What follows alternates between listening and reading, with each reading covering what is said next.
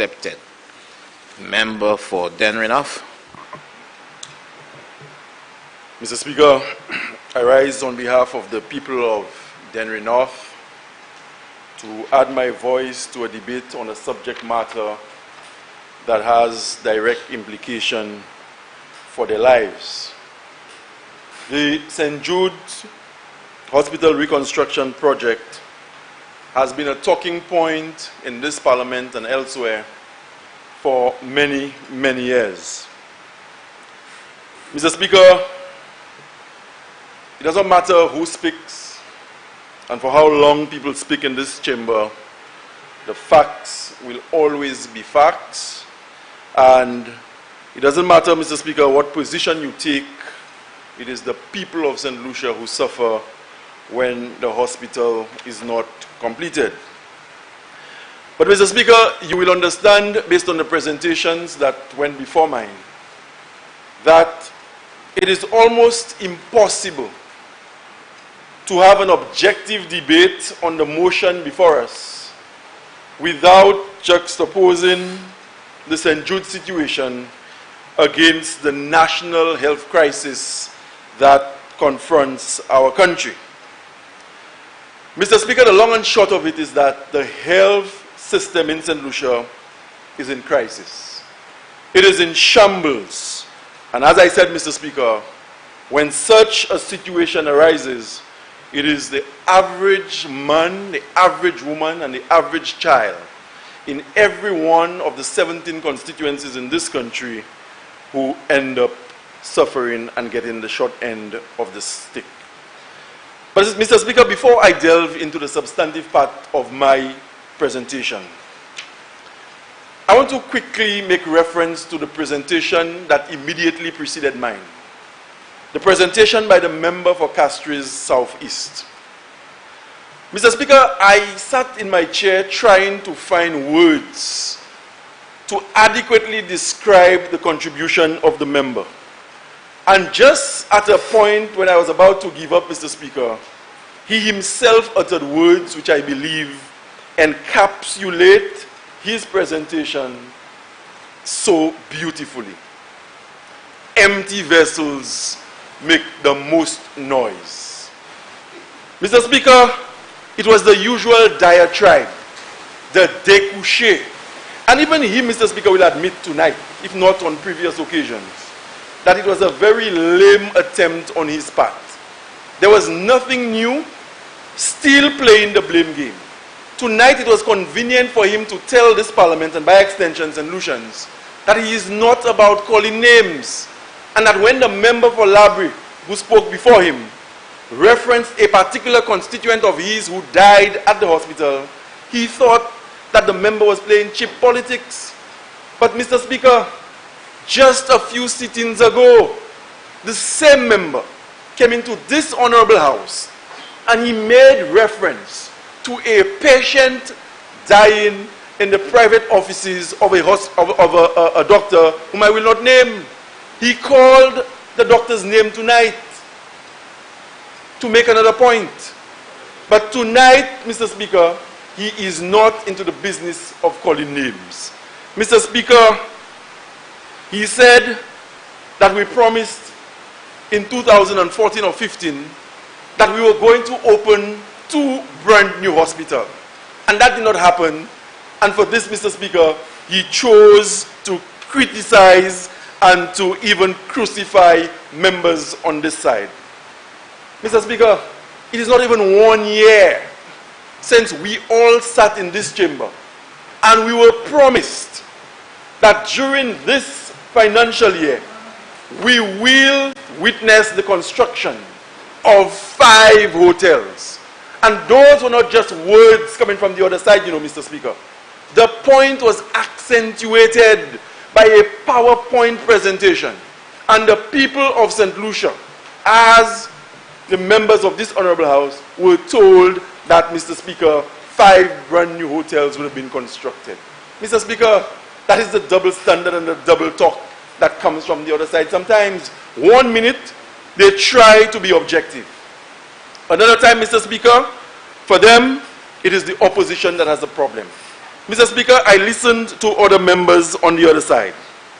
And my friend from Soufrière, Mr. Speaker, said that we were responsible for the destruction of the primary health system in this country.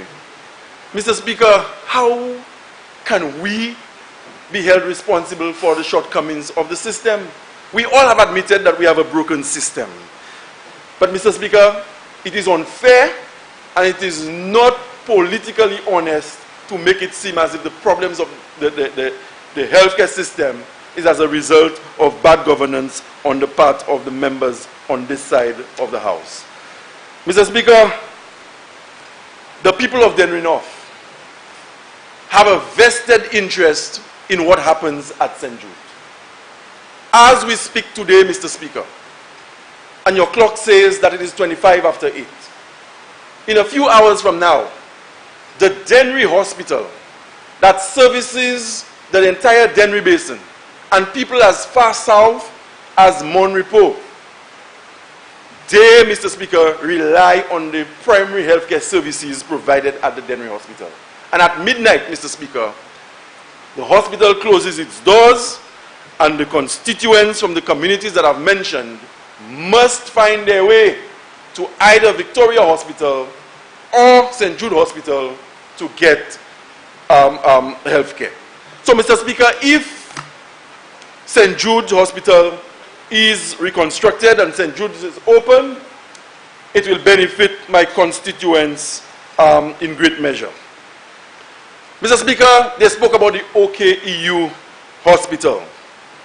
How did the OKEU Hospital come into being? Les membres l'autre façade parler about OKEU et puis santé en pays généralement.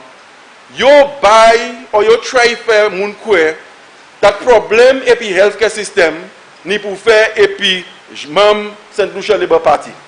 Et Mr. Speaker, m'a dit ça pas vrai. C'est pas nous seulement qui nous taper blâme pour ça. You did about OKEU and they made it seem as if we are responsible for the OKEU hospital not being opened today. Mr. Speaker, how did the OKEU hospital come into being?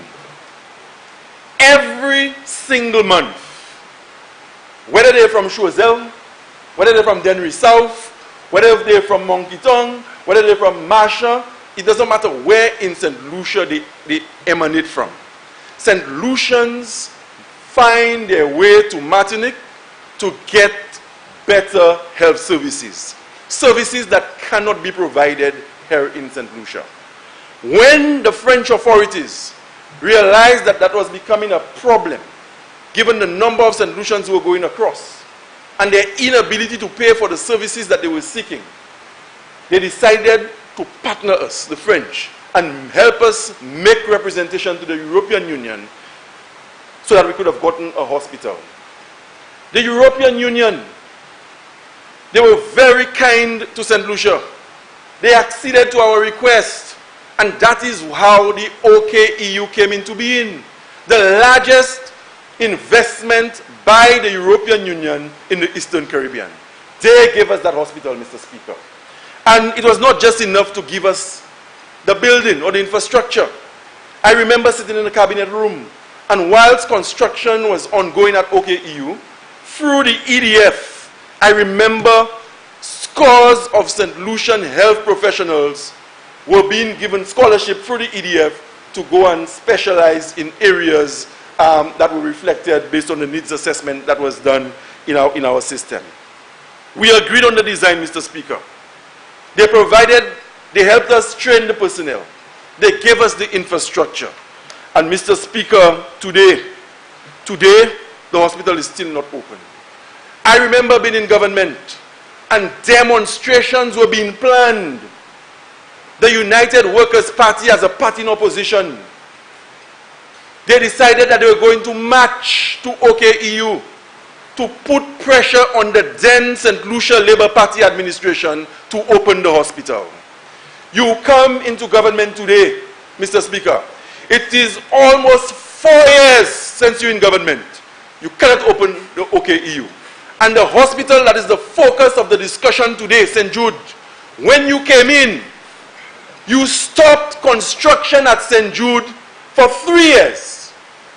And then, Mr. Speaker, I think it was the member for Choiseul who spoke about priorities. How can you justify that as a priority today? You are attending to the hospital because it's almost 4 years.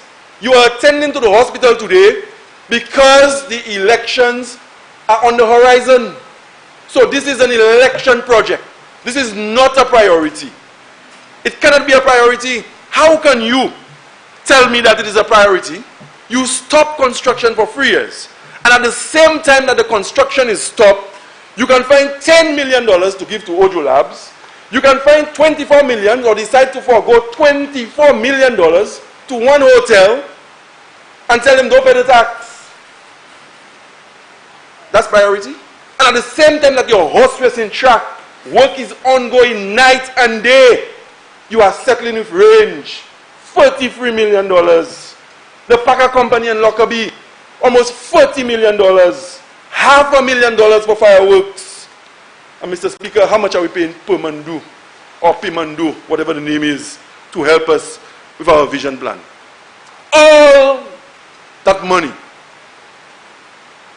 being spent all over the place. You're not touching St. Jude. And then you come here today and tell me that that was priority. Mr. Speaker, gouvernement sa a try kwen moun. Gouvernement a gaspillé l'argent en l'autre bagaille. Ek lè pou yo te presse l'argent ça pour faire l'hôpital là, Mr. Speaker. Yo pas fait. Mais puis élection ka vini, gouvernement réalisé ou yo a dit koyo that yo ni pour finir l'hôpital là avant élection, jodi yo ka vini ici et puis dit nous c'était always ça nous ka créer en priority pour yo finir l'hôpital là. Mr. Speaker, the member also said that we have no footing to talk about healthcare. Mr. Speaker, 1 minute we are being attacked. The next minute, people are postulating a theory where it must be a bipartisan approach. I believe that the same way we have decided on this side that we are not going to politicize crime, we will never, ever make healthcare a political football in this country. We are going to speak objectively. And when we speak objectively, if you want to take offense for you, Mr. Speaker, that is okay. But as I said at the beginning of my presentation, facts will always be facts. We, he said, Mr. Speaker, the member said, destroyed the primary healthcare system. And all you have to do is to go to page 499 of the 2016 and 2017 estimates of revenue and expenditure. Under the heading, Capital Program Financing Details of Grants by Agency. Head 53, line 213, Mr. Speaker. Reconstruction of the Larissus Wellness Center in Dennery North. Funding Agency, Republic of China, Taiwan. $371,000. That was removed from the budget. The hospital, the health center is still there languishing, Mr. Speaker. And today, we are being blamed for the state of the primary healthcare services in this country. How can that be fair? Le gouvernement flambeau en toué, estimates là c'est un go live qui a dit combien l'argent gouvernement qu'a dépensé et puis combien l'argent gouvernement qu'a joint. Là, vous regardez la page 499, 499, vous voyez côté gouvernement les bas, là il passé le budget là en 2016, il te mettait, Mr. Speaker, $371,000 pour vieux mettre Health Center la ressource. Gouvernement neuf la vini et puis yotier. Et aujourd'hui, vous voulez dire nous, c'est nous qui sommes responsables, on nous ne pouvons pas blâmer pour la situation santé en pays. The member said, Mr. Speaker, from Choiseul, that they were taking stock. It was an exercise of stock taking for 3 years. 3 years. 3 years of stock taking. Mr. Speaker, when we came into office in 2011, the project was ongoing. There was a commitment by the member for Vieux-Fort South and Prime Minister at the time, Minister of Finance, to deliver a state-of-the-art hospital for the people of the South. How was that? How was our commitment demonstrated to that, Mr. Speaker? We worked night and day. We worked night and day to try and complete the St. Jude Hospital.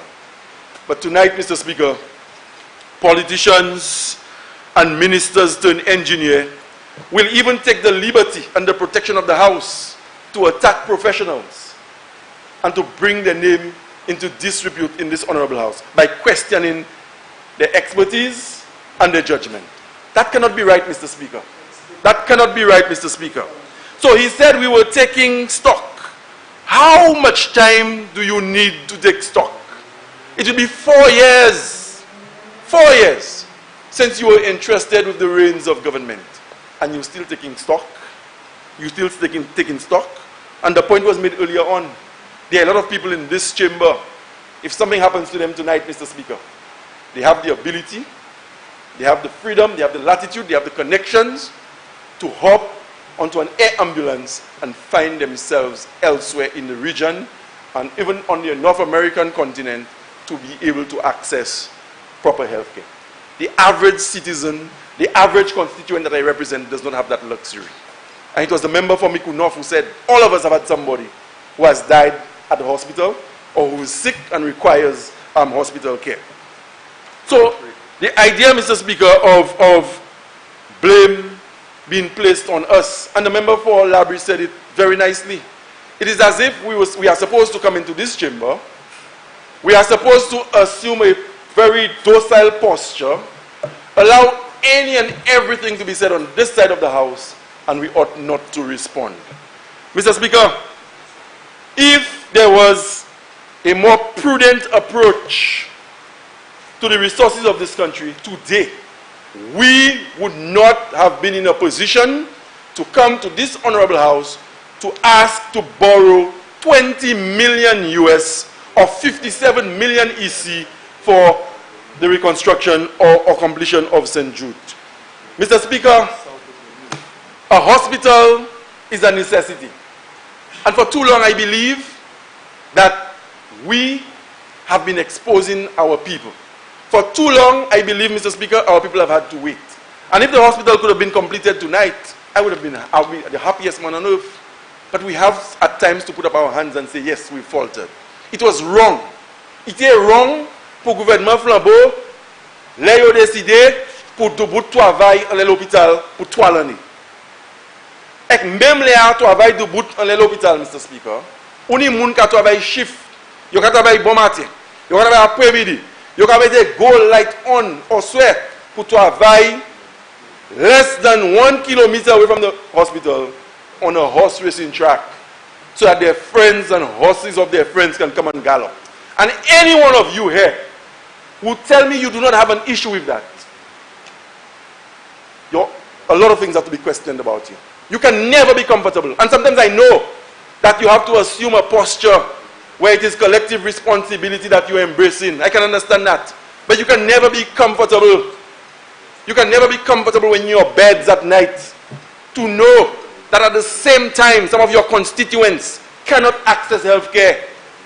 Tens of millions of dollars have been spent on a horse racing facility which is in close proximity to a hospital.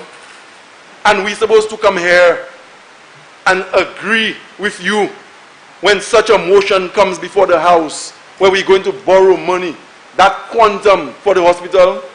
Couldn't some of the money we had spent on other things be used on that hospital, Mr. Speaker? And then we hear, Mr. Speaker, also that we are just talkers, we are not doers. Mr. Speaker, the people of Dennery North, like the people of all the other constituencies in St. Lucia, have a right to proper health care. The people of Labrie, as the people from Castries East and Castries South and Vieux-Fort North and Vieux-Fort South, have a right to demand. And when we come here as a parliamentary opposition to agitate on behalf of our people, I think, Mr. Speaker, it is unfair for the government to make it seem as if we are out of place. Mr. Speaker, what are our priorities? What are our priorities in this country today? Is the government satisfied with what it has accomplished in almost 4 years in government? This government that touts itself, and they say they are workers and we are talkers. What do the workers have to show after almost 4 years in government? Nothing but a horse racing track. Gouvernement flambeau pani anye yo sa mouche yo ja fait. En presque 4 l'année en gouvernement. Si pas un bagay yo fait pour cheval fait course bien fort. Anye. Nothing. And then we spoke about coronavirus. Mr. Speaker, I was saddened a while ago when I learned that the health minister in the UK, just about an hour ago, it was reported she has tested positive for the coronavirus, which takes the count to the UK of persons infected to 382 cases and 6 persons having died. And it goes back to the point made earlier by the member for Castries South. This is a national threat. This is something that we all have to take seriously. And we on this side have said it, and we will say it again. We empathize with the medical professionals who put themselves out there. But more than that, Mr. Speaker, more than that, the approach has to be one which is a lot more robust than what we have. And we have to, and whereas the disease continues to evolve and the challenges continue to present themselves in so many diverse ways, Mr. Speaker, this calls for all hands to be on deck. So do not isolate the opposition. Do not trivialize the questions that are being asked. We know the seriousness of the implications of this coronavirus from an economic standpoint, from a health standpoint.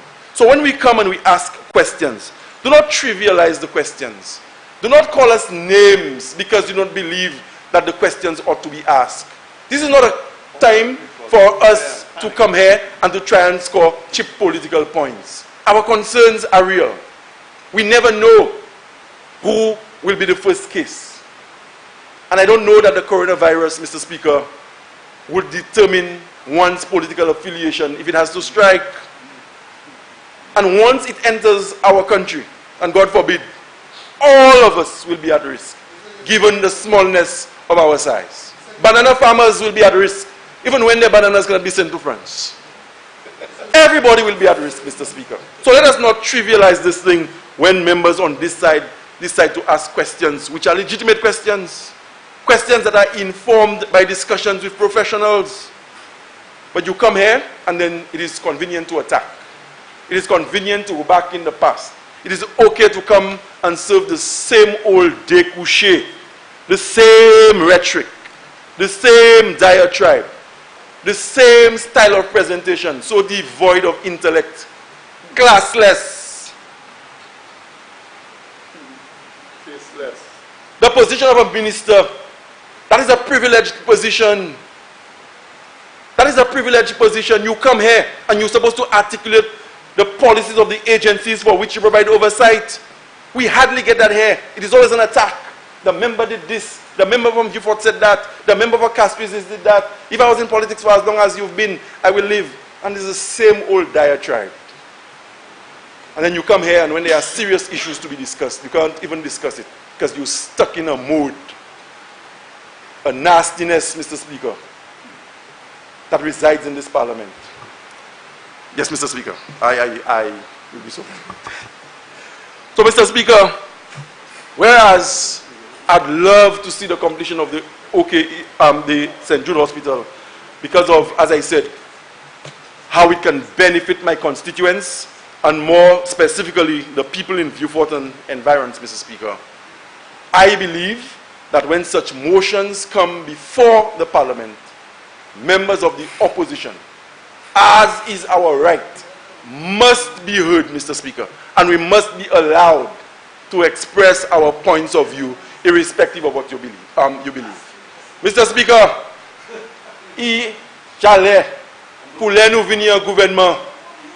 Les nous venir au gouvernement, Mr. Speaker, au Parlement pour débattre. C'est comme quoi le gouvernement parle de nous parler. Nous supposons venir ici, et juste assises, et tout ça le gouvernement dit, nous supposons dire oui. Nous d'accord. Nous d'accord. C'est mon nom nous qui représenter, Mr. Speaker, nous pas supposés représenter ça yo dit nous qui a affecté yo. So, Mr. Speaker, with these few words, I look forward to the St. Jude Hospital, Mr. Speaker, being reopened so that the people of the South, and I'm saying once again, Mr. Speaker, that it did not have to take us so long to open it. Somebody on the other side earlier on alluded to, or they made the insinuation that we are on this side of the house because we were punished for not opening the St. Jude Hospital.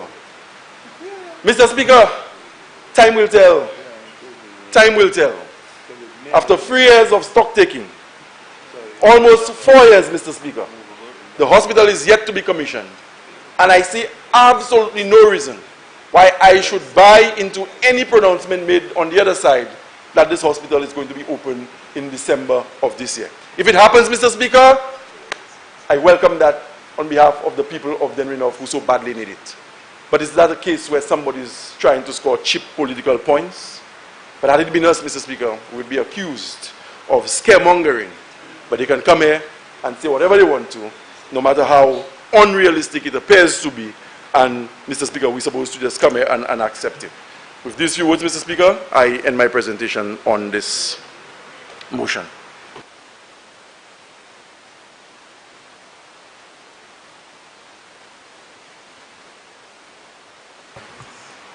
Honorable Prime Minister. Thank you very much, Mr. Speaker. What kind of thing is this? Honorable Member for Beaufort South. Mr. Prime Minister. Mr. Speaker. Mr. Speaker. Mr. Prime Minister. He has indicated. Mr. Speaker, are we going to go through this again? No, we're not going to. Give him the opportunity. But, Mr. Speaker. Why you don't want to He was looking at Ezekiel. Mr. Speaker. You couldn't see that I was looking at Ezekiel. He didn't do that. This light was not on before. Mr. Speaker.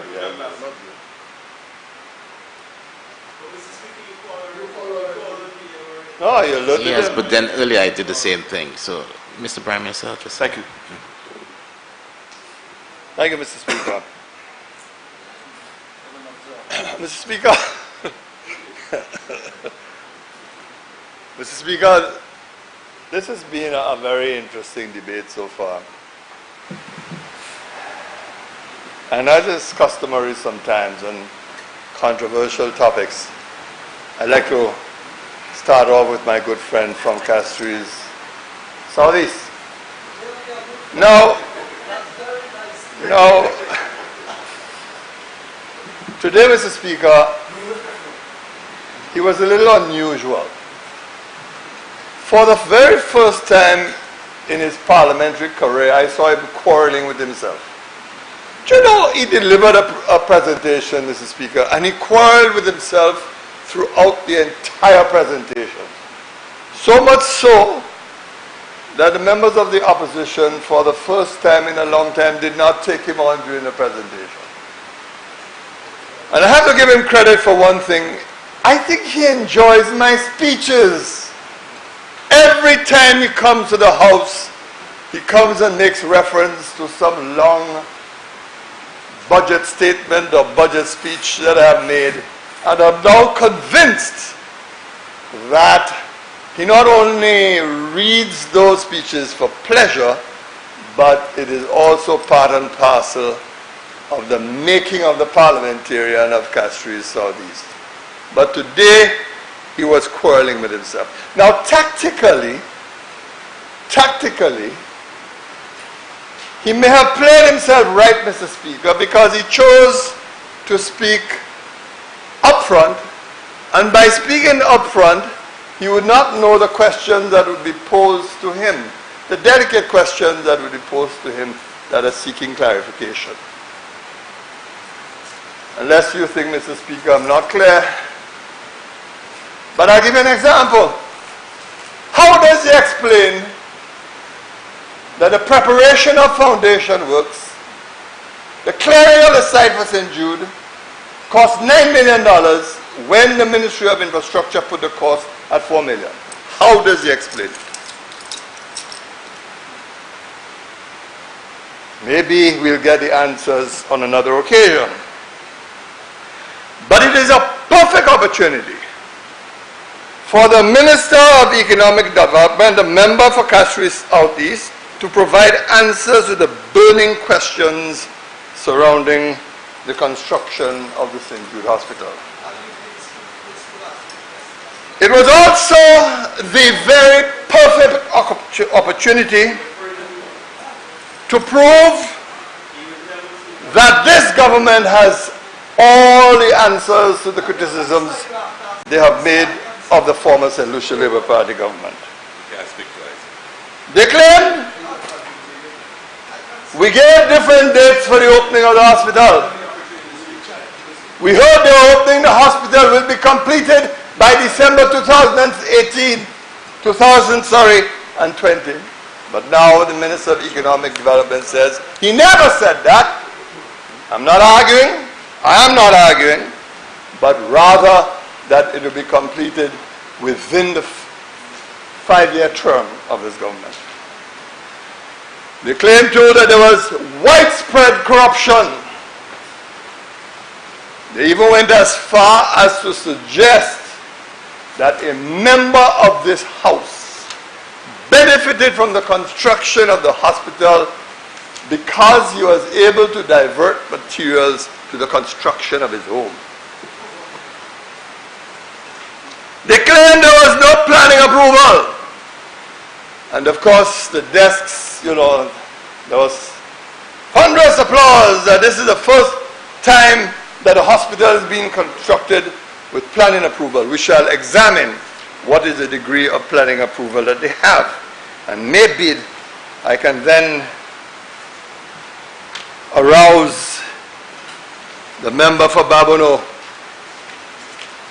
from his quiet and defensive posture to respond, because we have things that the two of us need to, shall we say, discuss, because his comments in Beaufort South will in time receive the reply that they deserve. Then they say, no cost overruns. SLP notorious for cost overruns. But we shall see. You are building a market. You are supposed to open it since last year, October. This is March. You can't open it. Let us hope that the final figures do not show any cost overrun, but we shall wait, we shall see. And then tonight, we were told that we got no expert advice, no advice from proper healthcare experts, at one time no accreditation advice.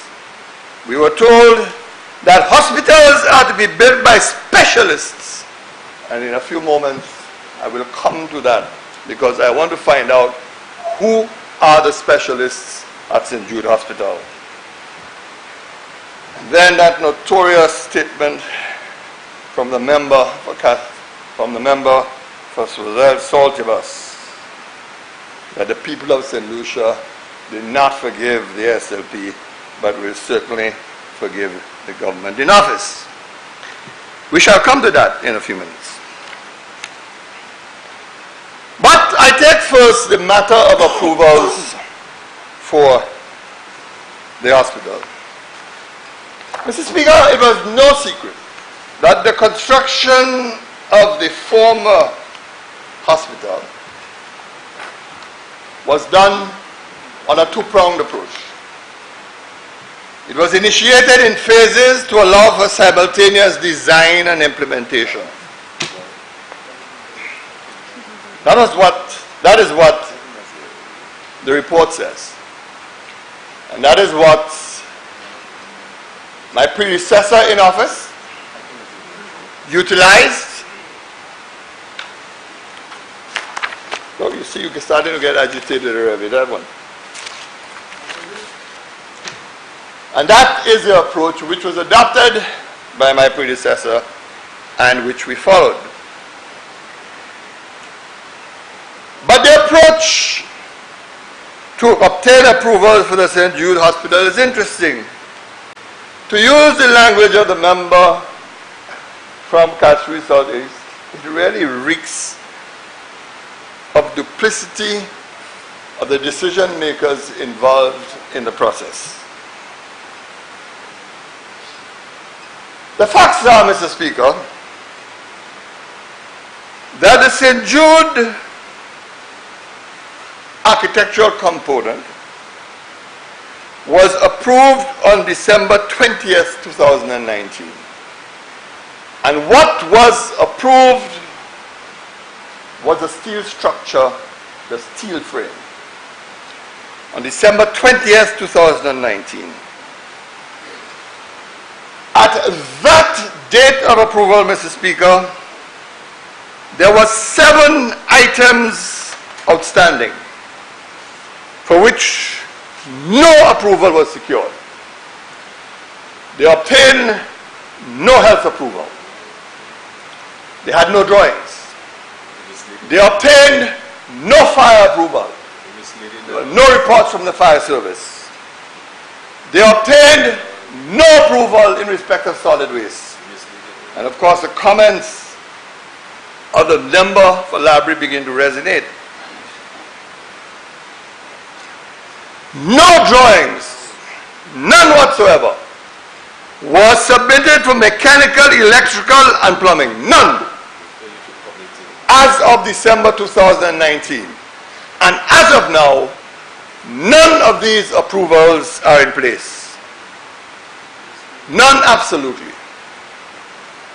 How can you therefore go around boasting that you're building a state-of-the-art hospital? You have all your approvals. You are building this edifice. You don't have plumbing. You don't have electrical. You do not have fire. You do not have health approval. And yet you are proceeding with the construction of the building.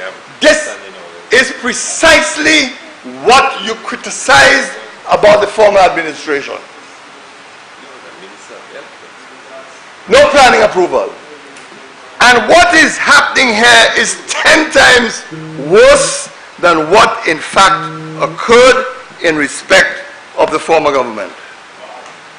10 times worse. If you want, I can add it to 100. And you know what, Mr. Speaker? The question that has to be asked, why is it that the full DCA board never meets to approve the plans for St. Jude Hospital? Why? Why is it that on each occasion the approval or whatever has been approved is done via round robin? It has never gone to an official board meeting.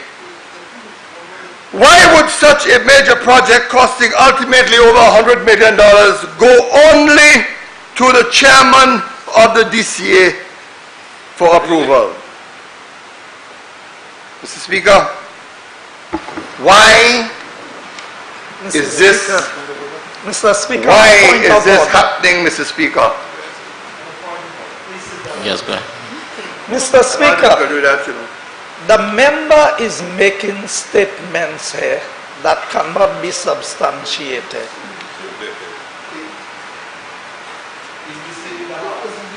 As to the process of approval and what was approved.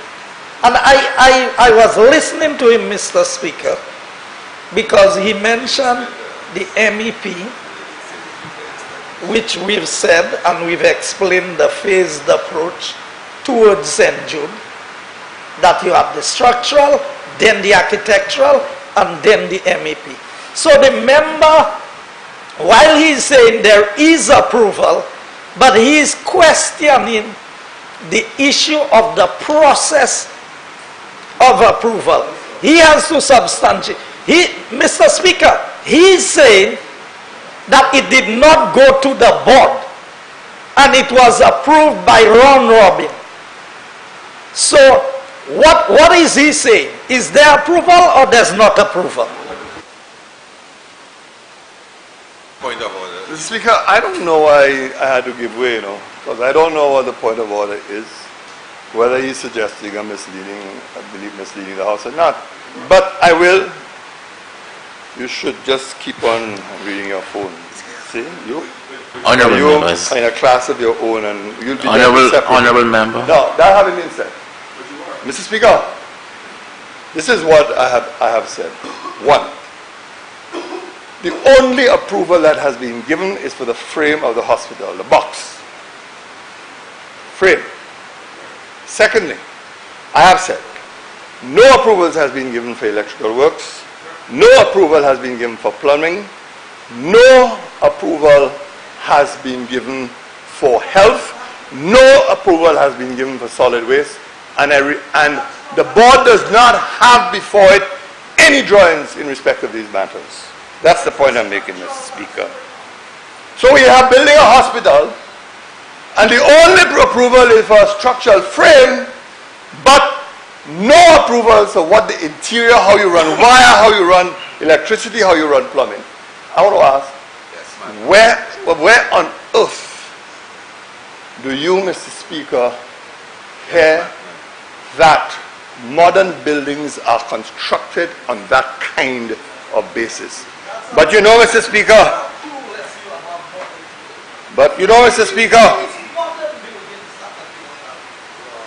yes, without approvals.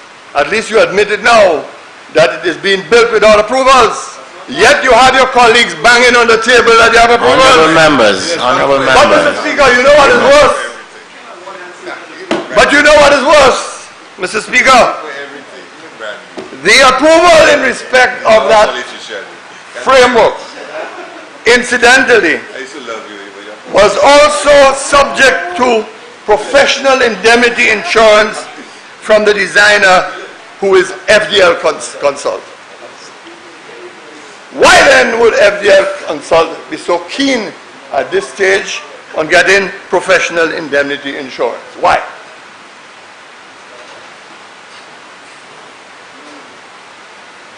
But Mr. Speaker, there's a deeper problem.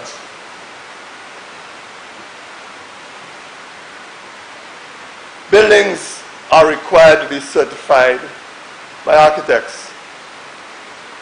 I asked him, which local architect in this country certified the drawings submitted to the DCA? Why were the drawings for the frame approved and accepted without a certified architectural certificate? Why? Why? Why? You have got what?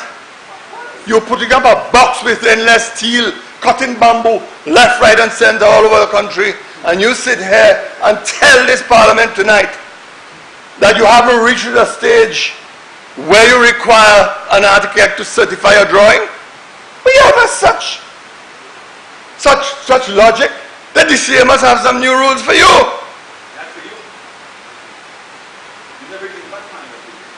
And the question is, the DCA has to explain, why did it release drawings of that magnitude without it being certified by a locally registered engineer? Why? Why? Why? Mr. Speaker, you are setting up yourself for major liability with the construction that is on the way. That is the consequence of these actions. But I know I'm clueless. I know I'm clueless. I'm not a master like you. I don't have the expertise that you have, you know. Honorable member, remain focused. I'm talking, Mr. Speaker, about the issues of expertise in construction. I'm talking about that. But Mr. Speaker, I'll come closer to the construction issue. Mr. Speaker, this would have been the perfect opportunity for the member for Castries Southeast to give details. Who are the subcontractors? What is the value of the contracts on the building? How much is Fresh Start receiving? What is the relationship with What is the relationship with Total Construction Supplies? Now, Mr. Speaker,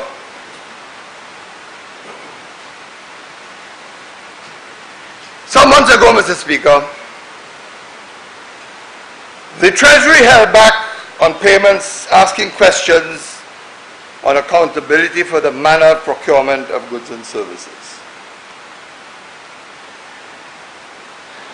The member for Castries, Saudis, was very irritated, very annoyed, very angry. And in fact, hold on. And in fact, Mr. Speaker, it was the subject of a conversation of question and reply on a talk show host about the payments that are being withheld by the Treasury. And Mr. Speaker, I have been dying for you to set a precedent, and I have the exchange here on my phone. And since if you require external evidence, I would certainly like to refer to the statement. But you haven't reached that point yet, Mr. Speaker, where you can grant approval for these things. Because you see, when people deny things, say they never said things, these days it is always easy to give evidence. But I understand that. So the member of Castries Southeast, they attacked the staff, blaming them for delayed payments, and as I said, his comments are well documented. At the heart of the issue was a payment to Total Construction Supplies, a company owned by one Mr. Timothy Mangal, the former chairman of the National Housing Corporation, and still a government senator. Now, I'm glad he added that. You see, I love it when they open doors. I don't have any problem, Mr. Speaker, with any politician who switches sides, who abandons one party for the next. After all, Mr. Speaker, it has happened on both sides. And I believe, Mr. Speaker, that everybody is entitled to be at peace with themselves and with each other. So, if you feel that you have to leave one party and go over to the next, then so be it. And it is rare that you'll find me making any comments about individuals who take that step, dramatic as it may be. And I don't think you'll find much in the public record where Mr. Mangal is concerned. To date, Mr. Speaker, Total Construction Supplies has been paid $7,039,384.90. $4,692,881.25 in September last year, and $2,346,503.75 in November also of last year. A further payment of $2,346,513.75 was due for payment this week, but for some reason it was mysteriously cancelled. The payments did not come through. Now these are public funds, Mr. Speaker, paid from the consolidated fund, and therefore one has every reason to inquire. Tell me something, Mr. Speaker. Tell me, Mr. Speaker, doesn't these transactions mean that Total Construction Supplies have a contract to supply goods and services to the government of St. Lucia? Doesn't it mean that? Contracts have a potential value of over $9 million to date. Tell me, Mr. Speaker, since a contract exists for the supply of materials, doesn't Mr. Mangal have a duty to inform the legislature that he has contracts with the government of St. Lucia so as to avoid potential conflict of interest? Does he have a duty, Mr. Speaker? All right, Mr. Speaker, I know you put on your light. I know, Mr. Speaker, you will tell me he's not a member of this House, that he's a member of the Senate. I know that's where you'll go. But you know, Mr. Speaker, if Mr. Mangal was a member of this House, he would have been required, if he did not make disclosure, to resign as a member of this House under the House of Assembly Contracts with Government Disqualification Act. Now, I accept, Mr. Speaker, that this legislation speaks of the House of Assembly, but not of the Senate. But the reality is clear that when you're in the Senate, you're part of the legislature, you're part of the lawmaking process, and at least you should have some sense of what the law says and be cognizant and aware of it. I know, Mr. Speaker, I remember, Mr. Speaker, in this House, the former member for the constituency of Grosley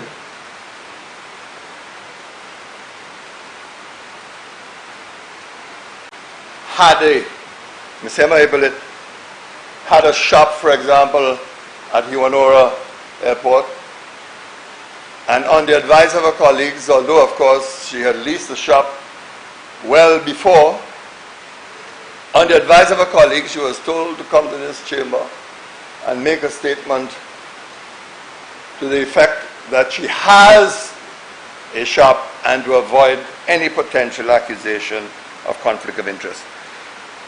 In fact, Mr. Speaker, the section I am referring to says, if in the circumstances it appears to the House of Assembly to be just so to do, the House may exempt any member from vacating his or her seat under the provisions of the section.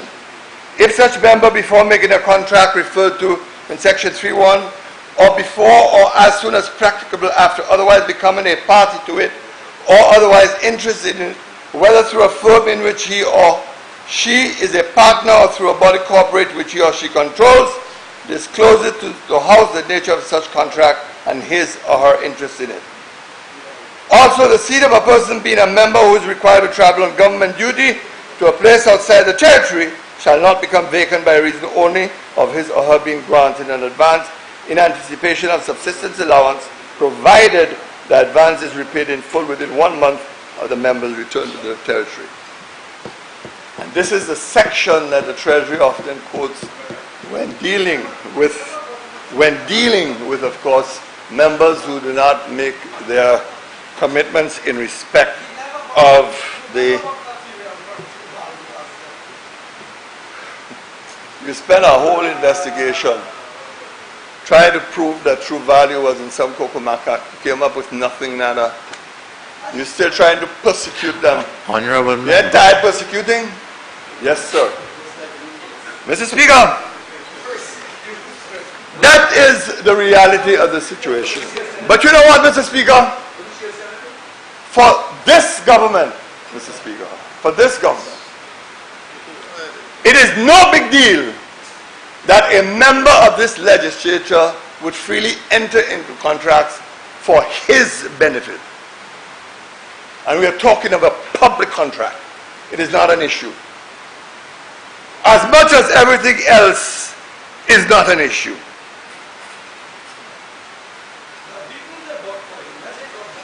But you know, Mr. Speaker, there are other questions that has to be answered. I find it passing strange, Mr. Speaker, that you engage a company to design your framework hospital, Mr. Speaker, to design your framework hospital, and after writing a report, Mr. Speaker, and for ease of reference, I will cite what was his main conclusion. And I'm referring to FDR Consult. This was his main conclusion, Mr. Speaker. The issues highlighted are significant in nature.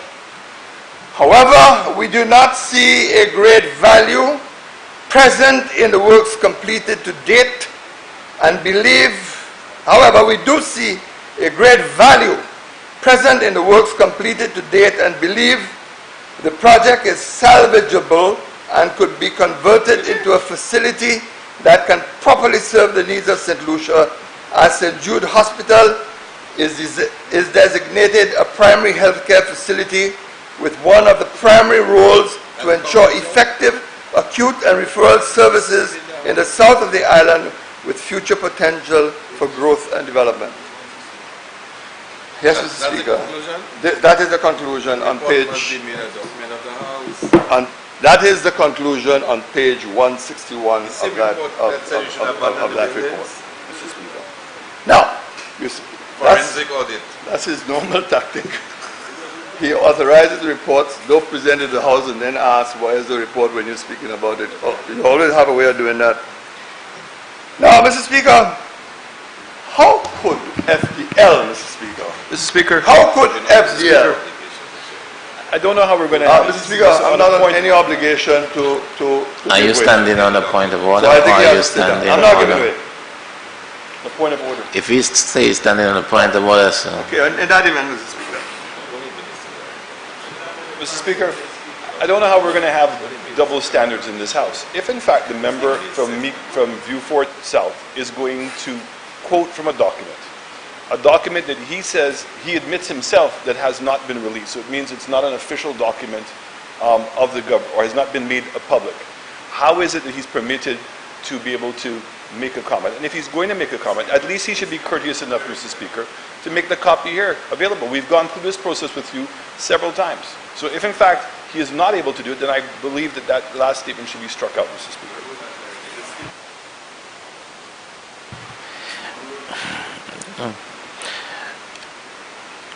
The rules of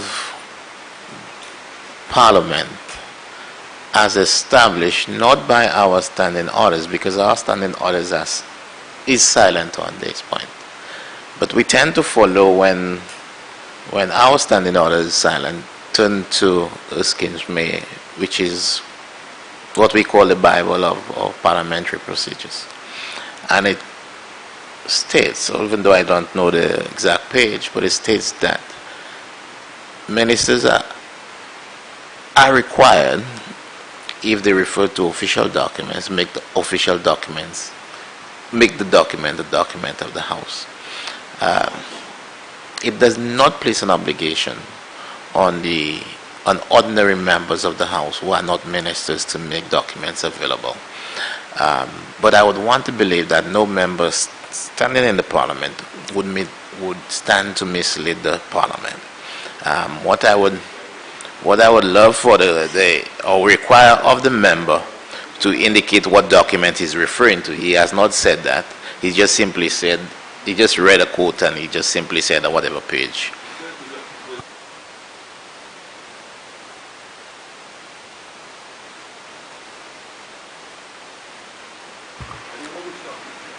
Oh, you don't.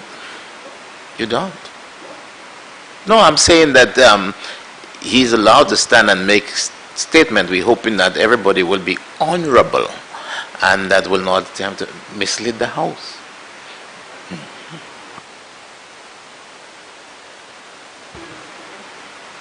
You may.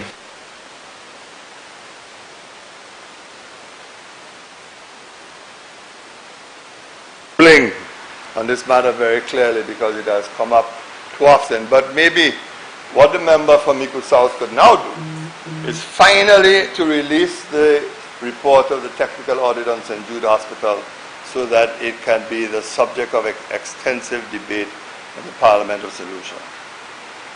I trust, Mr. Speaker, that you will convince the Minister for Economic Development that it is in the best interest of the ministry to release such a report. But I want to come back to my point. I don't understand, Mr. Speaker, how someone who conducts an audit report and evaluation of a hospital comes to that kind of conclusion and then accepts to be the principal architect for the new structure. How on earth, Mr. Speaker, do these things happen? And yet it does not bother anybody that you could not have a more dramatic case of conflict of interest than that. Just as you saw in respect of Total Construction Supplies, that this company is purchasing or selling materials to the government of St. Lucia for the construction of St. Jude Hospital. I'm not going to go into any other imputations. The fact rests there. But you know, well, you try and take it further, you. You know, Mr. Speaker, the member for Castries Central, in her usual caustic way, in her usual caustic way, But you doing it. made the point, quote, hospitals are to be built by specialists. Anyway, let's listen. Hospitals are to be built by specialists. I like that statement. I like that statement. Your job is to remedy everything you criticized in the past. I have no responsibility for that. That's your job. But tell me something, Mr. Speaker. How does FDL qualify as a specialist in designing hospitals? Explain that to me. Explain. Explain to me how FDL qualifies as a specialist for a hospital. Where and what is the prior experience? Why is it, therefore, that the design work which was prepared for the framework could not receive local architectural certification? Why? As required by the Architectural Act. Why? Tell me, Mr. Speaker. Tell me. Fresh Start is a specialist to build hospitals? What is the prior experience? And I go back to what I said to you. How come you have assailed the former government, assailed me in particular, and yet you are proceeding to build a hospital on identically or even worse formula than what was employed in the past? How does, he may not have been, but he's one of the best contractors, and don't let me put your business out. Honorable As to why he had to go to St. Honorable Vincent. member. Yes, Mr. Speaker. You want me to focus on this, Mr. Speaker? Mr. Speaker, I can understand why you want me to focus on this, you know. And I will, Mr. Speaker. So, Mr. Speaker, I want to find out who these specialists are and what is the evidence of these people being specialists. Now, much has been said this evening. And sometimes I often wonder whether this government has a schizophrenic complex. You see, Mr. Speaker, I am telling you that because, you see, on the one hand, they say that how we did not spend money on the hospital. Who said that? How we did not allocate resources on the hospital. I am sure the honorable members here could well remember. Yes. Yes. And you know, Mr. Speaker, on the one hand they say that we did not go out of our way to find money to spend on the hospital. And one person even went as far as to say that how money was diverted for the EU hospital, if only for a temporary purpose. But it was available, they found it when they came. Look at the pattern of expenditure, Mr. Speaker. In 2009, 2010, 27.5 million was spent by the Stevenson King administration on the hospital. And I'm quoting from page 15 of the report. The report of Shanda King, the handover report. In 2010-2011, $4.9 million was spent. Elections in 2011, $28.2 million was spent in 2011, going to 2012.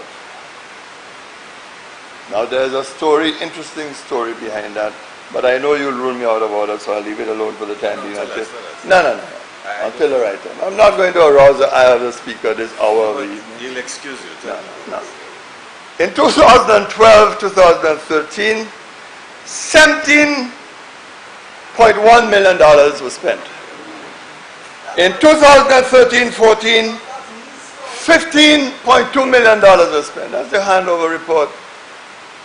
The same report that you didn't want to pay attention to, even if the report was written favorably to the Stevenson King government. In 2014, 2015, 13.8 million. You know, Mr. Speaker, you may find I'm being extreme when I say that it was written in favor of the former Prime Minister. I don't think he'll deny it. When you read through that report, you'll see his name mentioned 4 or 5 times.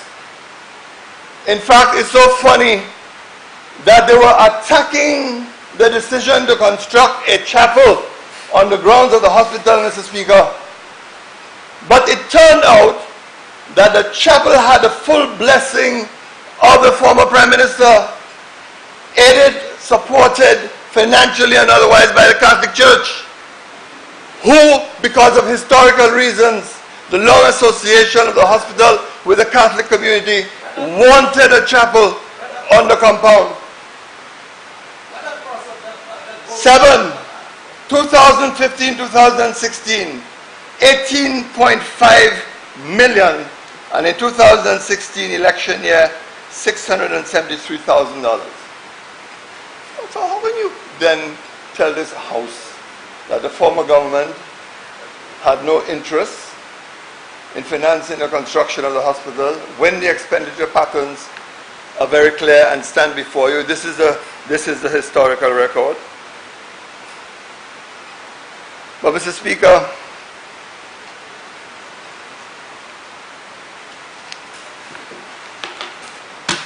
we are told that there is no master plan. When the former government was in office, there was no master plan by an expert in hospital construction. Now, where is the master plan for this hospital? You don't even have drawings for plumbing. You don't have drawings for electricity. You have drawings for nothing except the framework, and then you're talking, seeking to indict the Labour Party on the grounds that it had no master plan, notwithstanding that there was a clear design of how the hospital would be constructed. So where's your master plan? You can't produce one, can you? You can't produce it, can you? But you know, I'll tell you this, 4 years is coming, eh? The argument that the St. Lucia Labour Party had the hospital to construct in 4.5 years, you will have to answer in 6 months' time. You will have to answer in 6 months' time to make sure you complete, you provide equipment and open the hospital come January next year. And we will be watching you. Notwithstanding all the contractual arrangements underpinning the construction of that hospital. Now, Mr. Speaker, that being said, Mr. Speaker, I want just to say a few words about the coronavirus and to explain how saddened that I was when I heard the exchanges taking place and of course the statements made by the member for Micoud North. It's a damning statement. And I know, Mr. Speaker, that you would not want to revisit that statement for obvious reasons. And I thought perhaps I saw your fine legal skills operating this afternoon, this evening in your response to her, because you knew full well that she was culpable, but you sought a route of exoneration to ease the temper of the House. Understood, Mr. Speaker. I think you're entitled to do that from time to time. Because when you see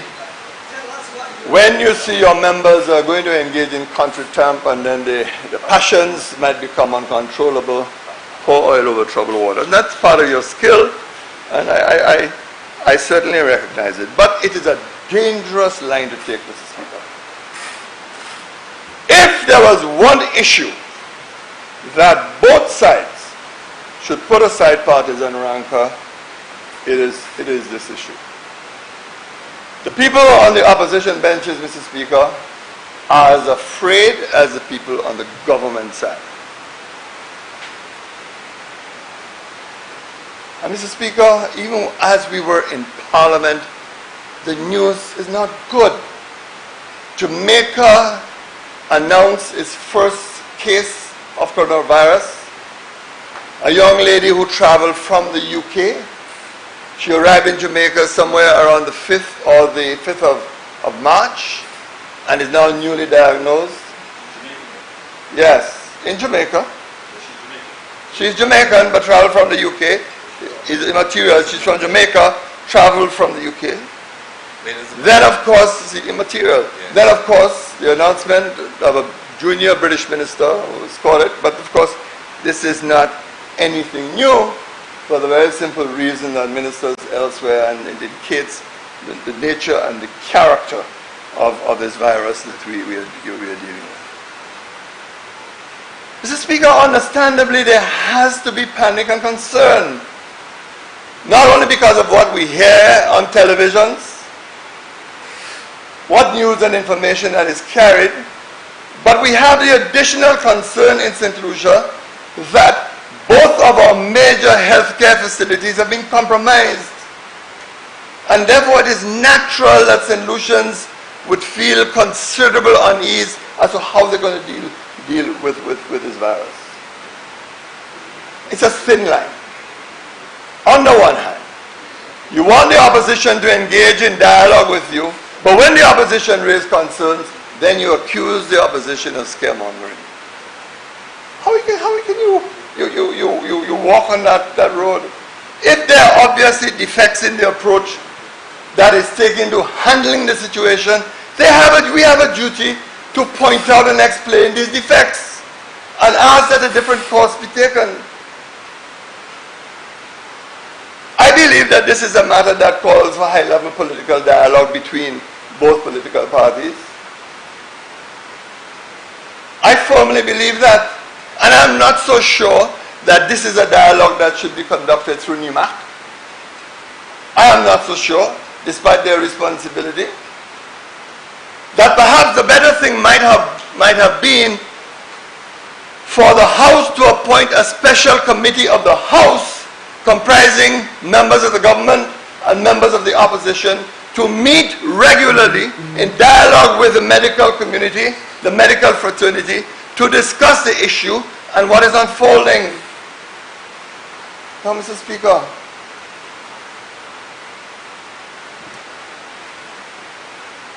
the government also has a big issue on its hands, and that's the implications for the economy. Whether we like it or not, our tourism sector will suffer. It has already started to suffer. Hotels are reporting declining bookings and cancellations. So whether we like it or not, that is just absolutely sure, and that is the reality we have to face. The question is, how do we guide the country in that kind of environment, in that kind of eventuality? Now, Mr. Speaker, there might be people in this honorable House who believe Donald Trump and what he says and he doesn't see. Because he was of the opinion, as summer comes, the virus will go away. I don't know, Donald Trump may have a special line. But what I can say is that a part of New York has virtually now been zoned off by the New York mayor to restrict movement across that community to the rest of New York at this time. How closer can it be? And I want to suggest that the government rethinks its strategy and its approach to dialogue on this matter, because all of us will be affected. This is a small country.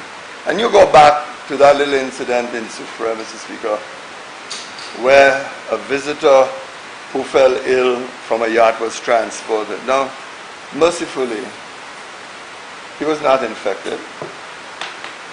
But just for a moment, Mr. Speaker, consider the implications.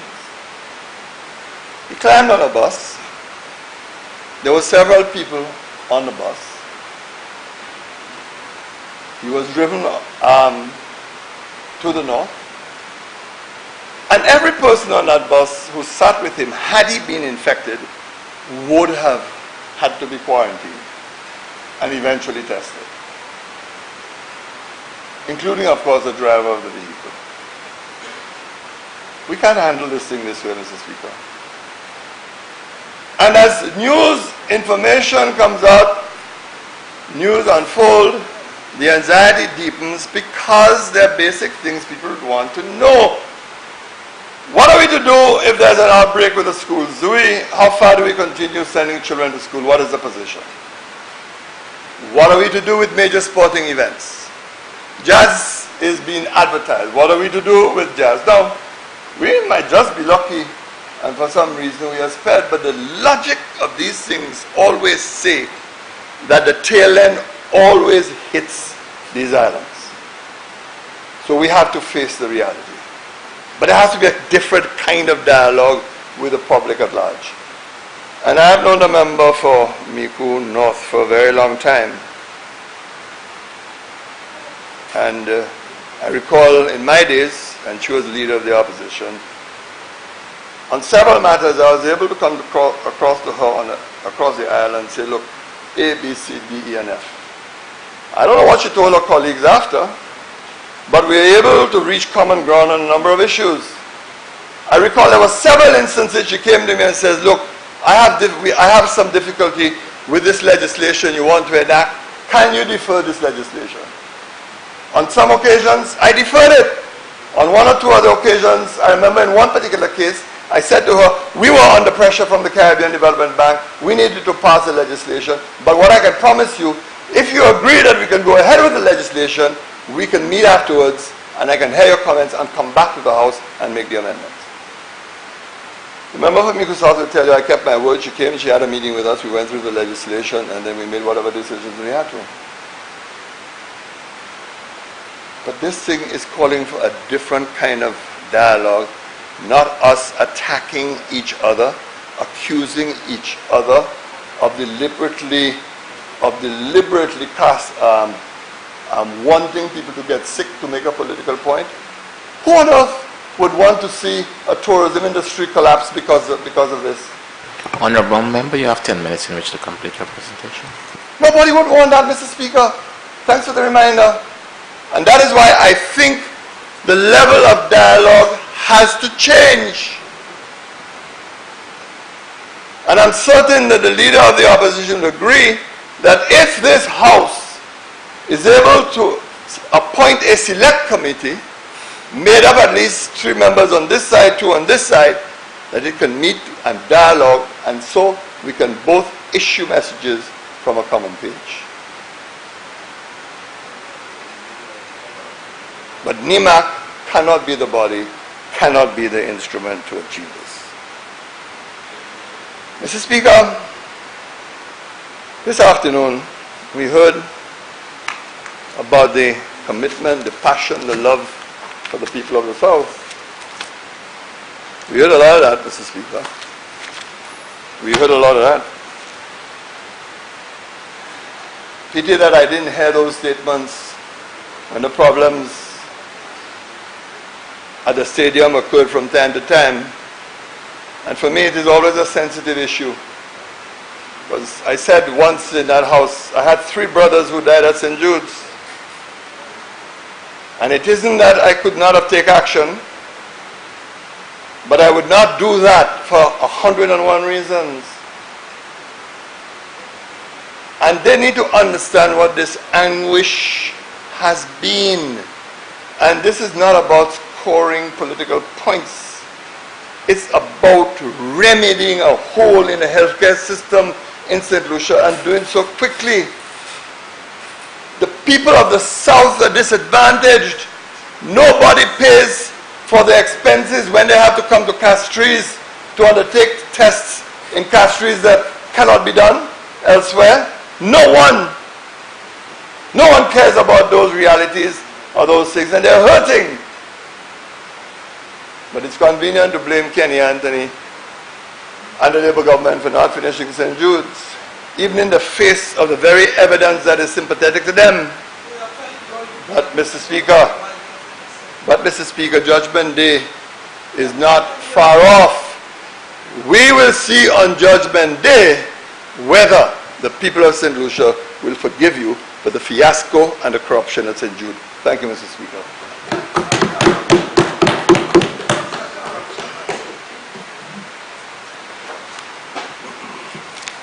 Mr. Speaker, on a point of order, the last statement made there by the member, fiasco and corruption at St. Jude.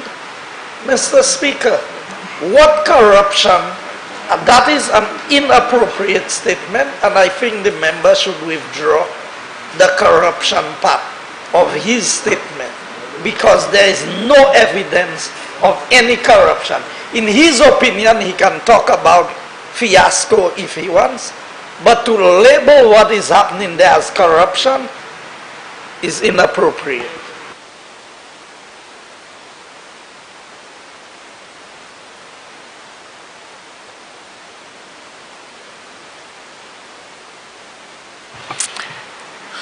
Honorable Member, Beaufort South.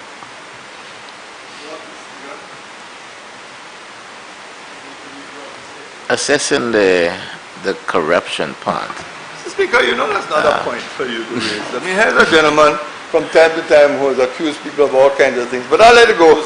I'll tell you what, Mr. Speaker, I will amend it to say rampant evidence of conflict of interest. Honorable Prime Minister.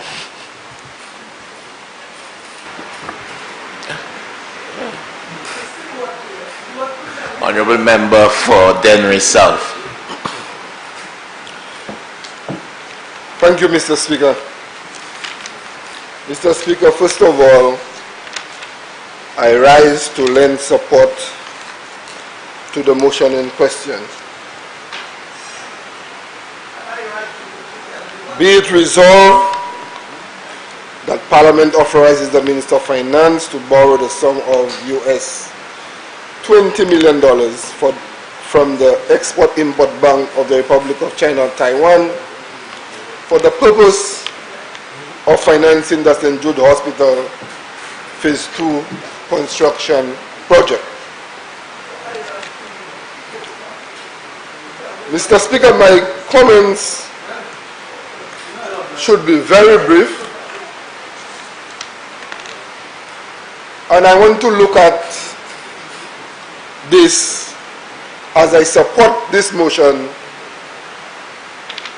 from the perspective of 3 individuals, from the lens or the eyes of a constituent,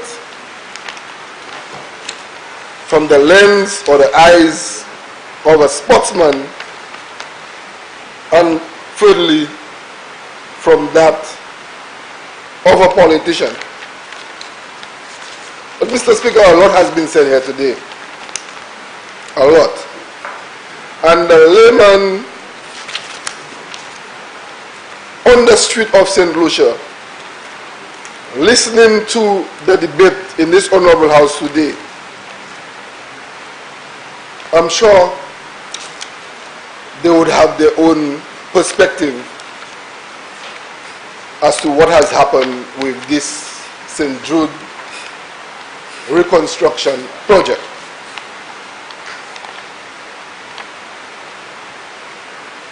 Mr. Speaker, Dennery is not too far away from Beaufort.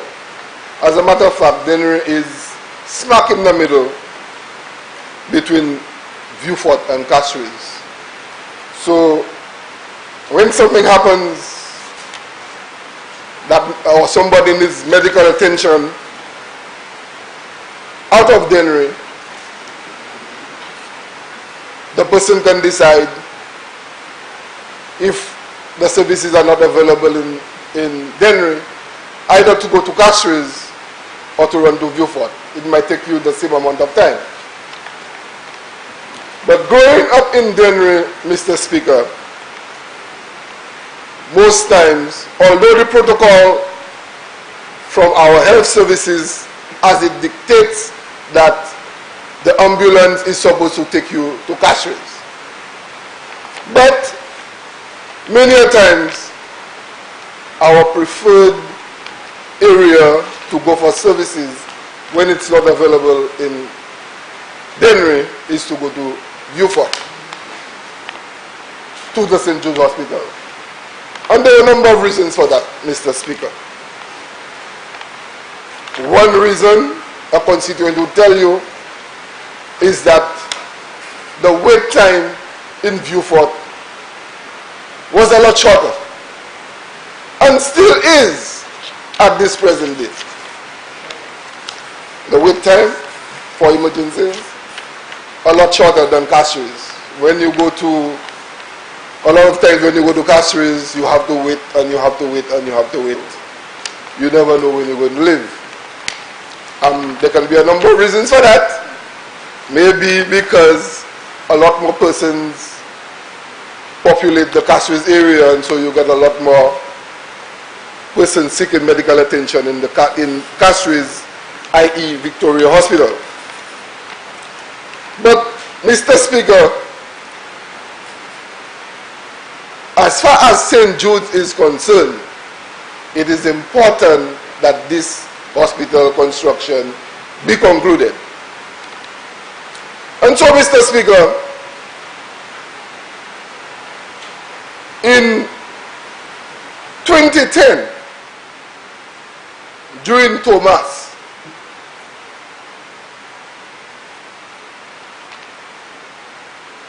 as a district rep, it was recognized that during the flooding of that year, the Dennery Hospital was not accessible because there was flooding on the south part of the village, Moore Road. There was also flooding on the west side of the village by the Dennery Mothers Preschool, and there was also flooding on the north part of the village, Bob-I-Go. There was absolutely zero access to the Dennery Hospital. And so, a case was put forward by the rep at the time so that we get relocation of the Dennery Hospital. We have been talking about that for a very long time, but during Thomas, it became very, very evident that Dennery Hospital needed relocation because there was no access from the West Coast side. If you take by plan there, an access could have been created to the hospital, but up to a day like today, it does not exist. So during that time, we decided that the Dennery Hospital would have to be rebuilt and relocated in the Boisjoli area.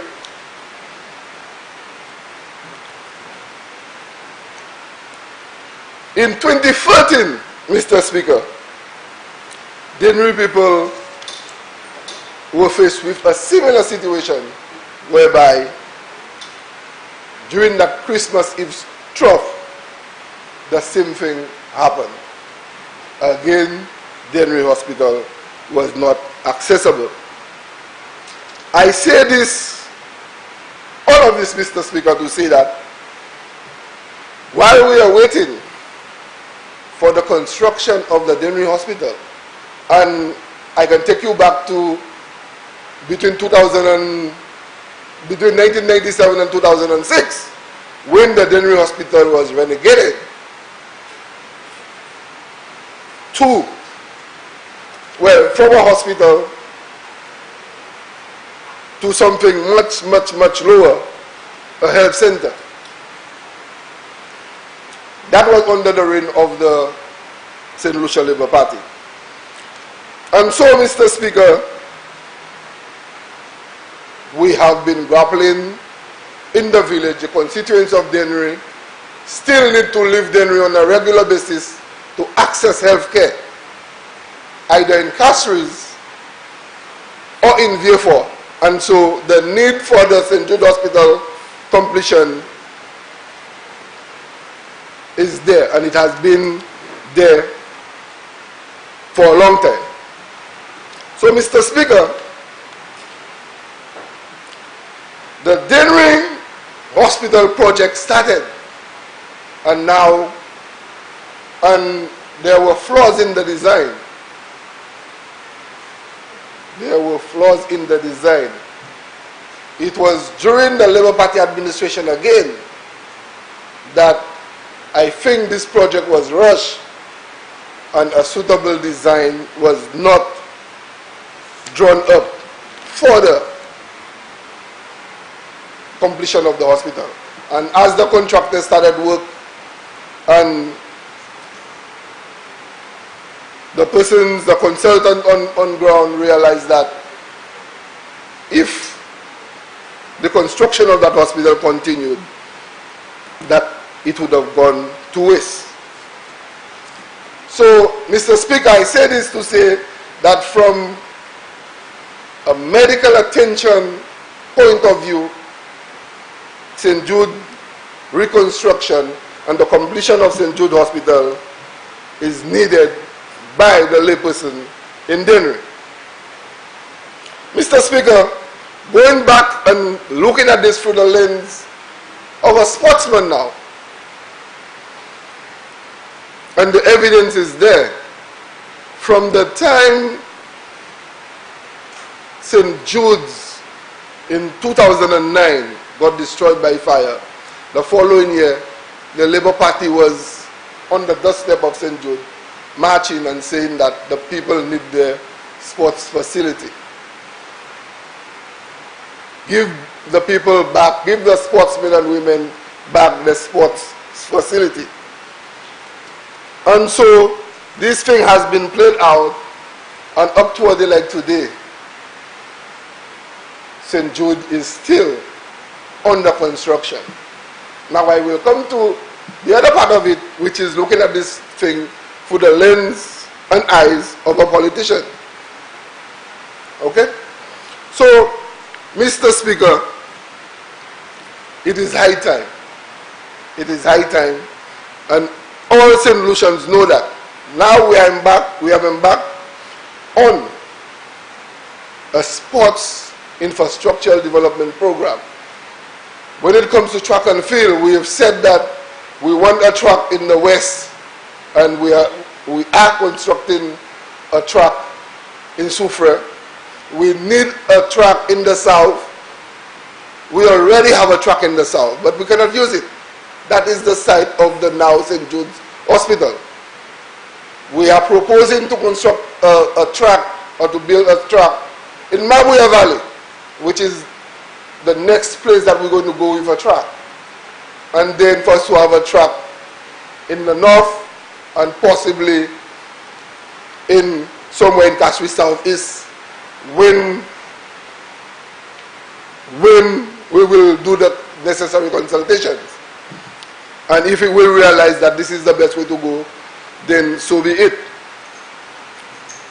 So, Mr. Speaker, from a sports perspective, this facility is needed, and we have known this for quite a while when it comes to sports in St. Lucia.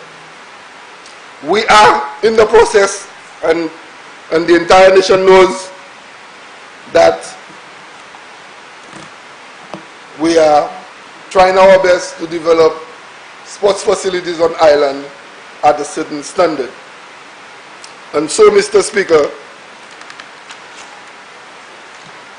we are looking forward to this money that we are looking for, this money that we are borrowing from the exit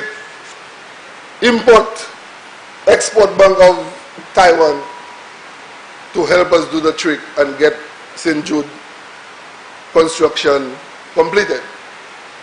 Now, Mr. Speaker, from the lens of a politician, how has the politician in me seen this project? So I have been there. I have heard all the comments. And I'm telling you, Mr. Speaker, the St. Lucia Labour Party needs to take 90% of the blame as to where St. Jude is today. And if you listen, if you just listen, and if you follow the contribution of the member for Kashmir South East, you would realize that when it comes to what was taking place in St. Jude or at St. Jude under the St. Lucia Labour Party, that we would, if that government stayed in office for the next 50 years, St. Jude would not have been completed. Because they were just there wasting resources, not knowing what to do when the next year comes. So from one year to the next, as the former Prime Minister just finished telling us, he told us how much money was spent in 2012, how much money was spent in 2013, and 14 and 15, etc. And St. Jude, when we came in, was still not 50% completed. This is what the report said. It was about 50% completed. The member for Kashmir South East also told this Honorable House and read through the budget presentation of the former Prime Minister to say that there was a report saying that this building should have been knocked down. And it had to take us in 2018-19 for us to decide that this is the best way to go, for us to completely do a new building for the construction of St. Jude. So, Mr. Speaker, as we have toiled and we have waited, right now we know that and we can see that work is taking place on the reconstruction of St. Jude Hospital. And I can only tell you right now that the people on the East Coast and on the south of the island will be happy that the decision that we have taken will bring better health care to the people. The people of Dennery, the people of Mabuya, the people of Bexo will have another choice when it comes to hospital services. And this government is on an onward march for the completion of the St. Jude Hospital. And I'm going to thank at this time the decision that we have taken collectively to go the road that we have gone, and that very soon St. Jude's will be completed.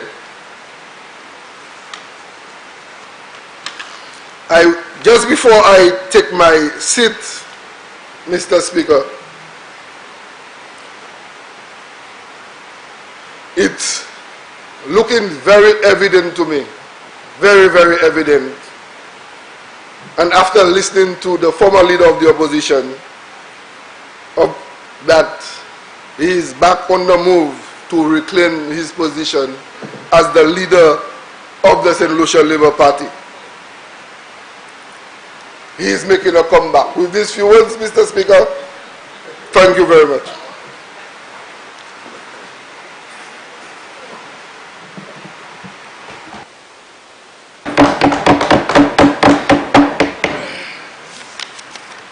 Member for Bavono.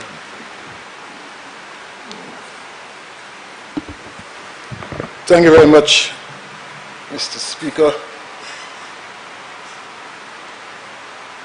Mr. Speaker, what a day. What a day.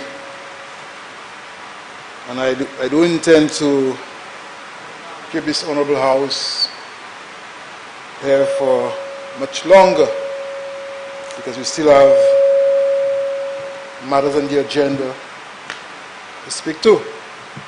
But I think I need to make my contribution, Mr. Speaker, as it pertains to this resolution. Let me start by saying that I support the Minister of Finance bringing this resolution to the House, this Honorable House, for us once and for all to construct a new St. Jude's and to relieve the people of the South and neighboring communities of the unfortunate situation that they're now experiencing. Mr. Speaker, I heard facts will always be facts, and that was quoted by a member for Denry North. I agree with him. Facts will always be facts. You heard now people are dying at St. Jude's, and it's only now people are dying at St. Jude's. So St. Jude's is the only hospital in St. Lucia people are dying at.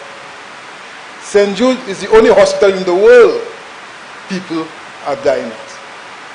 You know, they're trying now, Mr. Speaker, to create a level of fear and to blame the United Workers' Party.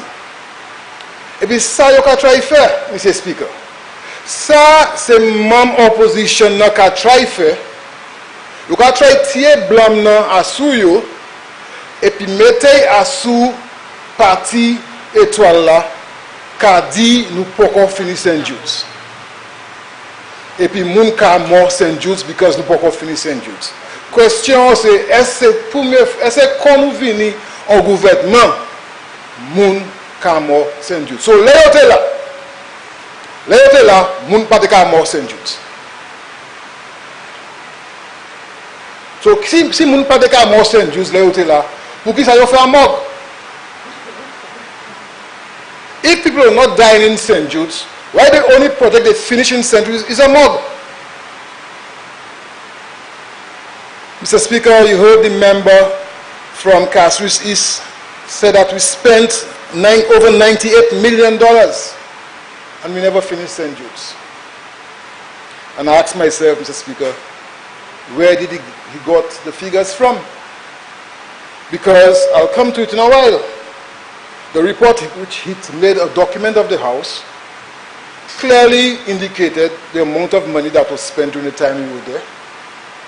The member for Vieux-Fort South, who was the Prime Minister at the time, during his respective budget addresses, also indicated to this Honorable House how much money we spent. But he's now coming and say that we have spent over $98 million and we never finished St. Jude's. And people are suffering. It's an election process. And of course, they never stopped the project. Mr. Speaker, I'm asking myself, are they serious? Est-ce que même Labour Party qui a créé concept? Sérieux? Parce que là, on a dit que projet n'a pas jamais de bout. Report là, yo table house là, which they call the handover report, clearly stated on page 22 that the project was stopped. And I want to quote it, Mr. Speaker. I want to quote it. It's a document of the House. Page 22, Mr. Speaker. Page 22, number 9. What the document is telling us, Mr. Speaker, and I'm quoting, challenges with the remobilization of subcontractors. Get that? Challenges with the remobilization of subcontractors. And the Taiwanese specialist contractor, Whole Year Construction Limited, resulted in numerous delays. That's what the project is saying. So if you're talking about remobilization, if you never stop the project, why you had to remobilize, Mr. Speaker? Why you had to remobilize if you never stop the project? So pas jamais de bout project là, pour qui ça encore remobilize? It went on to say, when funds were received from the ROCT loan, and all local contractors and subcontractors were remobilized, there was significant delay with Holier Contractor Company Limited remobilizing. So, let me tell you, Mr. Speaker, that you n'avez pas jamais de bout de project là. Let me tell you that you continue à faire project là. But même document reporter Kaila, qui parle about handover of report, qui dit that you tell him to remobilize là you join là from the government of Taiwan. And that caused problems in the delay of the completion of the construction of St. Jude's. So I am a bit confused, Mr. Speaker, when I'm hearing that they are saying the project never finished. The report went on to say they finally remobilized in February 2016, and after which time work was able to progress efficiently. So, what are we saying? What are we saying as far as not stopping the project? Mr. Speaker, my colleague from Castres Southeast made reference to a number of presentations in this Honorable House by the member from Vieux-Fort South. And honestly, Mr. Speaker, I was expecting to hear the member from Vieux-Fort South come to this Honorable House and say to us, look, thank you very much that we had the fullest confidence in this government to finish St. Jude's, and I'm going to give you the fullest support to finish St. Jude's because I could not have done it. That's what I was expecting to hear from him say.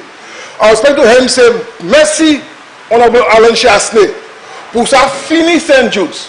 Merci, Honorable Chasney, pour nous commitment pour finir St. Jude's, parce que moi, j'étais là pour 5 années, et puis moi, pas fini.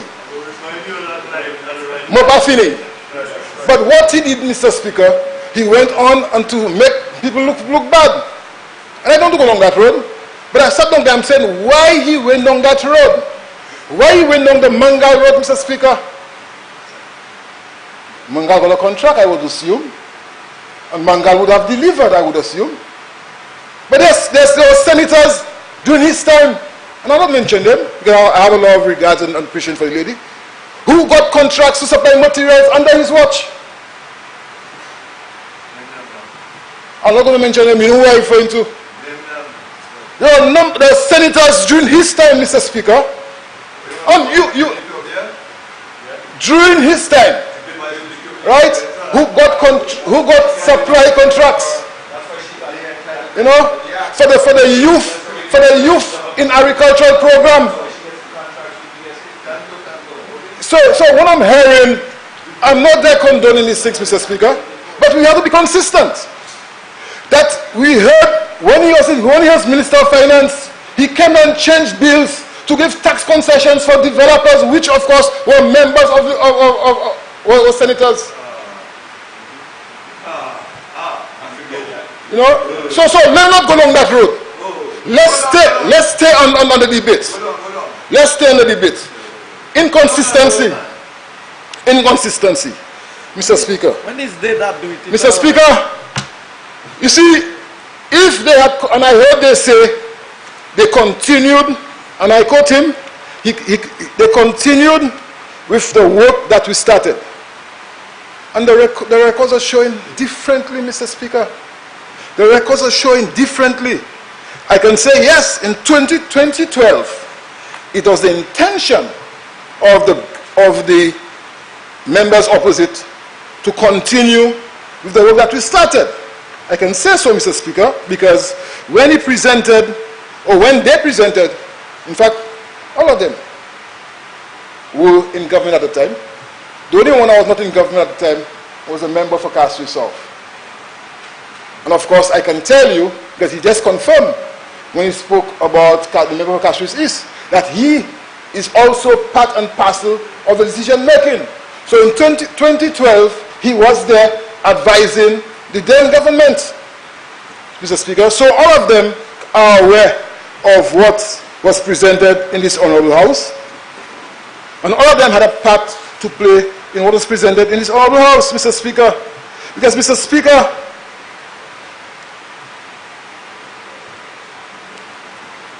when the member for Beaufort South, who was Prime Minister at the time, with his parliamentarian ministers, presented the first budget in this Honorable House in 2012, under the heading Health, 13.2, page 54. Mr. Speaker,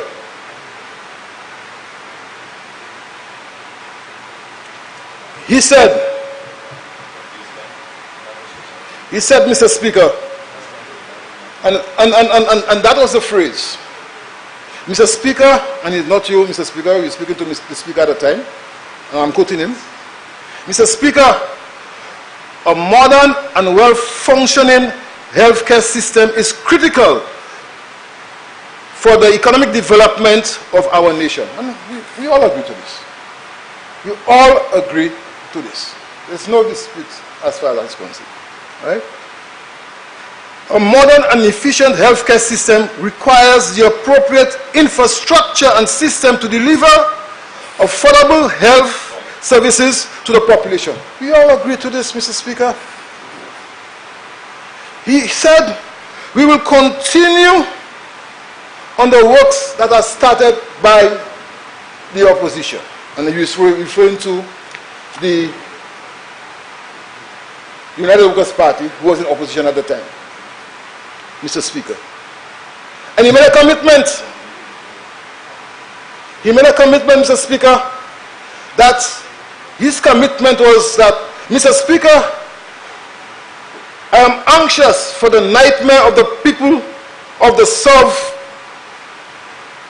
I pray that, as promised, that all major works will be completed by August 31st, 2012. You heard that, Mr. Speaker? That's what he said.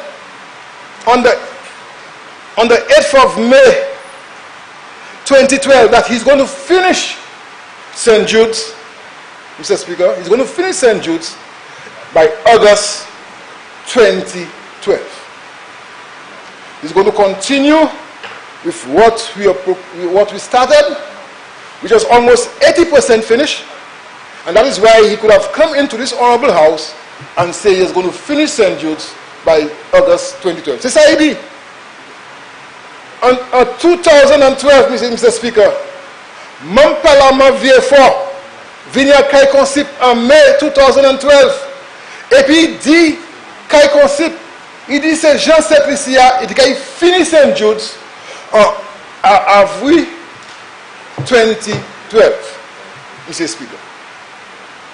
So, we're expecting that at least that by 2012, St. Jude's would have been finished, Mr. Speaker. But no. Although given a commitment, il y a un commitment that il va continuer pour nous commencer quand il joigne et il va finir en 2012. Il n'est pas fini en 2012. Parce que nous avons venir blâmer le gouvernement flambeau that nous avons fini. Nous devons finir. Nous avons fini avant l'élection. Même si nous avons créé un election project. Nous avons fini avant l'élection. Et puis nous avons baillé ces gens en South là, en l'hôpital, nous avons apprécié, Mr. Speaker.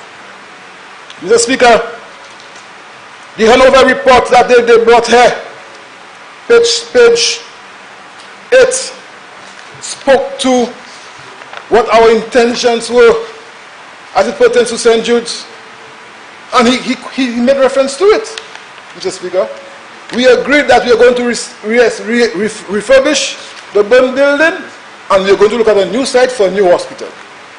And that is why we were able, between 2010 to 2011, to at least finish 80% of the refurbishment, which they stopped. and talk about we stopping projects, talk about nous cadre projects. Ça tout bout li. Ça changer plan. Ça pas venir blâmer nous that les plans changé et puis bah pas fait, Mr. Speaker. Mr. Speaker, and what is very interesting, Mr. Speaker, the following year, 2013, Mr. Speaker, he came into this honorable house with his members in cabinet. You know, the member for Castries East, who was the deputy prime minister at the time, the member from Labrie, Auger, who was the first deputy at the time. I realize they remove him now, so he's not flying again, Mr. Speaker. The member for Labrie. He's not even calling Labrie. What used to call Labrie before? The Republic. The Republic. Now he ain't calling Labrie a Republic now because they clip his wings, you know. so right now I don't know where he's at, you know. The member for Beaufort North, Mr. Speaker, and the member for Denley North. They came into this honorable house and they said on page 75 of the 2013 report, Mr. Speaker, 75. You know what they said? They want to give the South a state-of-the-art hospital. You will buy South like a brand new hospital. And he said, Mr. Speaker, that it's going to cost. Let me lecture you. It's going to cost $115 million. So here it is, Mr. Speaker. Here it is. It moved from $46 million, which we had proposed to finish it, according to his presentation in 2012, and it went up to $115 million. But he admitted, or they admitted, Mr. Speaker, you admitted that you have cola and sorti. So you change a plan. You change a plan, nous tenons. You put a plan neuf. But you have this same one, you have cola and sorti. These are his words, Mr. Speaker, page 78 in his budget presentation in 2013. No planning. Is that good management? Est-ce que c'est bon management? Ou quand venir porter un plan, ou pas cola and sorti. Ou quand changer ça qui est presque fini pour venir pour un plan neuf. Et pour qu'on blâmer gouvernement étoile. Flaboa.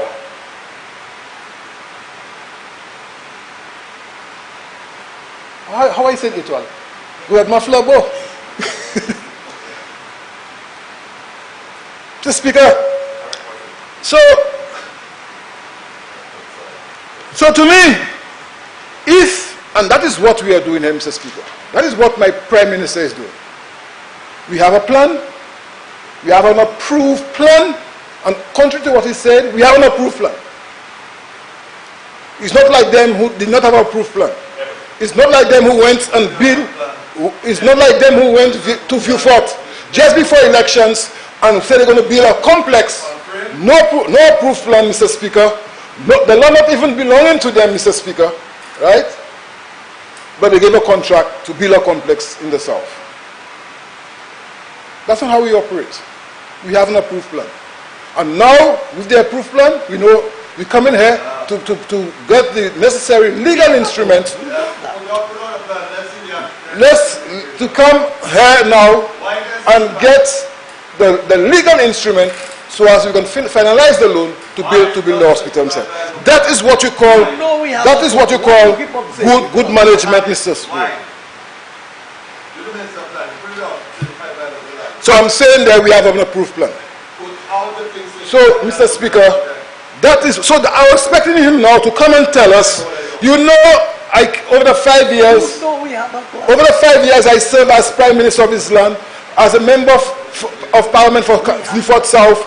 Unfortunately, I was not able to implement and deliver on the many commitments I gave to the people of the South. I'm happy that the St. Lucia, the United Workers' Party, is doing it. That's what I expect him to come and say, Mr. Speaker. Not to try and deny great people's reputation. Not to try and deny great people's character, Mr. Speaker. That's not what I expected of the member for Castries, for Beaufort South, Mr. Speaker. Mr. Speaker, he went on, in 2014, You know, and when you look at 2014, it moved from 115 million to 120 million. I said 2014, from 115 in 2014 to 120 in 2000. I'm just quoting you because I'm happy you're there. And it's the first time you have been there when I'm speaking tonight. I find that surprising. You always run away. You always run away. I'm happy there tonight. You know, I always run away. You know? So, Mr. Speaker, he moved from 115, right? 115 in 2014 to 120 in 2014. Now, what that is telling us, Mr. Speaker? What is telling us that the members who were in government at the time don't know what they're about. Because every time they come to Parliament, Mr. Speaker, all right, the figures are changing. So it's clear, Mr. Speaker, that they did not know what they are about. And that is the type of management that they were implementing during the time they were there, Mr. Speaker. According to the member for Castries Central, you're just spending money, like he said a while ago, how much they spend during the time they were there. You know, they spent during the time they were there, Mr. Speaker, from the report, $65 million. You know, and it's counting. It moved from 65 to 115, from 115 to 120, and the letter that came out just before elections in March, the 30th of March 2016, it went up to $178 million. Estimated. You know, so that is telling us they have no idea. But you know, Mr. Speaker, what was very interesting in this letter that came out for the 30th of March 2016, they were going to go into a contractual arrangement with Halcro Group Limited to do a design. Heard, Mr. Speaker?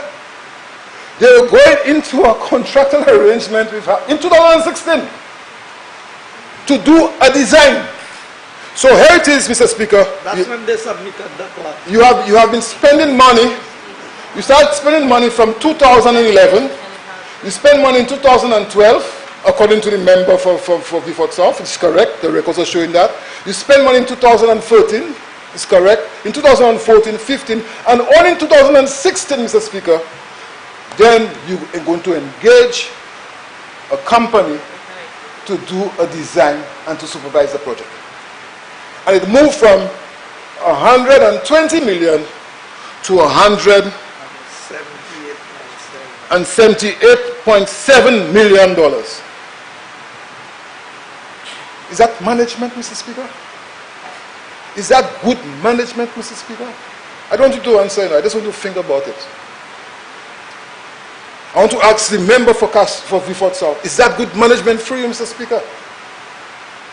And the answer, I know he's saying to himself, I have failed. I know he's saying that to himself in his quiet moments. I have failed the people of Beaufort South. I have failed the people of Labrie.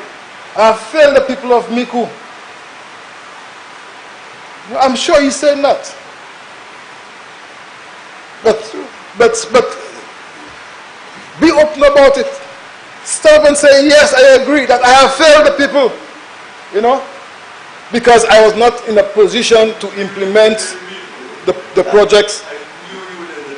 No, the projects that the projects that I have committed to. Mr. Speaker, I want to say here today that whilst the handover report is speaking to lack of resources, Mr. Speaker, they agreed that they got Mr. Speaker, that they got resources, $20 million US from the government of Taiwan in 2014. Whilst they agreed, they didn't have resources, you know, and that was one of the challenges for them.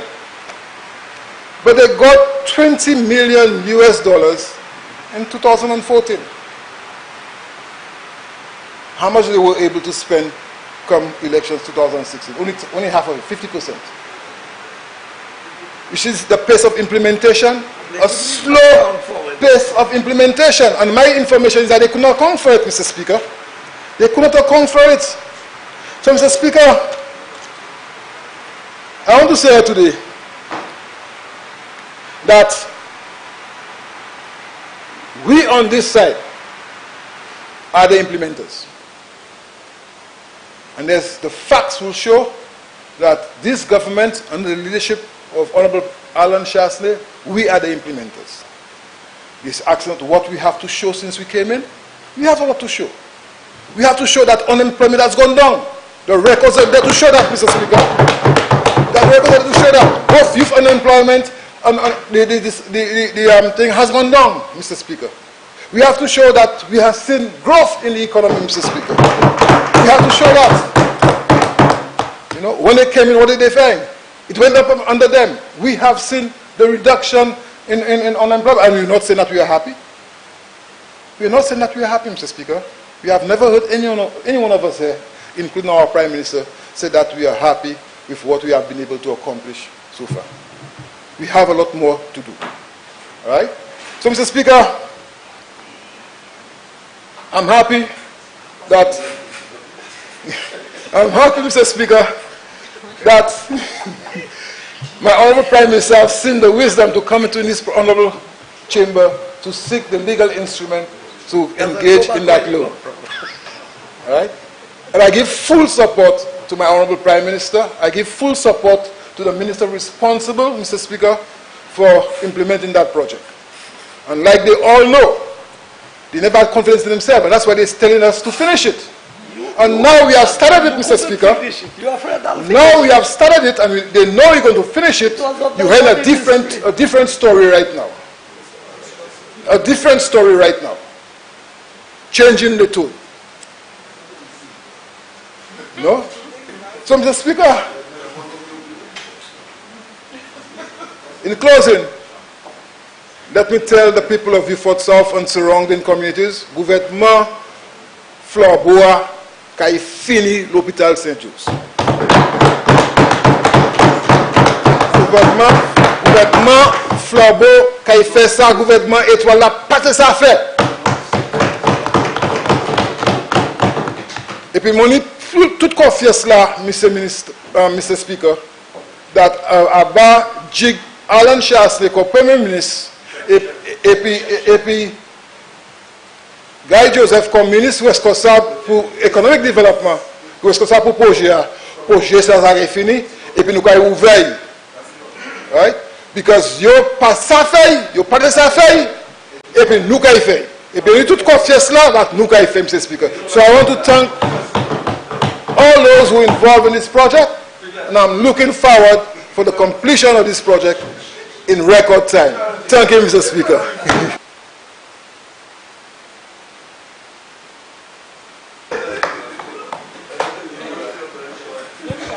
Honorable Prime Minister.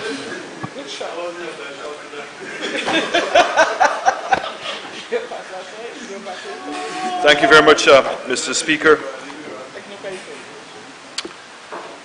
Mr. Speaker, I'm going to attempt to do my best in recalling many of the comments that were made this evening. Before I address the motion itself, Mr. Speaker.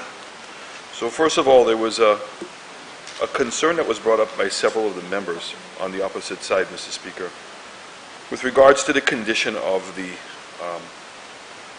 stadium.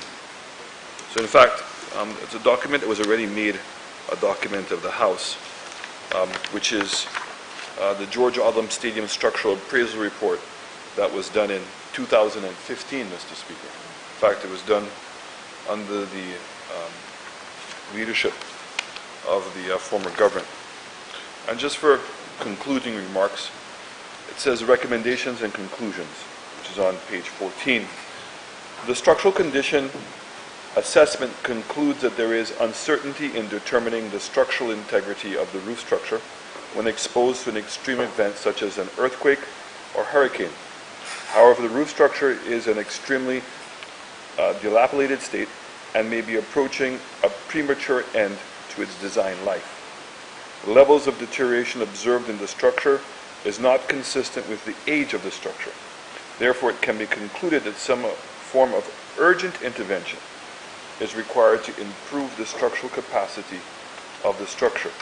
And the major findings are as follows. The load-resisting system of the structure is severely compromised by extensive corrosion of the structural members. Catastrophic collapse of the roof structure is possible under extreme loading or through the continuous deterioration of the structural members by corrosion. There has been a lack of maintenance of the roof structure. The material type was poorly selected to adequately resist the aggressive environment. The corrosion protection system was inadequate or poorly applied, and the constant shedding of degraded materials from the roof structure represents a hazard to human life. Based on the above, the following is recommended. Remove the badly deteriorated roofing components, which include roof covering, purlins, and rain gutters. This will effectively reduce the incidence of constant shedding of the roofing material and mitigate the risk of accidents resulting from falling debris. Limit the access to and around the roof structure, building by cording off the area through the construction barriers. Explore the possibility of salvaging the structure. This may entail hiring a specialist who has knowledge of the type of roof system, and prohibit the use of the stands by the public, and conduct regular yearly inspection of the structure to monitor the deterioration signs of the potential failures. Additionally, a detailed structural investigation was experienced, but by an experienced consultant is highly recommended with the following objectives. Mr. Speaker, what's interesting is that the former government never did it after receiving this report. But again, when they hear words like urgent, it doesn't mean anything to them.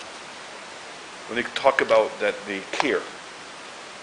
So I mean, one can say that certainly going there visually, even as a non-experienced engineer, one could see that there was a problem. And knowing that themselves that they were not going to complete the building for at least another 2 or 3 years, saw no urgency in doing it, Mr. Speaker. None. And what's worse than that, Mr. Speaker, is that when the decision was made by my government to go in and actually do those repairs, we got complaints. Criticized. And the conflict of having to remove it while the hospital was still in operation. So this is a government that was in office that continuously tries to convince us that they cared. That's really what this is all about. But the evidence, Mr. Speaker, continues to rack up. And I'm going to deal with an issue at the end, Mr. Speaker, but let me say that the member from the Republic, and I'm not so sure whether I should say the Republic because he was demoted. And I don't know if he was demoted for other reasons, but he was demoted. Is it because when you represent a republic, you're saying that you're independent, Mr. Speaker? Right? No, you're special, right? You're independent. And I think it's worth repeating here that none of the members, including the then Prime Minister, who was a representative from Vieux-Fort South, during the 5 years, ever publicly said, I'm sorry. Sorry that we've given you these dates and it's not happened. I'm sorry we've not been able to open up the facility. I didn't hear the member from the Republic stand up in his fiery self, because I love his passion, to say, even though this is my government, I'm not happy and my people are complaining. The member from Vieux-Fort North, who also is a gentleman that always expresses himself very well, is always extremely passionate and suggests that he cares.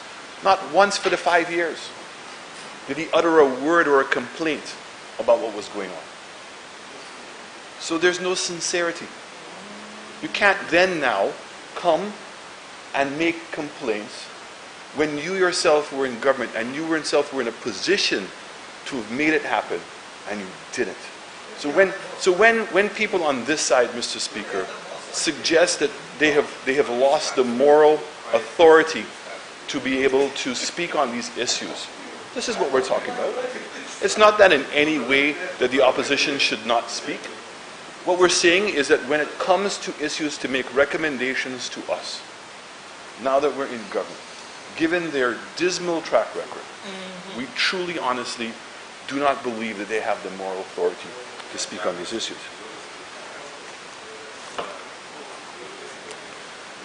Honorable The Prime member Minister, from Honorable Prime Castries Minister, South. Honorable Prime Minister, gentlemen, honorable members, please note that we've turned off the air condition, and therefore cross-talk may very well be recorded by the mics. You may continue. He's on his feet, legitimately on his feet. Mr. Speaker, the member from Castries South talked about our policy on Corona. Again, the opposition was invited to the NEMAC meeting. The purpose of the NEMAC meeting was not to be the battleground against Corona. What it was being activated for was to help us with the mobilization with regards to behavior. Right? And we felt that it's already in existence. It has a multitude of entities on it to be able to help mobilize on the ground. And it's to show the seriousness. But what we do have, as he knows, or ought to know, is we do have the National Health Security Council Committee, which is headed by the Cabinet Sec, which is the war room.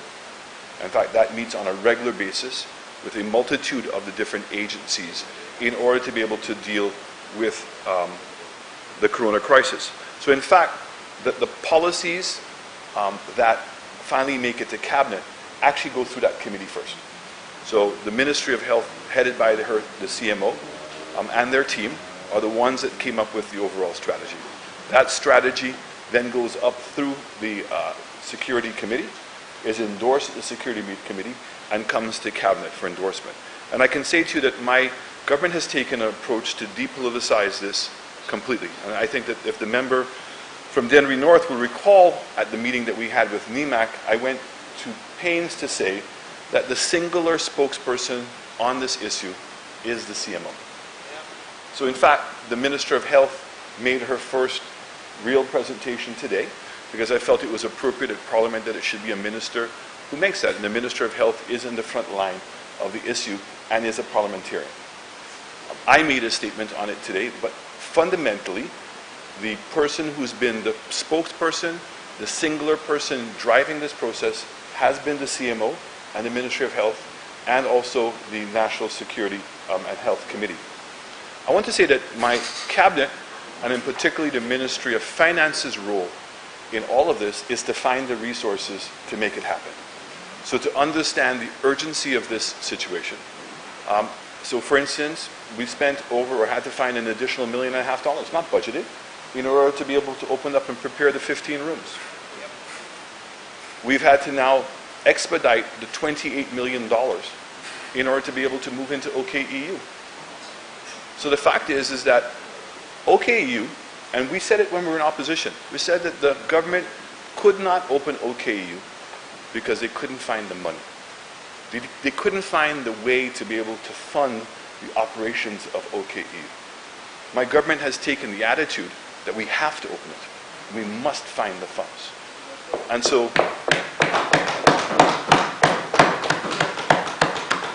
the introduction of a national healthcare insurance program is critical to that. We've also agreed that the subvention to health is going to have to be increased substantially from 110 million, probably is going to be upwards of 160 to 170 million. Because government has said in order to make the insurance affordable, Mr. Speaker, is that government will continue to pay the salaries of all the nurses and the doctors and the administrators. So that's not going to be recouped by the insurance. The cost of utilities and the capital cost in the primary health care and the secondary health care will continue to be paid by the government. So it means that the health insurance plan is really to cover general doctor's visits, prescriptions, and basic surgeries. And so we believe that that's going to create a substantially more affordable process to be able to move forward. So it is going to cost us more money. And at the same time, government has also agreed that it's going to pay the insurance cost for unemployed, vulnerable people in our society, as well as the elderly who are earning a pension below a certain amount. So this is where the additional money allocation for healthcare is going to be able to go. But the other problem, Mr. Speaker, was that OKU, even though they had a naming ceremony and kept on saying to people that they were going to go and open it, they couldn't do it, Mr. Speaker.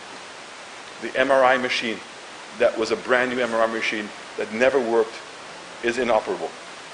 The air conditioning system, the fire alarm systems, the backup generators, all of these things had gone bad because they had not been used. There was the drainage system was inappropriate. The extraction fans were inappropriate. So this is where the additional $28 million that we're having to find to be able to open up the hospital, but we will open up the hospital.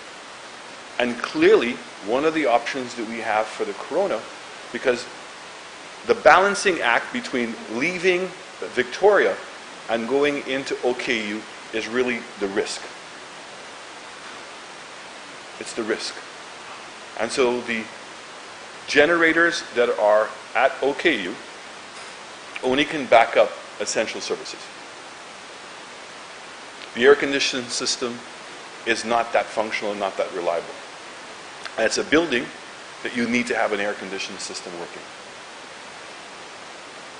But the fact is now with corona, and everybody's 100% correct, it doesn't take a genius to figure that out, that if in fact we do get the infection, the virus here in St. Lucia, and given the number of people that have diabetes, given the number of people that have hypertension, given the number of people who are elderly and with low immune systems, it could potentially create a crisis. And certainly 8 ventilators are not going to be enough. 15 beds are not going to be enough. So all of a sudden now, the scales are tipped in the favor of expediting a move into OKEU in order to allow Victoria to be used potentially as a respiratory facility. So the Ministry of Health and also the team that we've put in place, the transition team, have been working overtime to be able to expedite that process. And as soon as I have the actual dates and confirmed that we're going to be able to do that, I will make a public announcement to the state in order to give everyone the details in terms of how that transition is going to be handled.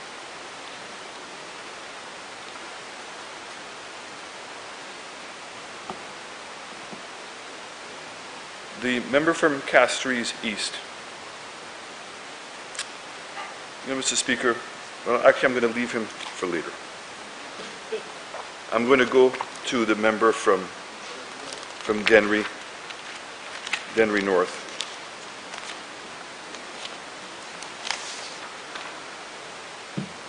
Member from Dennery North, again, the favorite pet subject of the opposition is to suggest that we make bad decisions in terms of priorities.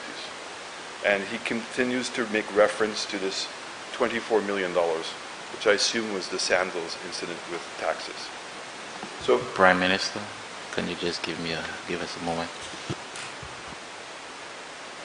We're having difficulty recording you. Do you intend to use the books?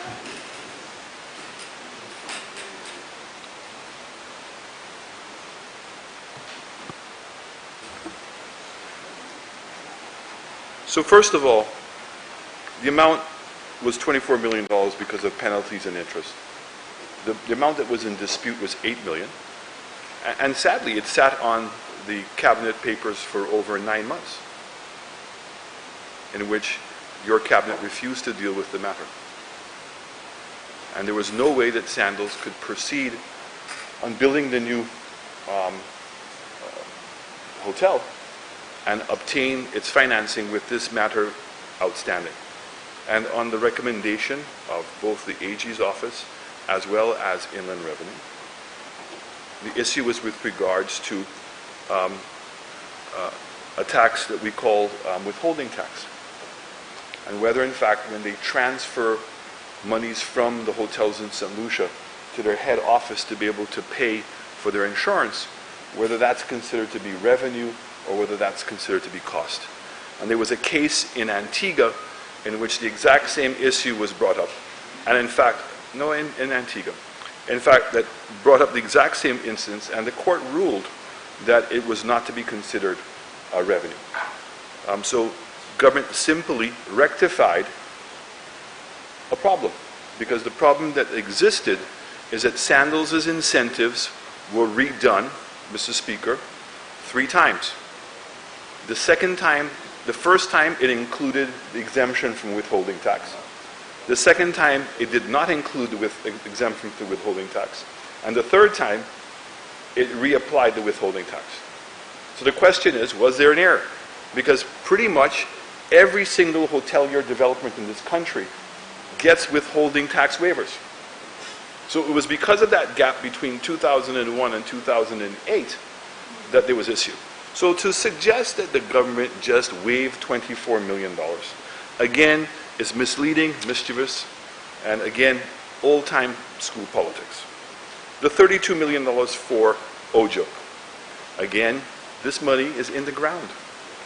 Go to Soufriere. Come to Denry very soon. To Micoud North, to Micoud South. Come up to the Gros Islet School and see where this money is going in order to be able to build new sporting facilities to support the development of the sports in our after-school programs. And this is just the beginning. And let's be reminded that this money came from where? This money came from the grant funds that we received from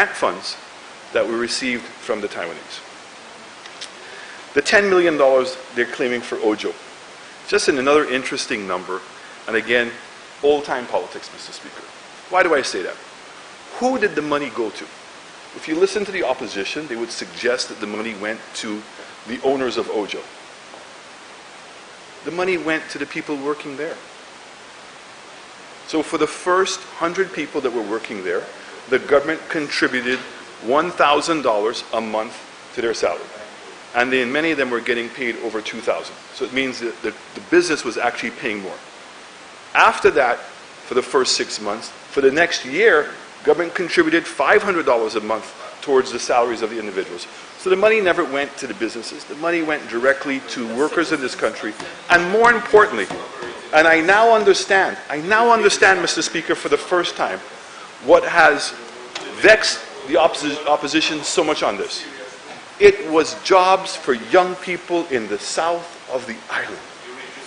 And you know, as was brought out today, Mr. Speaker, right? What was brought out today is that any development in the south is perceived as being punishing the opposition. That's what the impression is. But the fact is that we are putting jobs in the south. And I'm very happy to announce that there's also going to be a second call center opening in the south, which will be opening up in April with 200 more jobs. But again, this is a reminder when we talk about caring. A simple thing called caring. The idea that young people who have been working for KM2 or also working for other call centers have to commute up north or go and live up north to get those jobs. It is a promise, it is a commitment by this government that we are going to develop the South in order to allow households to live reasonably in the South. And you don't have to commute up north again and putting pressure on the infrastructure up north. But that is a commitment, and that's something we don't make any excuses for. The member also spoke about his La Ressource Healthcare Center and indicated that he was going to use $300,000 from the Taiwanese fund. Well, you know what? They were there for 5 years. And in the 5 years, the minister could not find it in his heart to make that a priority. So this is what I'm saying, Mr. Speaker. So what the member from Dennery North wants us to believe now is that at the end, that it was our government that made the decision not to do it. As if he left the money there. But in fact, Mr. Speaker, the report that we have shows that the former government actually borrowed money from banking institutions and not only spent the money that they had for the 5 years, but spent the allocation for the full amount of 2016. Because the fact is, Taiwanese funds operate on an annual budget, where we run on a fiscal budget year. So the point is that he had more than enough funds and access to funds to do it. And then there always is the minister's account. So the fact is that he had many opportunities. But I want to say this, Mr. Speaker, that our government recognizes the absolute priority of healthcare, absolutely recognizes the importance of being able to have a healthcare center in Dennery North, and we are committing that we will make it happen.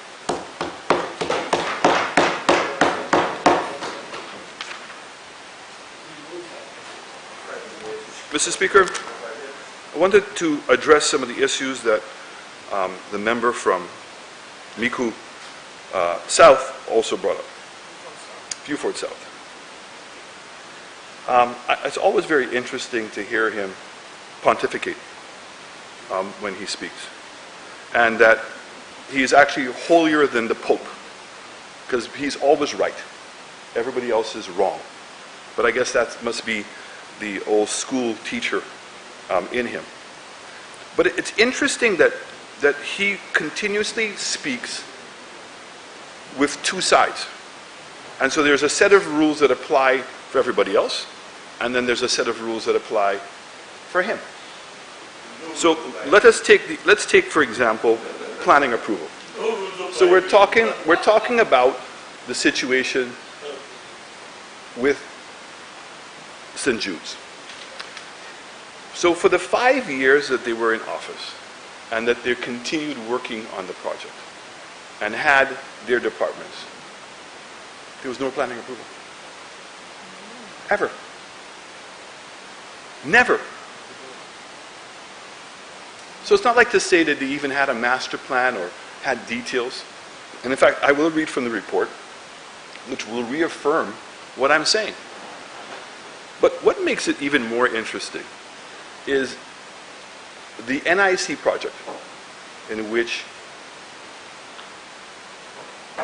NIC was going to fund the building of an office complex that was going to start just before elections. I think it's for almost $70 million thereabout. That project, $70 million, had no planning approval. Not even in principle. And the fact is, Oh, that's not parliamentary and Mr. Speaker, honorable member. and Mr. Speaker, what's interesting, Mr. Speaker, is that the land was still owned by the Crown. So imagine, Mr. Speaker, the NIC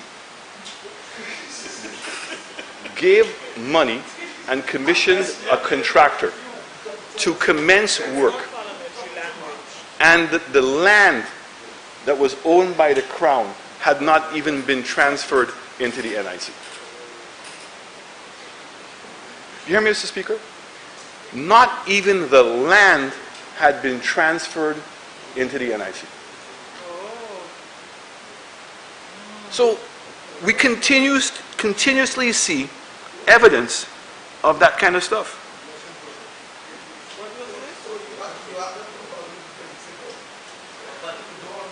What's also interesting, the member also brought up Corona.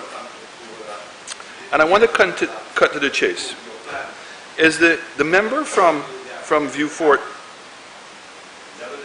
South indicated to us, right, indicated to us, Mr. Speaker, that Corona was a crisis, and rightfully so, talked about it from a health perspective, and also spoke about it from an economic perspective, which I highlighted in my presentation and my statement to the House this morning. But what's incredible is that one of the solutions that the member was recommending, Mr. Speaker, he recommended that we actually form a subcommittee of Parliament, right, in order to be able to deal with this situation. And I think that that's pretty magnanimous. But the fact is it sincere? Because the fact is that there are many other issues that we have that are a crisis. Security. They keep on saying that healthcare is in crisis even before Corona. Why wasn't the same olive branch put out that we should get together and deal with those issues? Right? Okay? Which one? So the end of the day, Mr. Speaker, I want to give a couple of examples. So the Honorable Leader of the Opposition made some comments at a meeting, I guess, in Dennery North, where he spoke in absolute terms. And after making what I would consider to be a fool of himself, came the next day and tried to justify the statements he made. And now all of a sudden, it wasn't that I was not there anymore. I wasn't there during the key points of the meeting. Right? So instead of the member, here we go, here's the olive branch. See, this is why I talk about the sincerity of the offer. So the sincerity of the offer. So the point is, Mr. Speaker.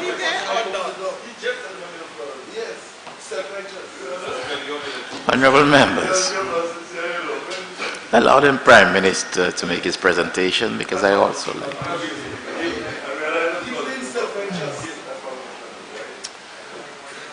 So, Mr. Speaker, the good thing is I know for a fact both the Leader of the Opposition as well as the member from Vieux Fort South have my phone number.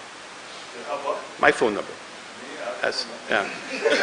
And I know that he does, Mr. Speaker, because when he was ill and there was a storm here, I'm the one who personally called him and said, while you're away, if there's anything that you need in your constituency, I will be able to help you. And please contact me directly. In fact,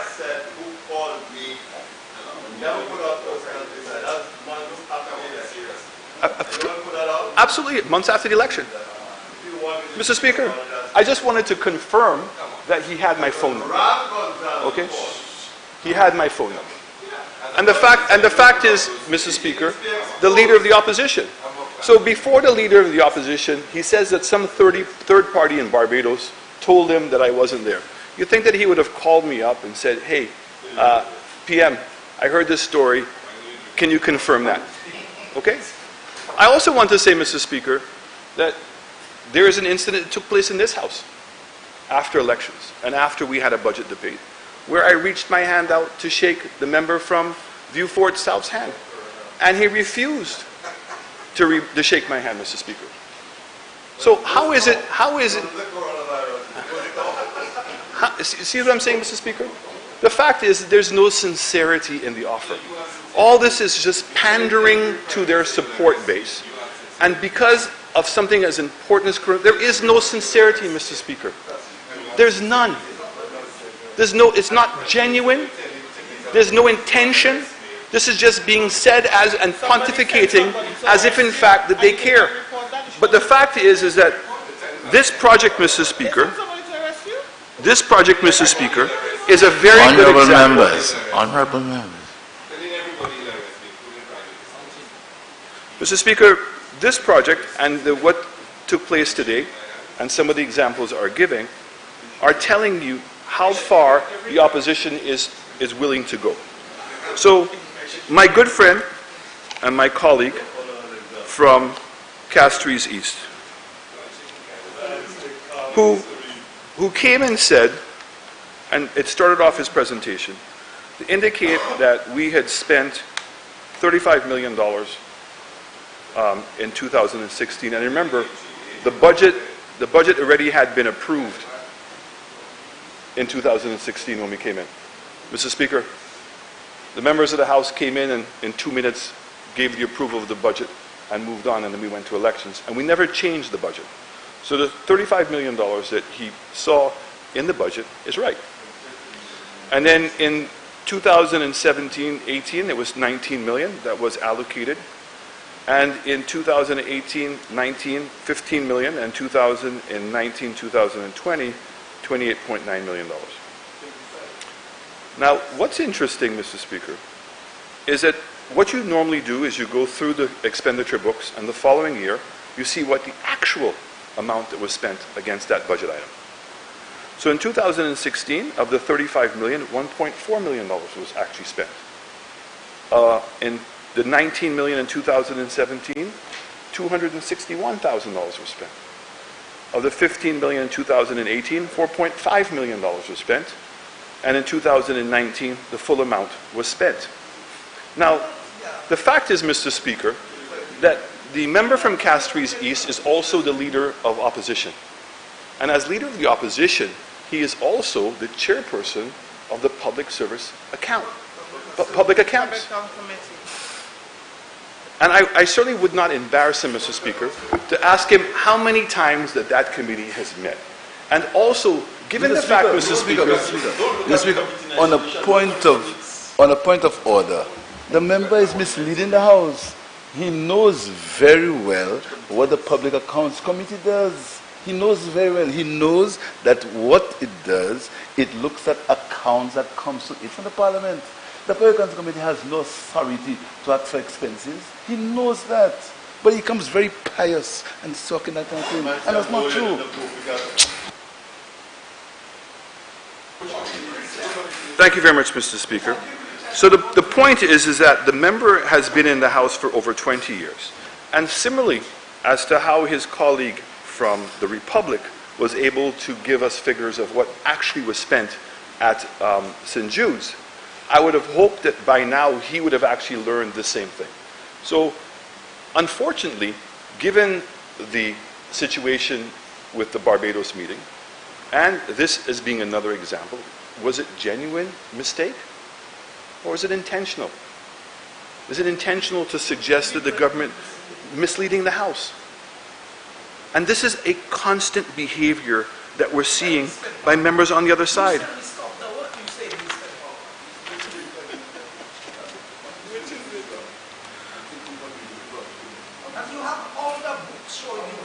Mr. Speaker, when I came to the House, I revised my notes in order to make sure, my briefing notes, in order to make sure that I did not play any politics, that I did not cast any blame on anyone.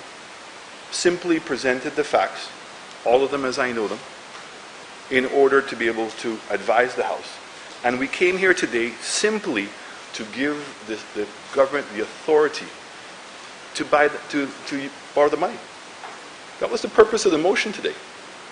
Not to get in overly details in terms of exactly how the money was going to be used, but to come to the House to seek parliamentary approval in order to be able to formalize the loan. But what we see here, Mr. Speaker, is a continuing effort by members on the other side to defend their reputation. That's what this was about. Defend their reputation. But more importantly, Mr. Speaker, they spent the entire day, I listened to them very carefully, Mr. Speaker, making themselves out to be the victim. They were the victim. But you know, Mr. Speaker, they're not the victims. The victims are the people. And a lot of people. The people in the South who have not for 9 years had a proper hospital. The workers. The sportsmen. But more importantly, that when we hear these numbers, and we have to listen to these numbers carefully, Mr. Speaker. So, the Shanta King report indicated the cost was estimated at, I think it was 85 million? And the letter of March 30th suggests that the cost was really going to be $178 million, a difference of about $90 million. And that the project, if they were lucky, was going to be ready by December. I remember this letter was written in March. So even this thing where members on the opposite side have come to the House several times, Mr. Speaker, indicating it's only going to take X number of $1 million and a couple of months to be able to finish the project. They couldn't do it. Not only they couldn't do it, they didn't do it.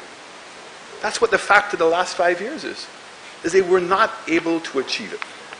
So I want to say to you that you have to put numbers in perspective. So here we are, we have a hospital that is not finished. And one can argue whether it is 60% complete, 70% complete, or 80% complete. But the fact is it's not. And the fact is that it was going to take another $80 to $90 million to complete their own project that they had designed. Now you hear stories of the roof coming up and down 3 times and walls being broken and all kinds of things. So the other victim are all the people in St. Lucia where approximately, what do you want to choose? 80, 50 million dollars that we've overspent on this project, and the time that it's wasted, and the things that could have been done with that money for the people in the South. So I certainly take it very seriously. I take the responsibility that we must get this project done, and we must do it in the most responsible way.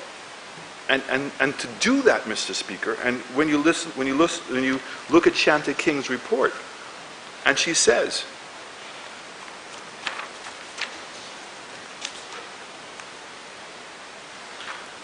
on page 18, the project was initiated as a result of an emergency and did not go through the normal project development cycle or of similar projects, which is historically 5 to 10 years prior to the physical implementation. We didn't have that time. We didn't have that time. So once we are certain, for sure, that to spend $90 or $100 million to attempt to complete a building that we knew was going to be inferior, and we could build a new complex for approximately the same amount of money, and it would be world-class, we decided that that was the better way to go. And a very professional team was put together with experts in order to come up with a design as quickly as possible. And in order to be able to meet not our timeline, but the timeline of the citizens of this country, but in particular, the citizens of the South. And also there's another timeline. The timeline is the airport. Because we're already in substantial crisis as it pertains to ICAO. And if we're now going to triple the capacity of the airport, we clearly need to be able to expand the hospital facility. So therefore, we must get this hospital done in record time. Instead of working on a critical path, we have now been working in a parallel process. And so we have a very good idea of what the building is going to be looking like. So the structural design of the building was completed. The details with regards to the electrical and the plumbing are coming. And as the minister was indicating, this is a modern exercise. The plumbing and the electrical is not going to be in the walls, but on the exterior of the walls. And in fact, we're dealing with a hospital in which there is a tremendous amount of open space. So I want to say that my government continues to be transparent and committed in doing the right thing for this country. And so when we read the report, and I want to read the report, it says this resulted in the initial policy direction of basic renovation on old site and in new development of a new site through a public-private partnership. The International Finance Corporation of the World Bank was engaged to work with the government to facilitate the financing and implementation of a new facility. This is from the St. Jude's Handover Report, page 18.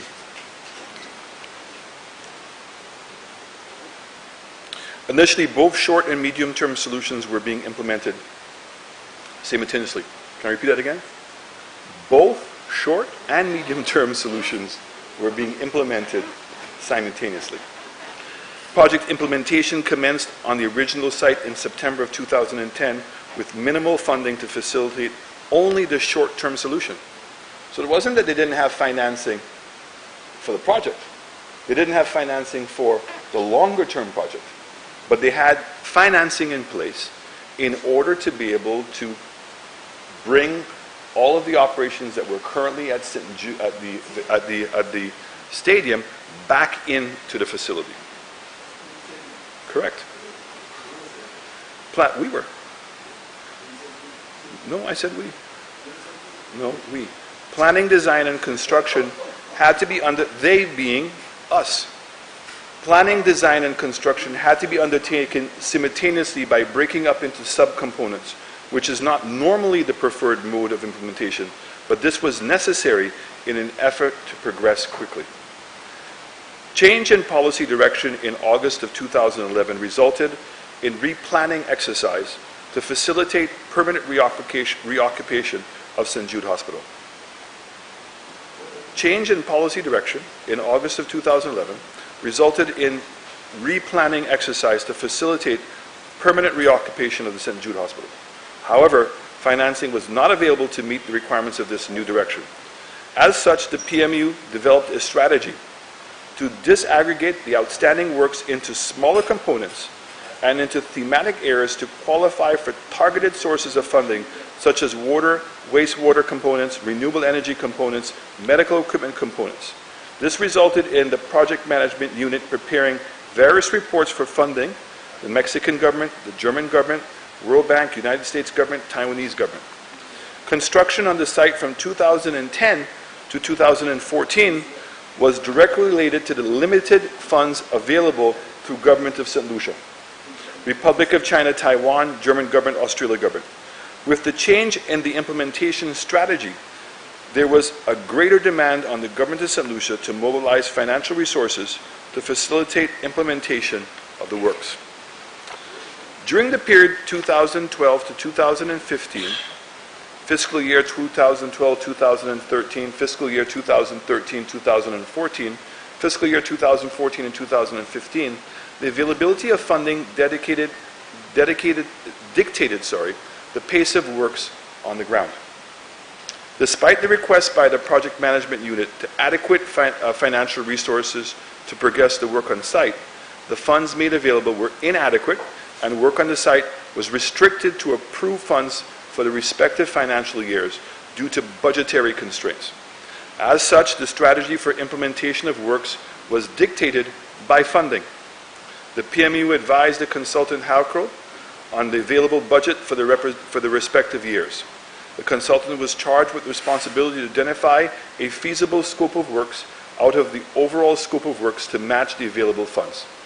As such, although much more work could have progressed in the period 2012 to 2015, the work completed was restricted to the contracts issued based on the available funds. This inadequate financing posed additional issues, especially with a change in the policy direction, which was eventually accepted by a new government in November of 2011. Due to the uncertainty of the funding, it was challenging to progress certain project components on the ground. In November of 2013, a request was made to the Taiwanese government for a loan to facilitate the completion of the hospital. This loan was processed and approved with the signing loan agreement in October of 2014. This loan was facilitated by the Export-Import Bank of Taiwan. The first disbursement, 50% of the loan, was only received in January of 2015. This resulted in a delay in the progress of work on the ground. Despite the fact that the loan was confirmed by the beginning of 2014, alternative arrangements for sourcing bridge financing were not approved, resulting in additional challenges. These included, but were not limited to, the demobilization of contractors on site, downsizing of construction teams, increases in material costs as 2013 and other negotiated prices were no longer valid, and were being revised by suppliers and contractors. As a result, these issues still impacting on the available funds, decision was taken to break up the project into phases. Phase 1 included all areas which could have been completed with the ROCT loan funds, that is the Taiwanese funds, which would permit St. Jude Hospital to relocate from the stadium. Let me repeat that again. Phase 1 included all areas which could have been completed with the Taiwanese funds, which would permit St. Jude Hospital to relocate from the stadium. This included all buildings in the entryway, as well as all the critical structures, as well as other structures that could be constructed based on available funds. Also in Phase 1 was the German-funded component for water and water waste components, which was implemented. In keeping with the strategy of submitting multiple funding proposals, the PMU submitted a request for funding for the implementation renewable energy solutions for the hospital. This was approved for submission in January 2014 and was submitted to the focal point for the relevant project, the Ministry of Sustainable Development, PS Closel. It should be noted that the submission of this proposal, as well as all funding proposals, were communicated to and approved by the Project Steering Committee. The Ministry of Health, in part of the Steering Committee, has full knowledge of the funding submissions, including the submission for renewable energy solutions for the St. Jude Hospital. Although the funding for the St. Jude Hospital was approved by the donor, a subsequent decision was taken to divert the resources to the new National Hospital. Assurances have been given by the Permanent Secretary, Mr. Polius, that other sources of funding will be mobilized to execute these components of the St. Jude Hospital. Phase 2 included the Mexican-funded component, included the morgue building and equipment, ambulance building, and compound lighting. This was facilitated with a grant from the government of Mexico. The grant was only possible for project components not yet construction, hence the specific subcomponent. The government of St. Lucia applied to the Mexican government as well for a loan to complete the facility, but this was not considered because the project was already in progress. Phase 3 included components that could have been delayed if the request funds were not available for implementation with Phase 1. Isolation building, decontamination building, accommodation building, training equipment, other equipment, maintenance contracts, general and medical training.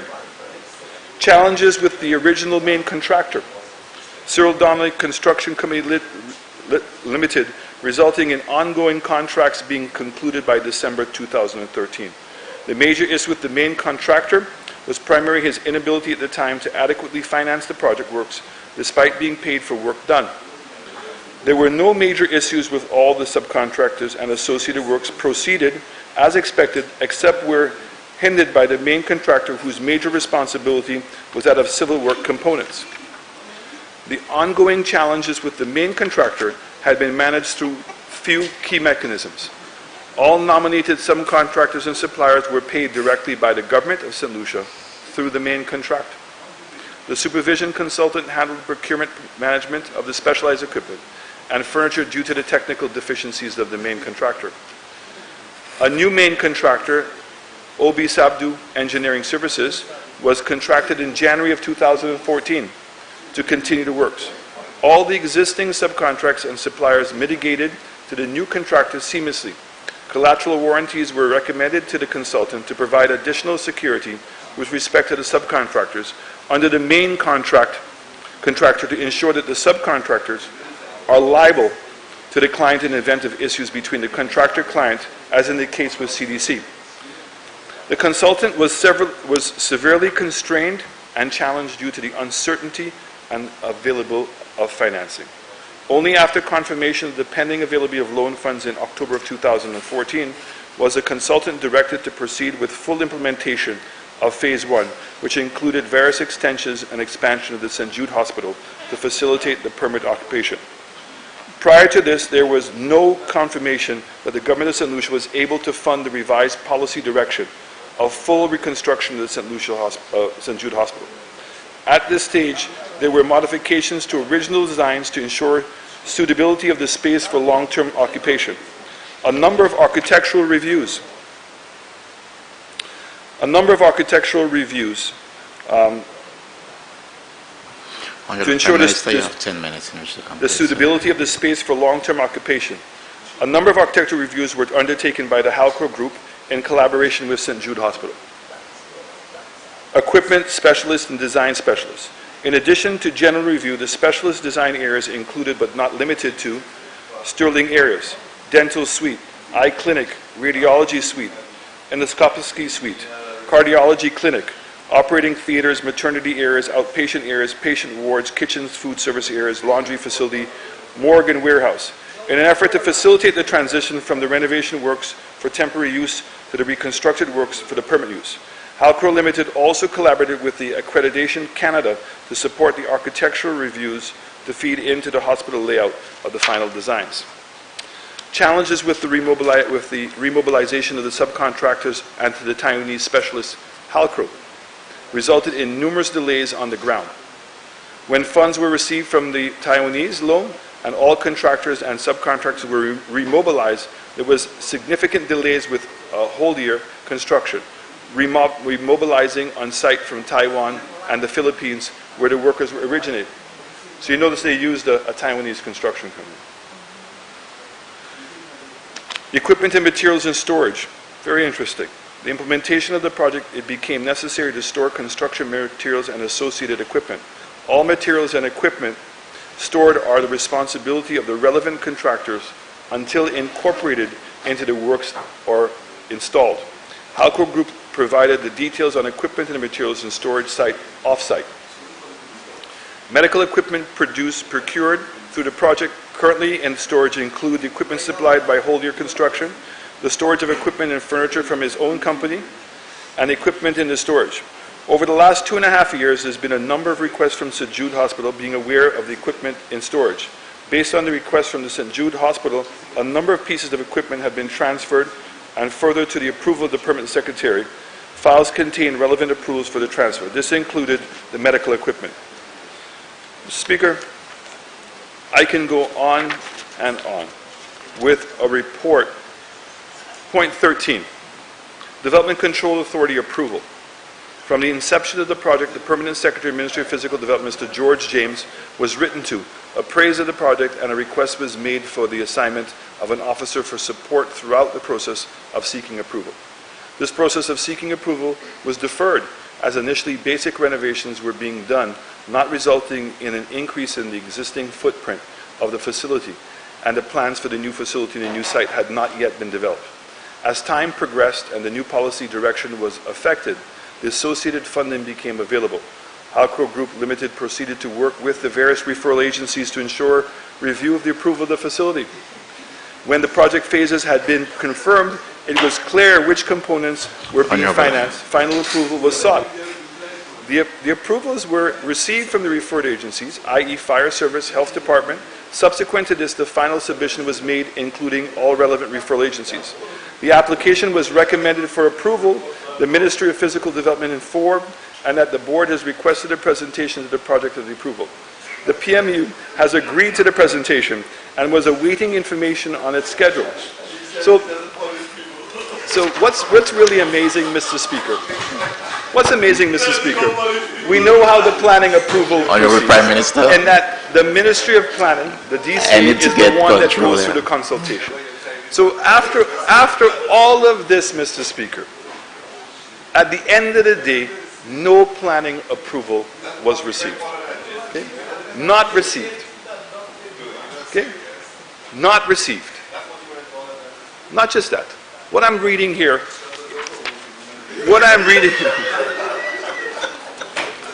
Mr. Speaker, what I've noticed with this report, Mr. Speaker. honorable members, Mr. Speaker, what I've noticed with this report, everybody seems to be picking whatever part that they want to be able to read. But the fact is that this report is a damning report in terms of what took place. I mean, and the member from Vieux-Fort South would sit here and in opposition talk about minutes and how often the planning department is meeting. I'm just sorry that he didn't take the same interest when he was the Prime Minister and when this project fell underneath him to follow up as to where it was in planning. This is the lack of sincerity. This is the conflict. This is what creates the hypocrisy in what we have. So I want to say, Mr. Speaker, in conclusion of all of those things, we did not make it a document of the House, but we will. So in fact, we have done a full report. And I want to make it very clear that when this report was done, in fact, it was not looked at as an accounting of what took place, a forensic report. This, in fact, was a fact-finding review report. But it's on the basis of this report and the results of this report that a forensic audit is now underway. Because from what we have seen, there was a tremendous amount of waste, there was a tremendous amount of irresponsibility and mismanagement that took place. And therefore, we believe that the public of this country, the citizens of this country, deserve better. But I want to say that we have not made this our priority, Mr. Speaker. The priority is to get the hospital completed and to produce a world-class view. So in that saying, I want to be able to conclude, Mr. Speaker, and I want to be able to maybe help my colleagues out a little bit. And it was a quote from Oprah Winfrey. And she says, "You are responsible for your life. Can't keep blaming somebody else for your dysfunction. Life is really about moving on." And I can say to you that we have no malice on our side. We're not looking to blame. All we want to do is to fix and solve and move on and get the hospital open. I thank you, Mr. Speaker.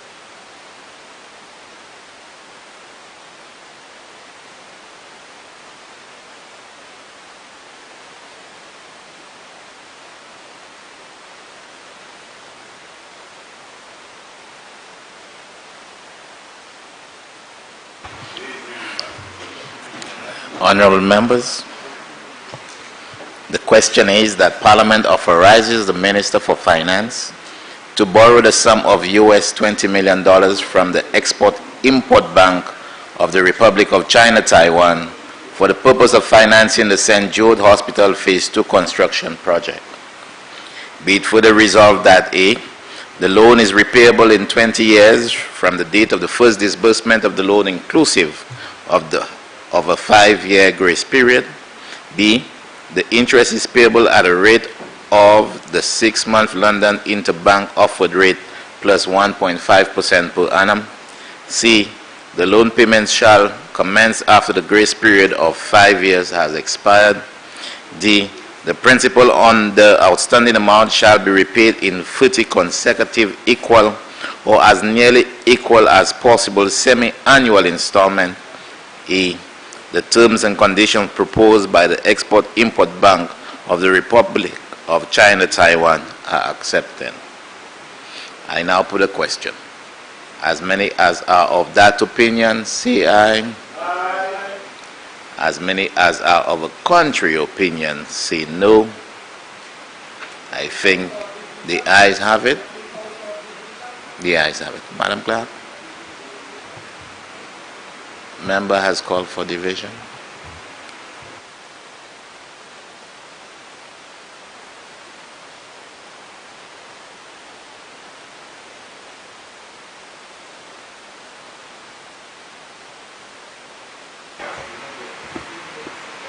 Honorable Dr. Kenny Anthony, how do you vote? Honorable Honorable Alan Chasney, how do you vote? Yes. Honorable Sean Edward, how do you vote? Honorable Edmund Estefan, how do you vote? Honorable Dominic Fede, how do you vote? Honorable Bradley Felix, how do you vote? Honorable Sarah Flood Bobre, how do you vote? Honorable Dr. Ernest Healy, how do you vote?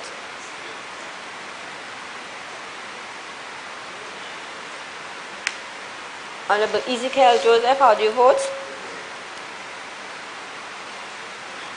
Honorable Guy Joseph, how do you vote? Yes. Honorable Philip J. Pierre, how do you vote? Honorable Dr. Gail Rigobert, how do you vote? Honorable Harold Stanislas, how do you vote?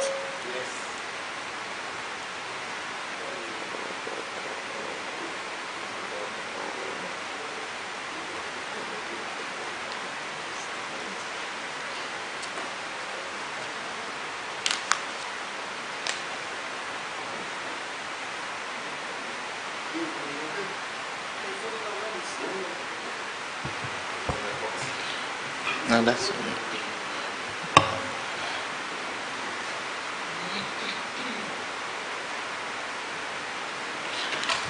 Honorable members, with a vote of 9 yes and 4 abstention, the yes have it.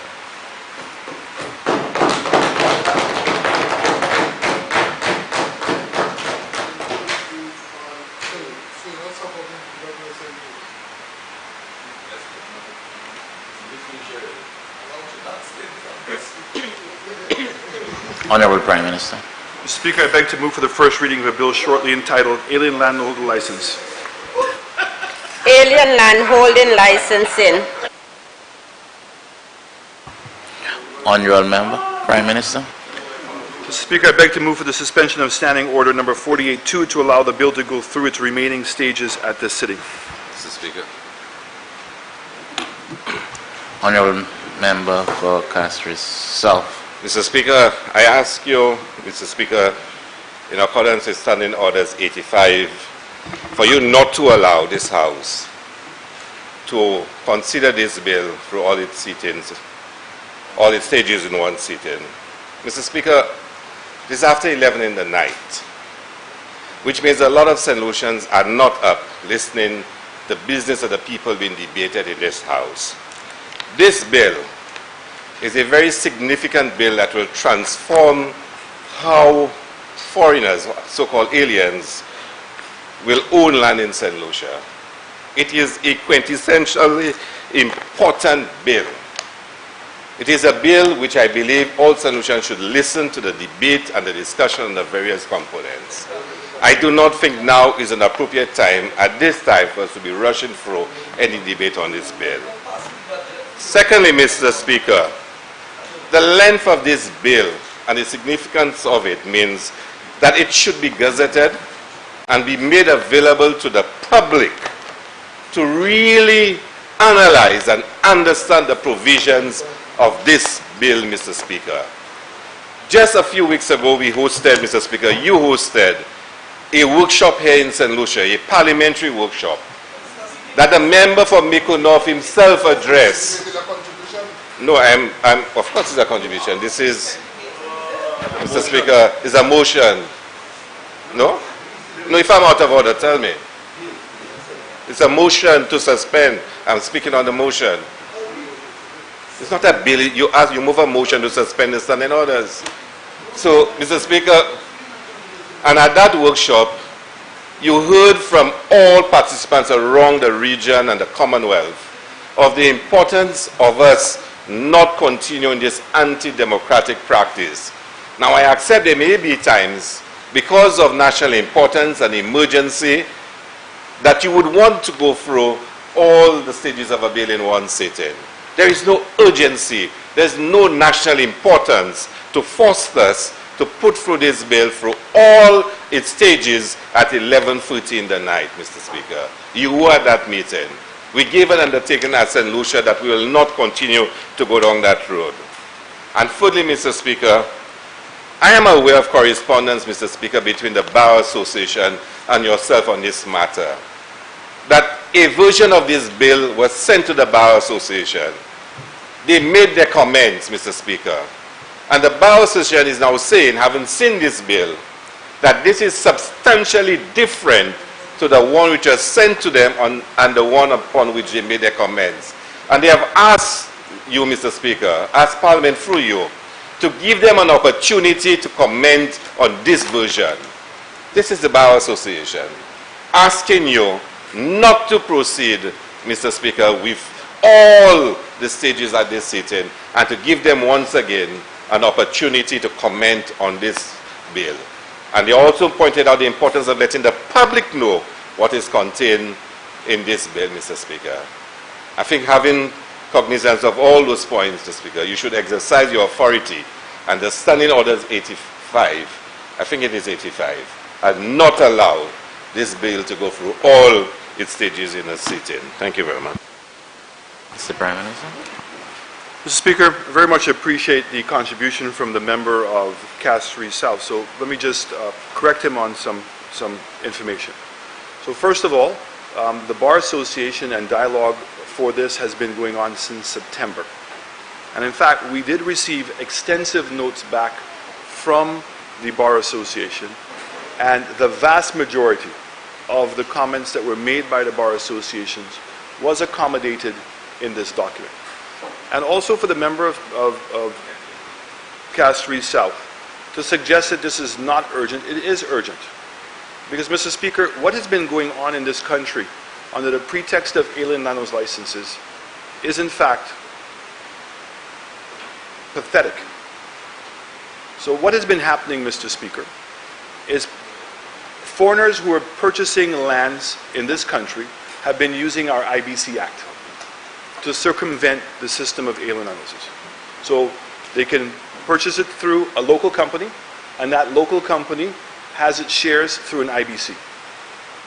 And the persons who own the IBC do not have to apply for licenses. So the thing that they do here is they have members of the bar, of the lawyers, who now become the directors, and within a couple of weeks, the names of the directors are changed, and then when the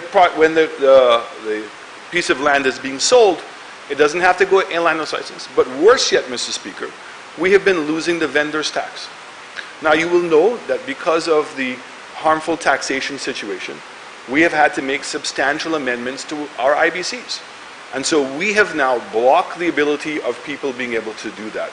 And so now our competitiveness in the marketplace, Mr. Speaker, is at stake. It is taking over 6 months with the current process.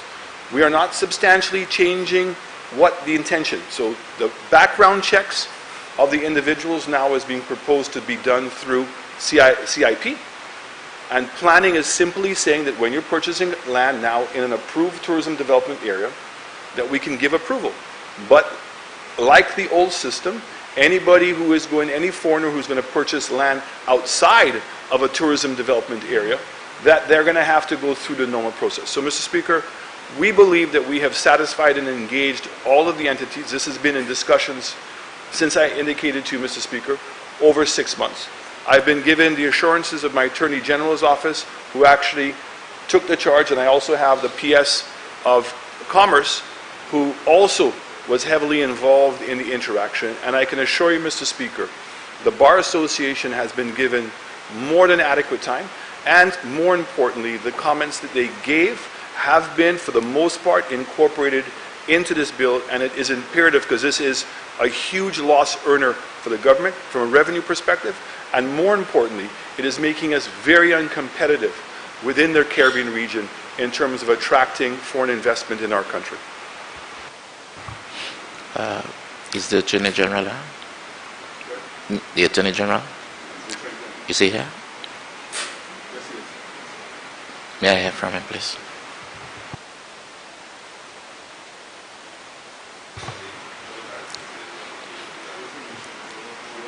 Yes, please.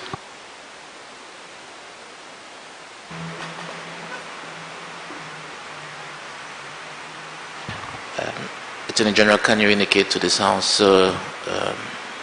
Prime Minister has indicated, I'm not that I'm questioning the Prime Minister, but then in terms of what the Bar Association has indicated and what is the position of your office with reference to the bill? Bill. Thank you, Mr. Speaker. Thank you, Mr. Speaker. The bill before the House has been one which reflects the policy position of the administration. Having refined it by way of the usual cabinet conclusion, the next step was to go through an exhaustive consultation process. I thought it was imperative that the Bar Association, being the practitioners really in terms of the preparation of applications and so on, to have been engaged.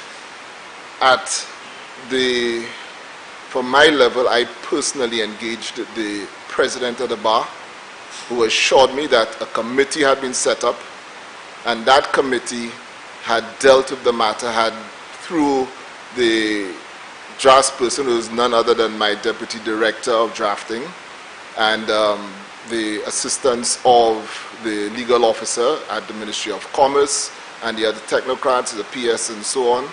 There was a committee as well to review the workings of the proposed amendments, the proposed bill. They went through the process, they submitted their comments, that's through their committee, and I ensured that the drafting department considered the comments which were made and the changes were made to the draft document. In some cases, what had been proposed had already been dealt with by the deputy director of drafting and the other technocrats who formed the committee to review the bill. So at this juncture, Mr. Speaker, I am satisfied that the comments of those stakeholders have been incorporated. I must also indicate that the representatives from the Realtors, the association, had been consulted as well as other stakeholders in the industry. But for my part, I am satisfied that the consultative process has gone through its various stages. Thank you very much. Thank you, sir.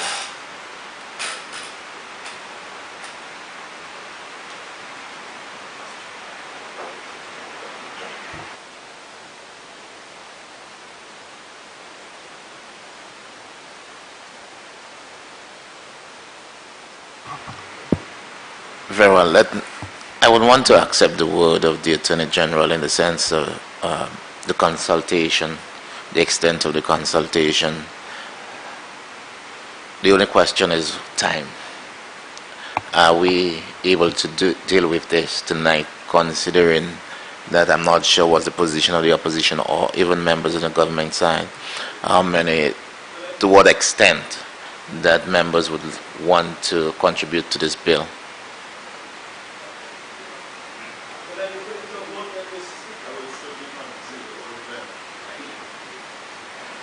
Can we deal?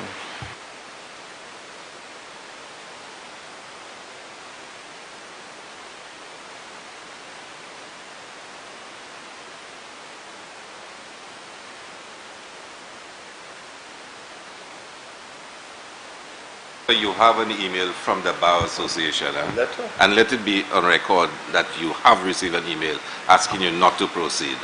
Yes, I did receive an email from the Bar Association.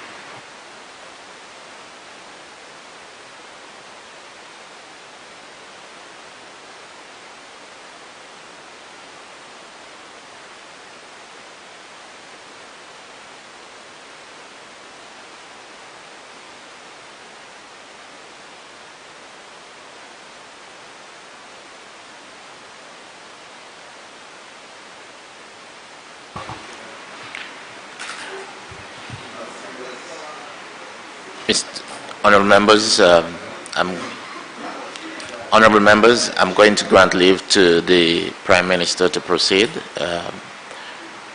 We may get to a point where this House has to be suspended.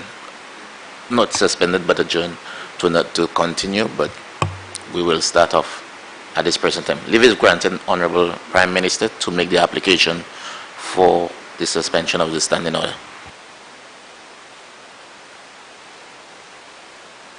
Mr. Speaker, I beg to move for the second reading of the bill shortly entitled Alien Landowner Licenses. No, move for the suspension.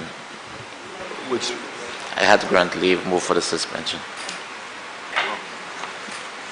my apologies. Mr. Speaker, I beg to move for the suspension of Standing Order number 48-2 to allow the bill to go through its remaining stages at this sitting. Honorable members, the question is that Standing Order 48 to be suspended and that the remaining stages of this bill be dealt with at this sitting. I now put a question. As many as are of that opinion, say aye.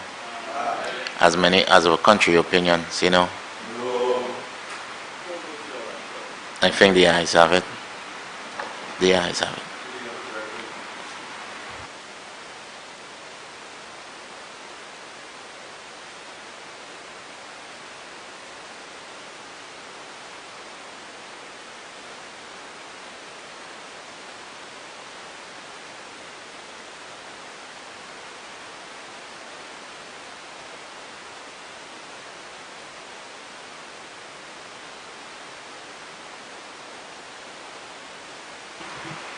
Which I don't need it.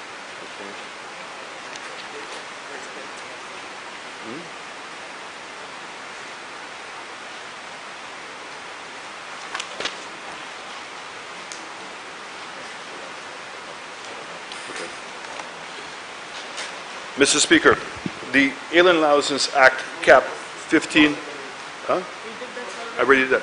The second reading? Mr. Speaker, I beg to move for the second reading of the bill shortly entitled Alien Landowners License. The Alien Landowners License Act, Cap 1537, the current act, is primary legislation regulating the holding of land in St. Lucia by aliens. An alien is an individual who is not a citizen of St. Lucia or a national of a CARICOM member state. A company incorporated in St. Lucia, if 50% or more of its directors are aliens, 50% or more of the votes excisable at a meeting of shareholders are vested in aliens, if 50% or more of the dividends payable to members of the company in a 12-month period are paid to aliens. 3, any company not incorporated in St. Lucia or a CARICOM member state is an alien. Any firm, partnership, or unincorporated body of persons with more than 50% of its membership comprising individuals who are not citizens of St. Lucia or nationals of the OACS or a CARICOM member state is an alien. The Act, which came into force in October of 2002, established a regime under which aliens are required to obtain a license prior to acquiring, leasing, or otherwise holding land in St. Lucia. The Act was developed with the intention of diligently policing the acquisition of use of land in St. Lucia by foreign investors deemed aliens. This was accomplished by the strict imposition of conditions to a license and the forfeiture of lands where such conditions were not met. Deficiencies in the current Act. The current Act of 2002 is a revision of the Alien License Act of 1999. As such, the alien licensing regime has been in existence in excess of 20 years. Over these years, the amendments to the regime have not considered the changes in international business climate and updated best practices regarding the due diligence and ease of doing business. The current Act, and by extension the regime, remain deficient in the following areas. Processing of applications requires the involvement of numerous government agencies, as a result in processing times ranging from 1 year to as many as 9 months. Such delays remain common in simple investments in land, zones with enactments of approval projects for developments. These delays, spurred by a bureaucratically hindered multi-step approach, result in frustration of the prospective or would-be investors and a loss of revenue from the delayed or failed investments. The current Act fails to provide the sufficient background checks on persons investing land in St. Lucia. In contrast, the CIP unit currently screens every CIP applicant by way of law enforcement check facilitated by the Joint Regional Communications Center, JRCC, through the Royal St. Lucia Police Force, and by party checks through third-party due diligence firms. In a world ever cognizant of the issues of money laundering, terrorist financing, and tax evasion, the failure to adequately assess these investors is against established best practices and may result in St. Lucia attracting unsavory investors. The current Act gives Cabinet discretionary power to exempt persons from the provisions of the Act, thereby allowing these exempted persons the ability to acquire, lease, or otherwise hold an interest in land in St. Lucia, unmonitored and unregulated in the absence of a license. The current Act did not afford persons who had invested in property in St. Lucia the ability to access their investments without impediment. An alien investor upon arrival at our ports of entry is afforded 6 weeks stay in St. Lucia. An alien investor who wishes to stay in St. Lucia for a period longer than 6 weeks would be required to repeatedly obtain an extension from the Immigration Department, or to break the stay in St. Lucia would need to travel for one neighboring island for a brief stay and then return to St. Lucia. The current act boasted that what some have submitted is draconian regime mandating the forfeiture of property from aliens who have, for whatever reasons, been unable to satisfy conditions of an awarded license. The current regime is void of alternative sanction or the option for satisfactory remedial action, and makes any breach of conditions subject to forfeiture. In keeping with my government's mandate to enhance the investment climate and align the policies and legislation of this country with the changing global climate, we must address these deficiencies highlighted with the current alien license regime. We cannot continue to administer a regime that frustrates investors, hinders investment, and ultimately hinders economic growth. Moreover, the deficiencies listed above and lack of sufficient flexibility have engendered a culture of abuse. Crafty investors, through corporate transactions, have over the years circumvented the Alien License and Stamp Duty Acts. By way of example, a local company would be incorporated for the sole purpose of holding property and then purchase property in St. Lucia. An IBC incorporated by an alien would then acquire an interest in the property by purchasing shares of the local company.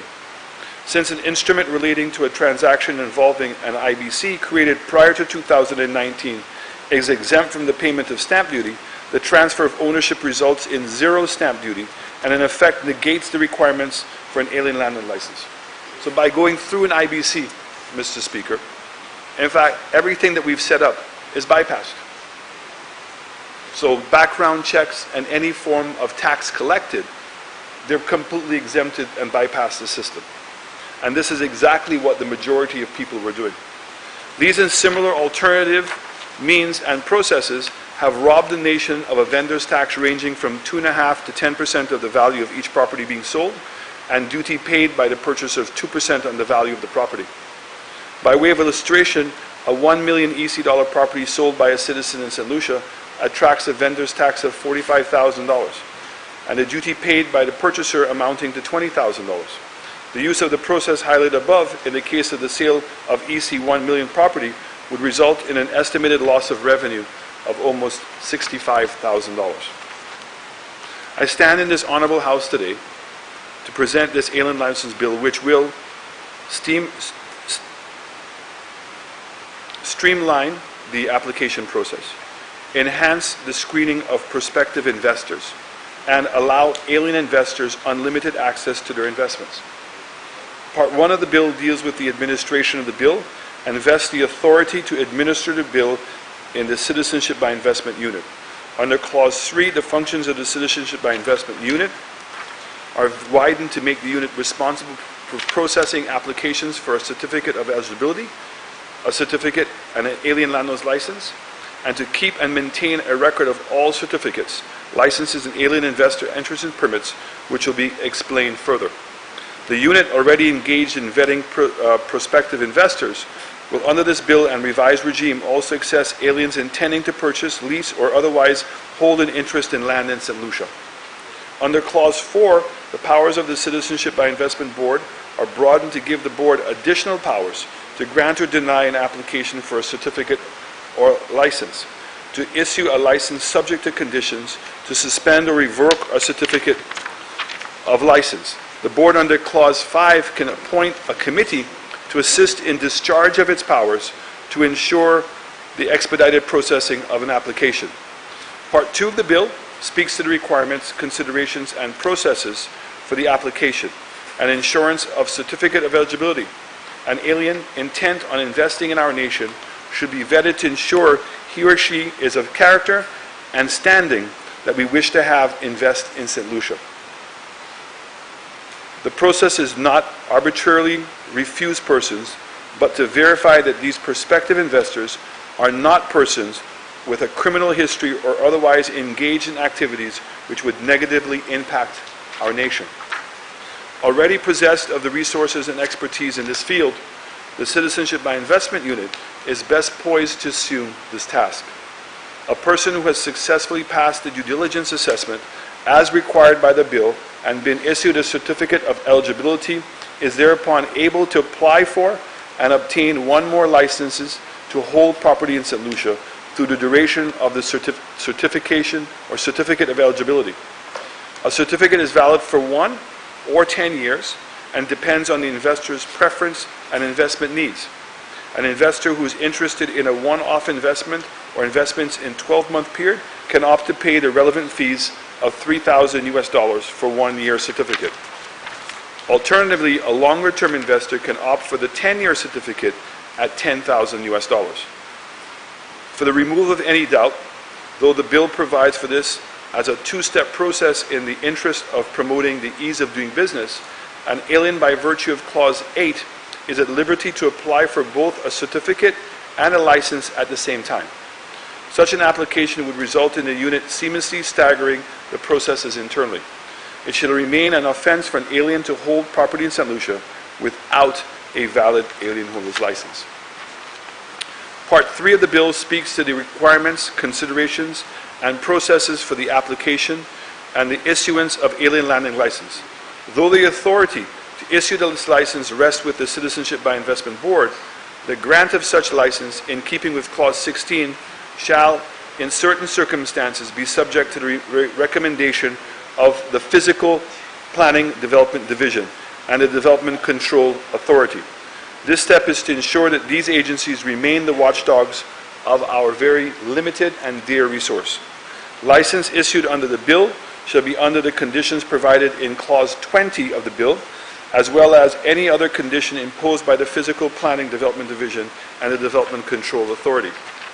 Unlike the current Act, all persons deemed aliens not exempted by virtue of Clause 25 shall obtain an alien license.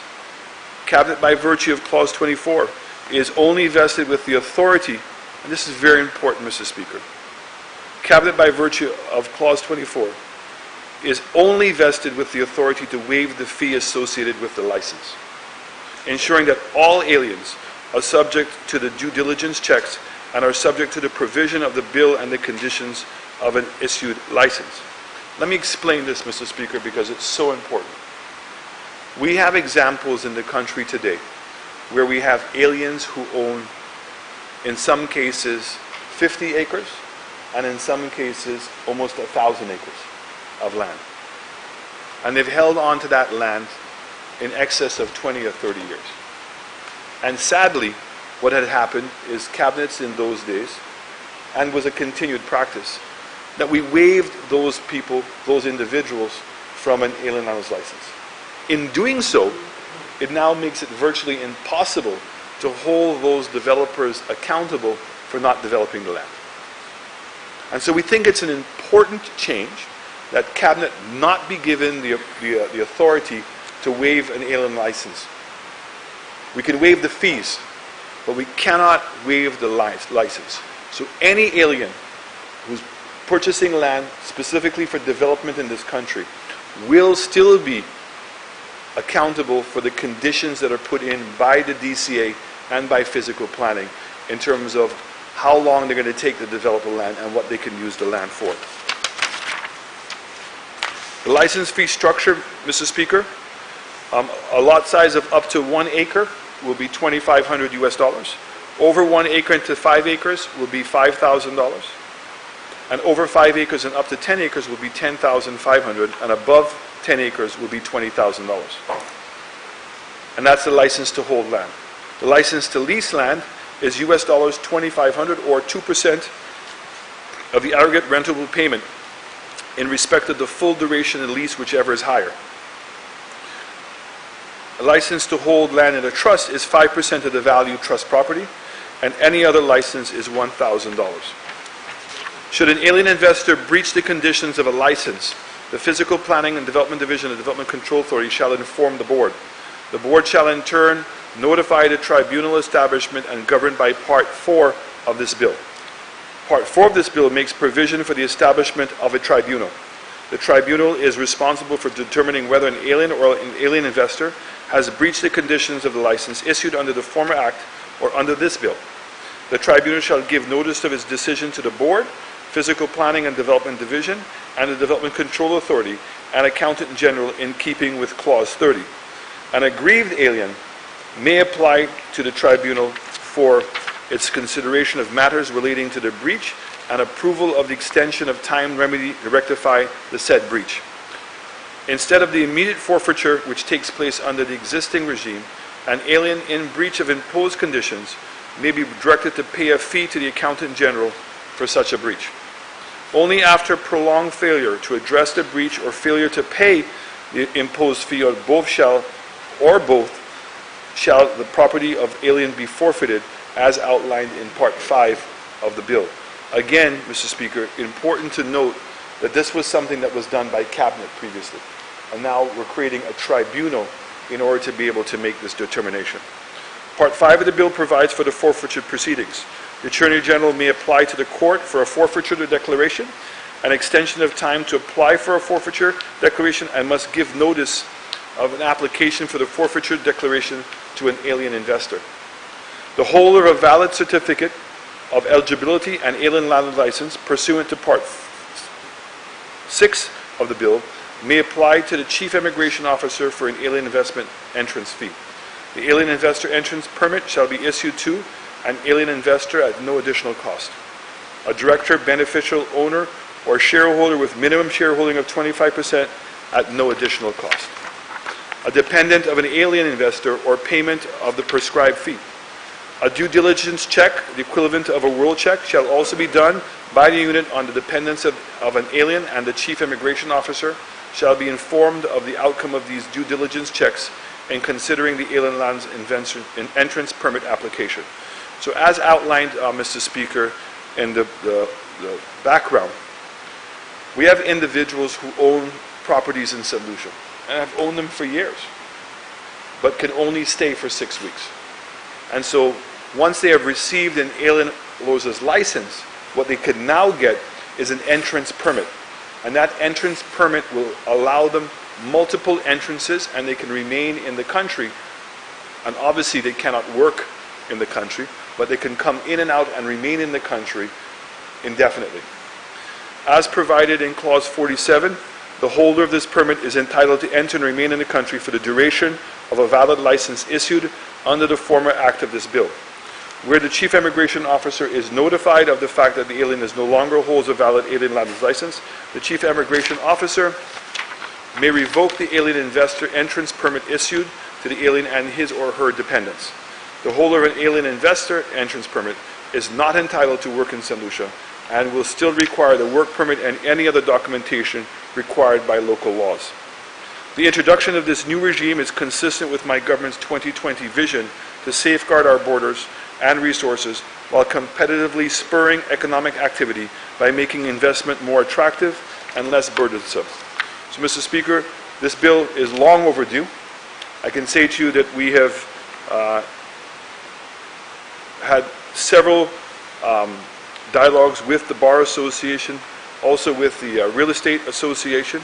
We believe that we have made sure that we have maintained the spirit of the alien holds license, which is to protect the land development in this country and to ensure that people cannot come here and speculate with large parcels of land. The exception that was made, Mr. Speaker, which I think is genuine, if in fact Cabinet has approved a tourism development project, let's use an example, the landings, Windjammer Landing, Sugar Beach, all these projects were approved with the understanding they were going to sell real estate.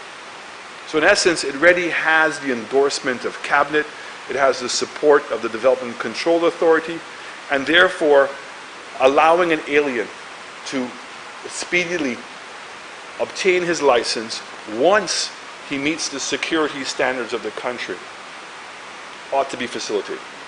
But any alien who is going to be buying or purchasing land in an area in which it is not a pre-approved tourism development would have to literally go through the same process. One, they would have to go through the process of the security check, and two, that it would be sent by CIP to physical planning in order for them to put any conditions to the purchasing of the land that was going to be ensued, which is what the common practice is today. and certainly allowing CIP to become the singular facilitator. I mean, if I can bore you one more time, Speaker. Mr. Speaker, I personally, when I got my first job in St. Lucia, was with Windjammer Landing. And I was given a job called Vice President of Special Projects. And what I had to do was to help facilitate the approval of alien land use license. So let me explain what it means from the developer's perspective. So Windjammer Landing had 43 sales completed for property. But because they could not get the alien land use license approved, they could not close on the deal, which means that they were carrying the cost of those buildings for a longer period of time. So both the developer was being penalized because it was much more costly to him, and the purchaser was being penalized because they could not get ownership, final ownership of their property. So, Mr. Speaker, I know from first-hand experience, and certainly this has continued, and this is why, Mr. Speaker, that a very clever and ingenious way of bypassing the alien license system, both from a cost perspective as well as from a time perspective, was done through the IBCs, and both governments have been aware of this. And I'm glad that we're finally able to close this loophole, and I believe that we're actually providing even a more secure method than what we were doing before, and I'm looking forward to the support of all the members of the House in getting this bill through. I thank you.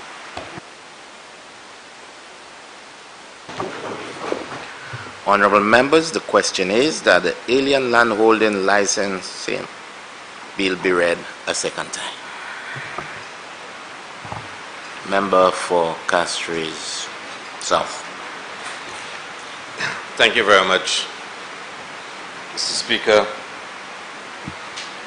Mr. Speaker, I want again to place on record my objection to we proceeding to put this bill through all its stages at this sitting, and I think I did express my position as to why such was unwise.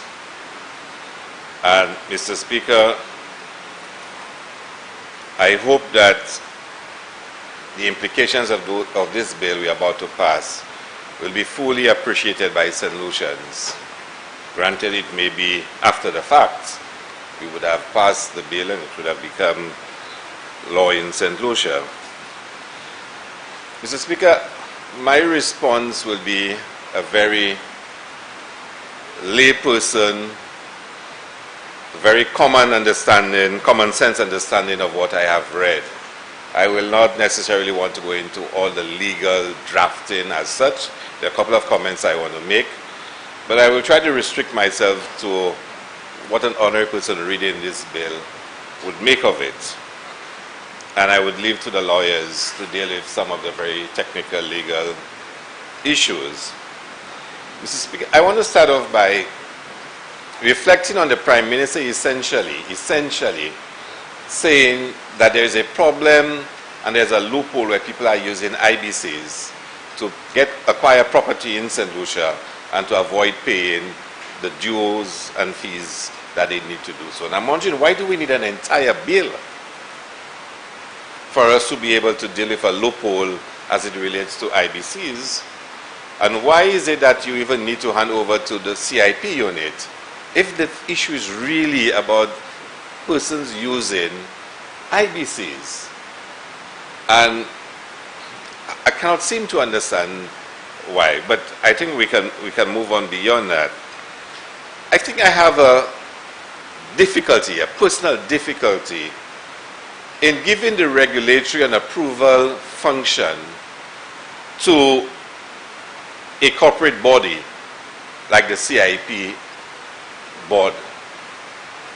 I think the fundamental importance of land ownership and land as defined within the bill should probably remain with a government department at all times. I think so, philosophically. A corporate body has persons appointed to the board who may be there because of political persuasion, political favors. They may be private interests. And you're saying you're handing over this important function to a corporate body and not a government department where you expect public servants serving in the national interest to be performing that function. And of course, cabinet ultimately as parliamentarians, legislators, reflecting the will of the people. I think there is a conceptual difference and a conceptual change in what this bill seeks to do. That you are removing the custodians of land in St. Lucia. You are removing the right of persons who are parliamentarians from approving and regulating the ownership of lands in St. Lucia and giving it to a corporate body. And like I said, that corporate body may have persons who are there because of political persuasion. They may be persons who themselves have vested interest in land ownership in the country on that board. And they are now the ones given the responsibility to decide on land ownership in St. Lucia. So I start off by saying there is a major shift in this new bill, this bill which is put before us.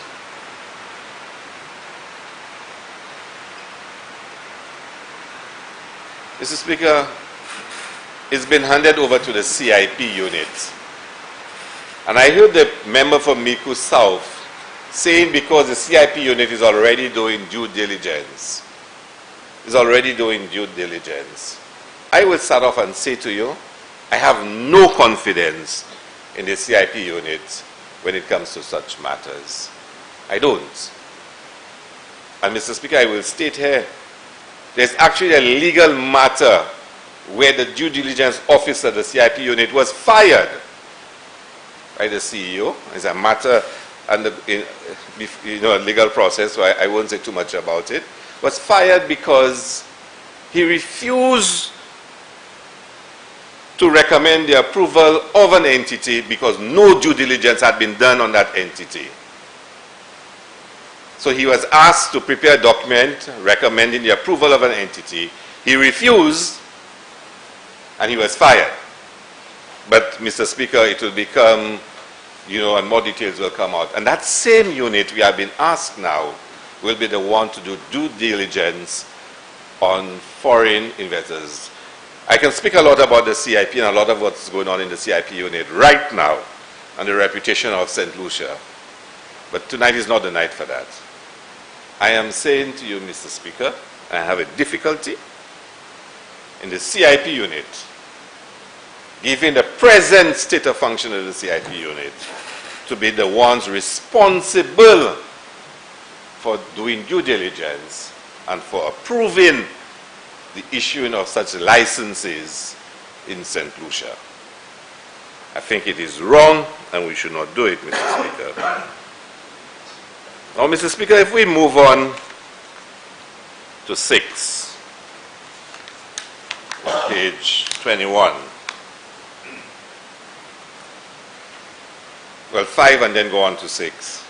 Listen to what this says. The responsibility is given to the CIP board, but the board is given powers to delegate its authority to a committee of the board. So it is not the board in its totality that will be deciding on the license. 3 persons will be deciding. Not the board, the entire board. They delegate their responsibility to 3 persons. The legal officer of the unit, the chief executive officer, and 1 other person. So whereas you said you hand it over to the board decides on who can be made economic citizens of St. Lucia, the entire board. But in the case of deciding who gets a license to own property in St. Lucia, 3 persons alone will make that decision, not the entire board. I have a difficulty with this, Mr. Speaker, because I have to ask, Mr. Speaker, who will be providing oversight to the functioning of that 3-person committee? Because The legislation only requires that a record is kept of the decision of the committee. There is no requirement that the entire board must ratify decisions, must concur with decisions, must review decisions. The Freeman Committee makes the decision on behalf of the nation of St. Lucia. Because remember, it's taken away from the Cabinet of Ministers to do so. The certificate issuing the license is not even signed by the chairman of the board of the CIP. It is not even signed by the chairman of the board of the CIP. It is the chairperson of that committee that signs. And of course, the act would require that chairperson to then tell the board, I have signed 10 licenses or I've signed 15 licenses. That's all it requires a person to do. I don't think that's enough. I don't think the chairperson of that committee should sign those licenses. I think you may wish to have a committee, but that committee should then submit to the entire board to ratify the decision and for those licenses to be signed by the chairperson of the CIP board, not by the chairperson of a committee that now has that responsibility. I think this is unacceptable, Mr. Speaker.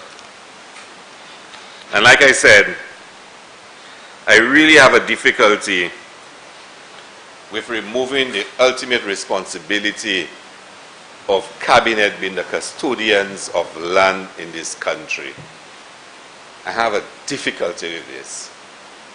And I want members to really think long and hard about it from a policy perspective.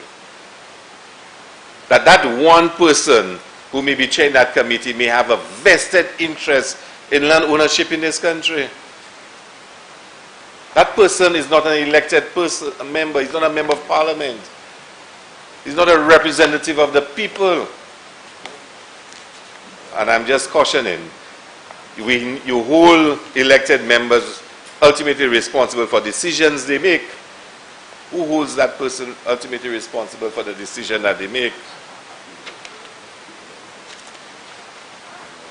Mr. Speaker, if we go on to 7.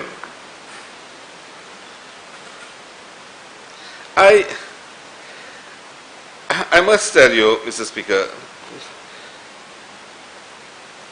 this idea of, and I really need somebody to explain to me, this requires you, and I heard the Prime Minister say it's a two-stage process to facilitate ease of business.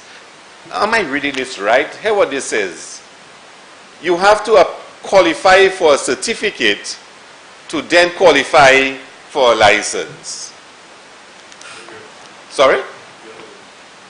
Oh, can't be. Is it the other way around? No, it's not the other way around. It says, you shall make an application to the board for a certificate to be eligible to apply for an alien landholder's license. So I have to get a certificate. I have to apply for a certificate for me to then apply for a license. Why don't I just apply for the license? It's like I'm going to get my driver's license. I do my test, I pass, and you give me a certificate which gives me the right now to apply for my license. Why? Why can't I just apply for the license? Why do I need to get a certificate for me to be able to apply for a license?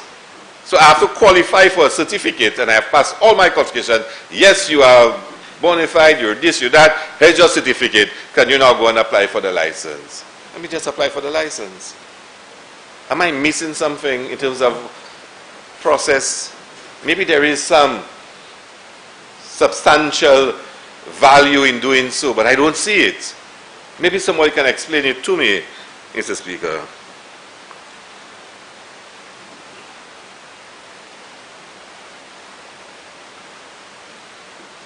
Now, let's read 1 and 2, 7, 1 and 2, and help me understand this. An alien shall make an application to the board for a certificate to be eligible to apply for an alien landholding license to purchase, acquire, lease land, or continue to hold land in St. Lucia. 2. An alien with a valid license issued under the former act shall make an application to the board for a certificate if that alien intends to obtain an alien investor entrance permit. So, if I have a license, valid license under the former act, I can apply for a certificate if only I want to have an investor entrance permit. Why? I have a license already, and I want an investor entrance permit. I already have a license, no? You tell me now I have to go and apply for a certificate for me now to be able to apply to get the entrance permit. Again, explain to me why. I cannot see in my simple mind the necessity of those steps, and why is that necessary. Then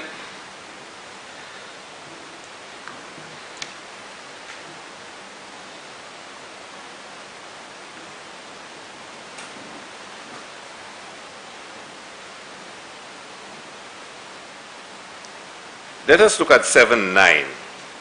And again, help me understand 7.9 about the trustee. Why would you want to put a trustee name on the license? A liquidator or a receiver. Why would you want to put a liquidator or a receiver name on a license? A liquidator or trustee or a liquidator or a receiver is a trustee. Why would you want to put a license on his name? You still have someone who is a legal owner. And again, help me understand the policy behind that. Because somebody is still the legal owner. There's a liquidator or a receiver handling this matter. Why would you want to transfer the license to their name when you still have a legal owner? Again, the lawyers can explain whether or not there is not some difficulty with that being done, because the license is in the name of the owner. And until the property is totally disposed of, it is still that of the legal owner, no? And again, like I said, I'm not a lawyer. I'm a common man when it comes to those matters.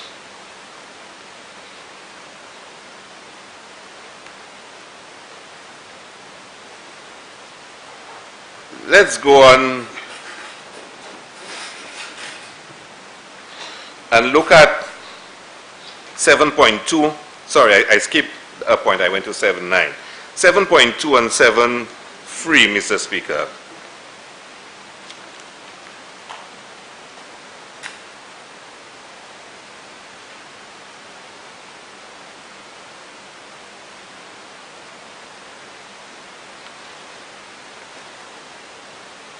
Again, under 7.73, if you are exempted from the licensing requirements under the former act or under this act, shall make an application to the board for a certificate if that alien intends to obtain an alien investor entrance permit. Again, I don't understand, but I guess the legal people will probably explain it better than me. But for me, as an ordinary person, it is a bit confusing. There's no complexity. It's what it seeks to do is the problem. Yeah. Mine is missing a page. Yours, you have. Let's go on quickly, Mr. Speaker. Let's look at 8.5.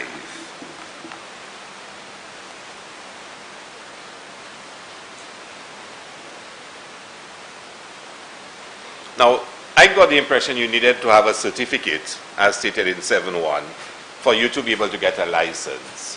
But when you read 8.5, it says, if an alien is able to identify the land that he or she intends to purchase, acquire, or lease at the time of applying for a certificate, that alien may at the same time of applying for a certificate submit an application for an alien landholding license under Section 15. Now, do you need one for the other? Because, again, you're saying, if I know the land that I have an interest in, I want to, whilst I'm applying for the certificate, I can also apply for the license at the same time. Again, I'm not sure about the two-stage process that is required. And maybe the Prime Minister, the member for Mico North can best explain it to us. Mico South, sorry.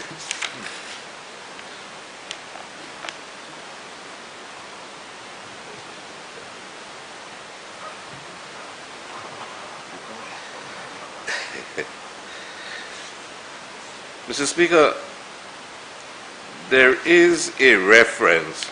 I must tell you, for some reason, my copy of my act, my bill, is missing a few pages, so I need to refer to the member's own. There is a point where mention is made of some fees, which I want to ask the honorable member to explain to us what are those fees. There is a non-development fee and a non-operation fee. If you look at 17, Mr. Speaker, it refers to the non-refundable non-development fee or non-operation fee. Maybe somebody can explain to us what's the non-development fee and what's the non-operation fee. That's page 29.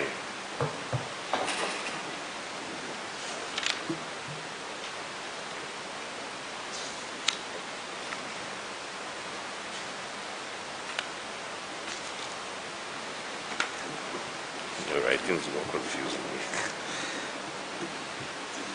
It speaks of the non-development fee. I don't know if you follow me there.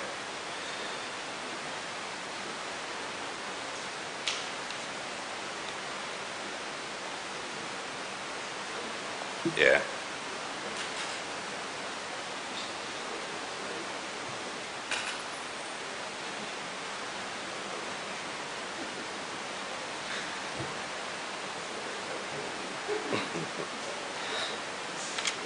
You notice those two fees, but there's no way in the bill that you can get any understanding of what's a non-development and a non-operation fee.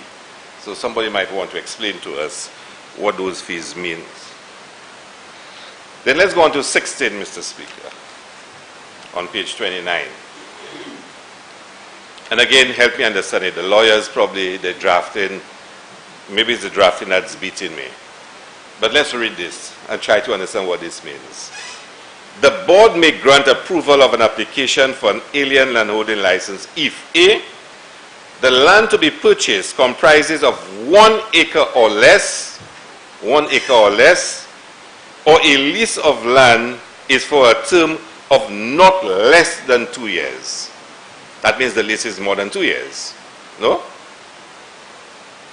2 years or more. 2 years or more. And it goes on, the land is part of an approved development and an alien satisfies the application requirements under section 15. So what happens if the lease is less than 2 years? Do you need a license? If an alien wants to lease land for less than 2 years, does that mean they do not need a license? Because this says, because when you go on to 16.2, it says if the land to be purchased or acquired comprises of more than 1 acre of land, but remember in the previous one it said 1 acre or less, the board can do it on its own. In 16.2 it says if it is of more than 1 acre and the lease is for more than 2 years, the board may, on the recommendation of physical planning and development control, grant approval. So 16.1 deals with, I suppose, smaller and shorter periods. But it says of not less than 2 years. So I'm wondering, if it's less than 2 years, do you need an alien landholding license? And whether the not should not have been there. I don't know, the drafters know best. But certainly the way it reads, it suggests either somebody does not need a license if the lease is less than 2 years, or there is an error. Yeah? Now, 16.1b, the land is part of an approved development. And I'm asking myself the question, if someone in St. Lucia has a house, beautiful house, and an alien wants to purchase it, and it is not part of a development, it means you cannot sell your house. Is that what that means? It doesn't mean that. Again, this is a layman interpreting this. 16.2. This is 16, 1, 2, and 3 suggests that you can only get a license if your property is part of an approved development. No, it says the board may grant approval of an application for an alien land holding license if B, the land is part of an approved development. So if the land is not part of an approved development, what happens? Now, no, but here is, no, that's fine, but here what 16.2 says. But it must be more than 1 acre. So if my land is 1 acre and it's not part of a development, I cannot sell it. How?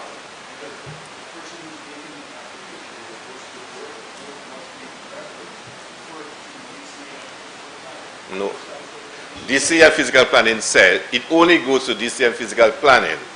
It only goes to them if it is more than 1 acre.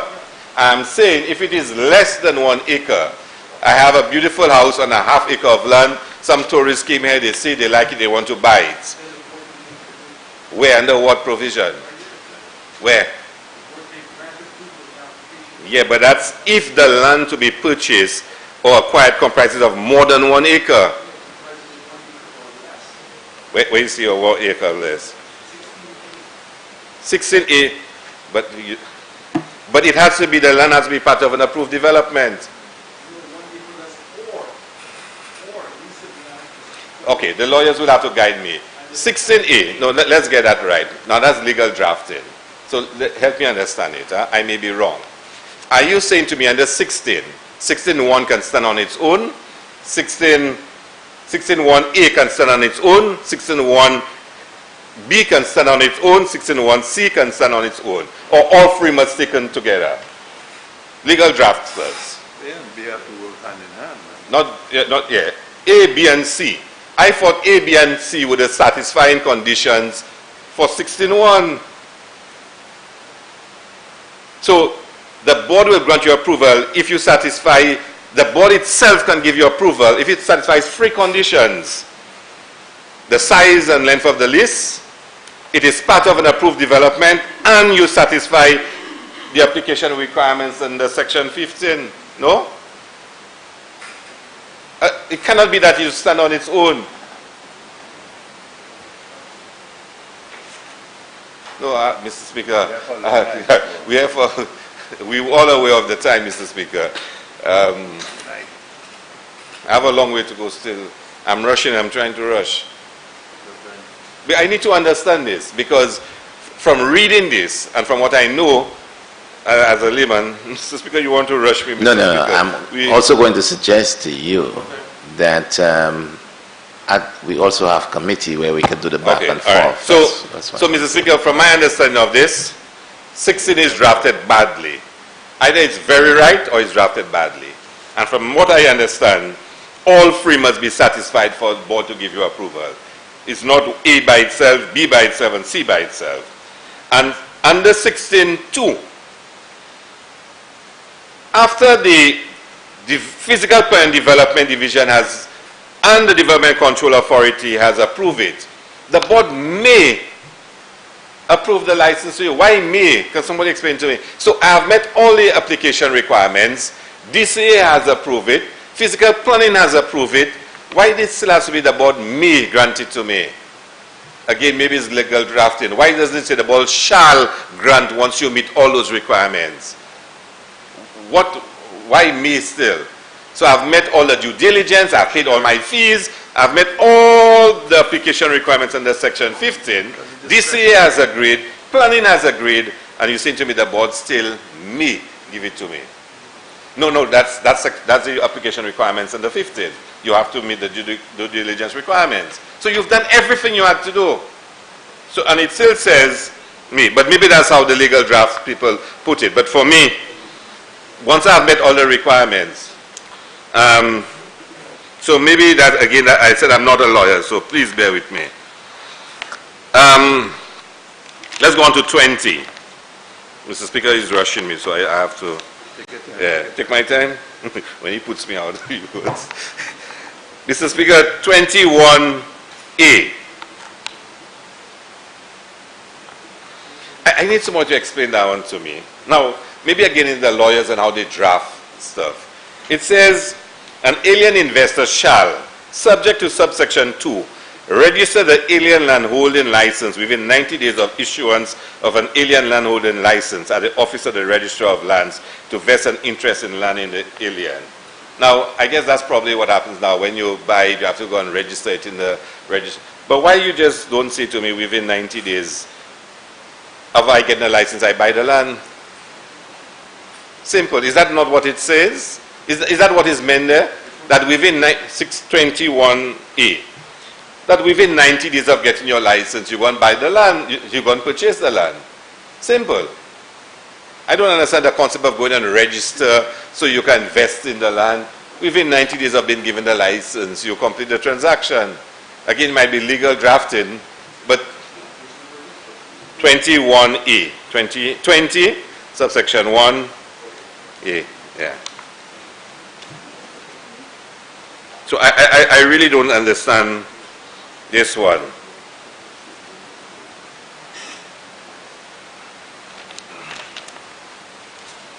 Again, 22C, let's move quickly, 22.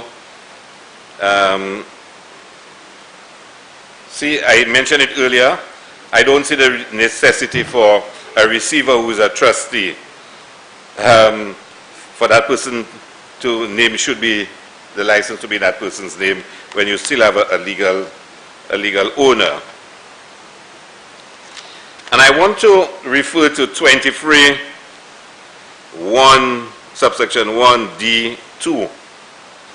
And that is also repeated in 13(1), where it speaks of a condition for the rejection, that's on page 33, if an alien investor is considered to be a national security risk. What's a national security risk? What's a national security risk? Do you tell somebody you revoke because he or she is a national security risk? Terrorist. Won't you have to explain and provide details to the person as to why, what is a national security risk? That's very vague. No, I'm not splitting at hairs. There is a legal case in England. There is a legal case in England where the courts rule that there is an obligation. These days we are under English law. Remember that. No, that's a serious point, Mr. Speaker. A serious point. That it has been ruled that it is not sufficient to tell somebody that they are a national security risk and to curtail their freedoms or take away any rights from them. It has been. If somebody meets all your requirements and you just reject it and told them because you're a national security risk, and you don't explain to him what's a national security risk, he has a legitimate grounds. Sorry? All I'm saying is that again, I'm not a lawyer, but the lawyers can better guide. You cannot just revoke somebody because you have decided. You have to be able to substantiate it. But again, who am I? It's a shit point, okay. Let you go to court. Let you go to court and you tell someone, you reject somebody and tell them because they're a national security risk and you don't explain to them what that meant. And then they sue the government of St. Lucia. And then you'll see how much of a shit point it is. And like I said, some people are not worthy enough to understand and read about those things, but there is legal precedent already for that. So, oh, you said cheap. Oh, that's what he said. Let's go to 25, Mr. Speaker. You're sleeping, sorry. 25, subsection 2C, where the alien is trading on the Eastern Caribbean Securities Exchange Limited. Again, I don't know why there should be an exemption. And it comes back again to, and I think the Prime Minister, the member from Miku North had said they were taking away all the powers from cabinet to exempt people. Sorry? No, but here, cabinet may, by order published in the Gazette, exempt an alien from this act. And then they give under which conditions cabinet can still exempt. And I heard the member from Miku North said they were taking away the... Sorry, what I keep saying? Oh gosh, sorry. I think I'm still a little overwhelmed by the comments of the member from Miku North, Miku South. Cabinet still can exempt, although they give clear criteria now. But I'm not sure why, because you're trading on the securities exchange, you'll be exempted from requiring a license. There probably is a very good reason, but I would love to know what that good reason is. 26.2, the tribunal. Now the tribunal consists of 3 persons appointed by the Chief Justice. And I'm wondering whether or not we should not have some criteria as to who those 3 persons should be. For example, you've had the Commissioner of Lands, the Director of Planning, the person who heads the Development Control Authority. Otherwise, the Chief Justice can appoint 3 lawyers, a retired judge and 2 retired lawyers, whatnot, to sit on the tribunal. And you're wondering whether or not you should not have, because you deal with land, you deal with development, you deal with breaches of the license, that would have spelled out clear criteria, whether or not there should not be some criteria as to who those 3 persons should be. And maybe you may wish to consider this. This is serious business. Should I play around?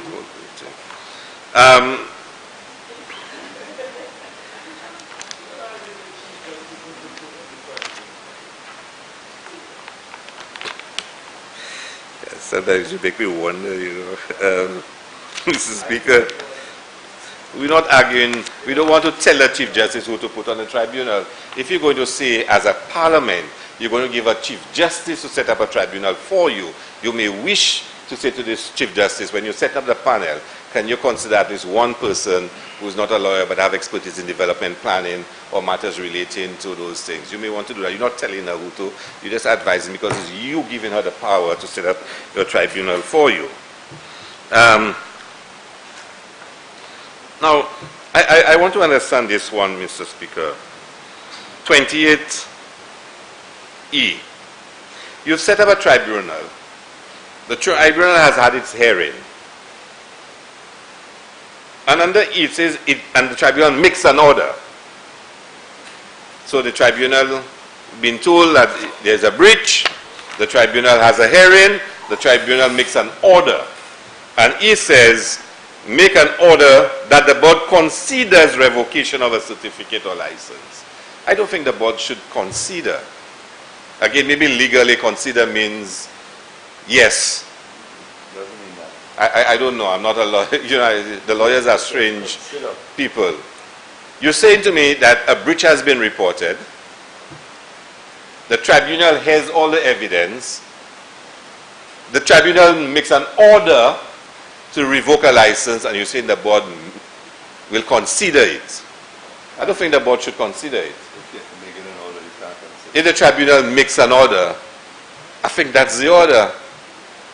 Again, so the lawyers might want to consider whether the word should reflect whether the word considers is appropriate there.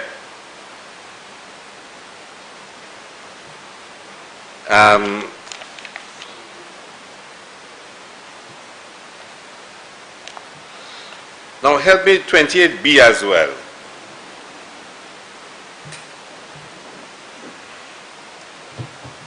The tribunal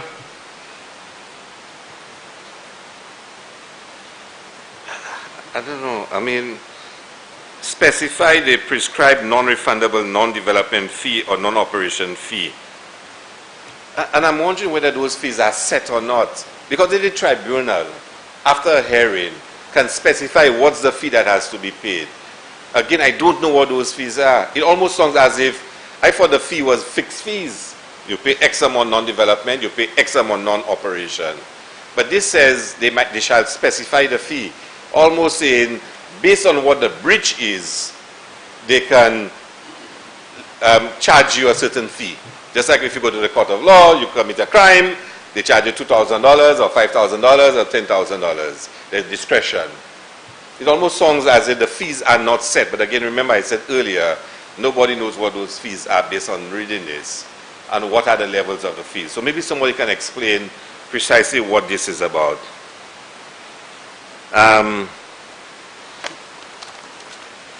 Let's go to 30. 32C. Again, help me understand it. Again, might be legal. A notice under subsection 1 must specify the action to be taken to rectify the breach within 3 years. Why does it say within 3 years? Because if it says there's a breach, yeah, just help me understand it. There's a breach. We've gone on to 32, subsection 2C. And I think generally that whole section, it almost says to me, for example, it says the action to be taken to rectify the breach within 3 years. Why within 3 years? Why are you telling the tribunal that the notice they give must be that it is done within 3 years? Do you even need to say within 3 years?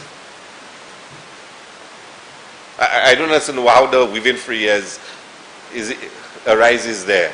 Again, maybe there is something that I don't fully understand. And the same thing with 2B. You virtually tell the tribunal they must say how much money must be paid within 3 years. Why the 3 years? What's the magic thing about 3 years? Why not 2 years? Why not 5 years? Why not 4 years? Again, maybe you have a perfectly good reason.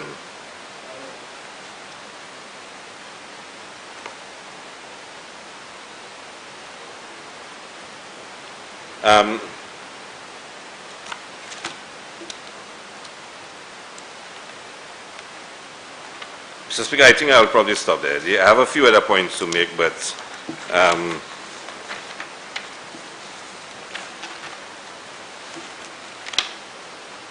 like you said, we're probably under committee stage. If we do have that session tonight, we can go clause by clause and deal with them.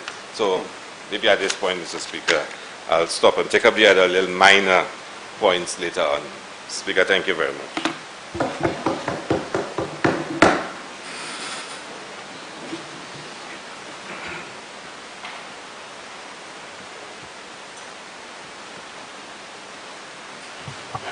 Honorable Leader of the Opposition. Thank you, Mr. Speaker. Honorable. Mr. Speaker, I would like to suspend the House or adjourn the House until, I don't know if we can start a little bit earlier to finish earlier, because I'm sure everybody didn't have the day planned, but maybe 9 or 10 o'clock? Yeah. Or today. But we all have plans.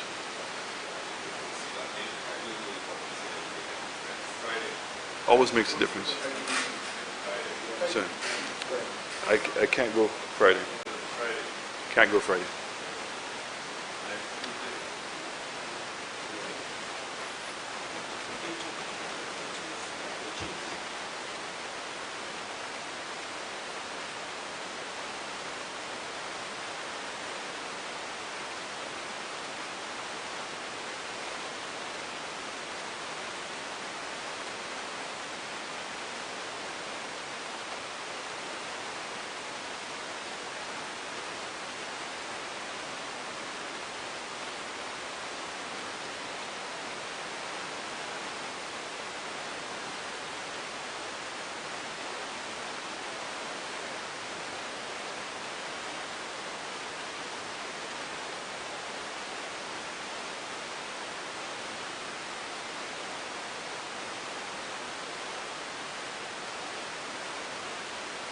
Leader of the Opposition.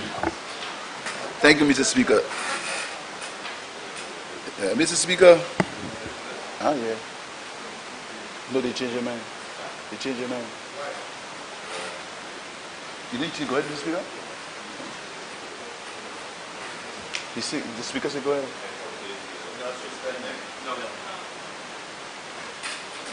Mr. Speaker, my contribution, Mr. Speaker, is not on the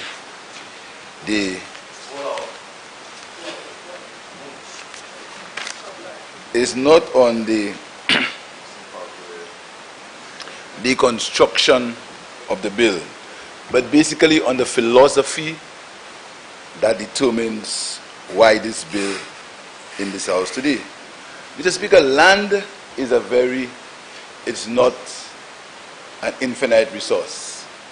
We have a limited amount of land, 258 square miles of country, some of it not habitable. Now, anytime we are looking to sell land to aliens, as is said in the Act, Mr. Speaker, we must be extremely careful, because there are people in the diaspora who want to buy land. There are young people who want to buy land, but the price of land is becoming so exorbitant that these people can't afford to buy land. So when we are dealing with licenses for foreigners to buy land, we have to be very careful. So you must understand the philosophical concern that I have, or we have on the side, about the selling of land to foreigners. Mr. Speaker, the transfer or the authority to purchase, to get a license to buy land, now is shifted from the cabinet to a board, a CIP board, a committee of the board to be exact. Mr. Speaker, the CIP board also issues passports. I want to ask a question. No? Citizens? Right. Technicality. Okay. I want to find out, Mr. Speaker, and it's out of a question. I do not want to be accused. A question. When someone has a passport, a CIP passport, does that person have an automatic right to purchase land without a license? All right, okay. So that means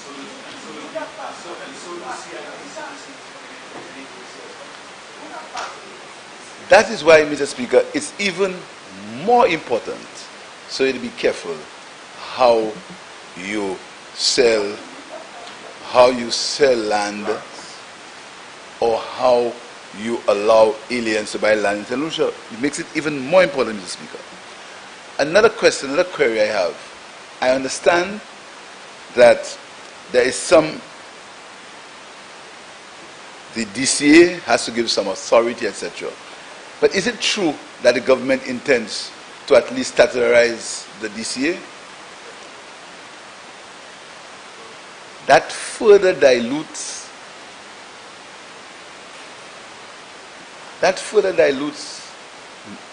the power. Because you see, Mr. Speaker, when these boards, man, why you don't listen? You just making yourself listen, man. Honorable members. I see your thing, you get no. Leader of the opposition remain. Relax yourself, man.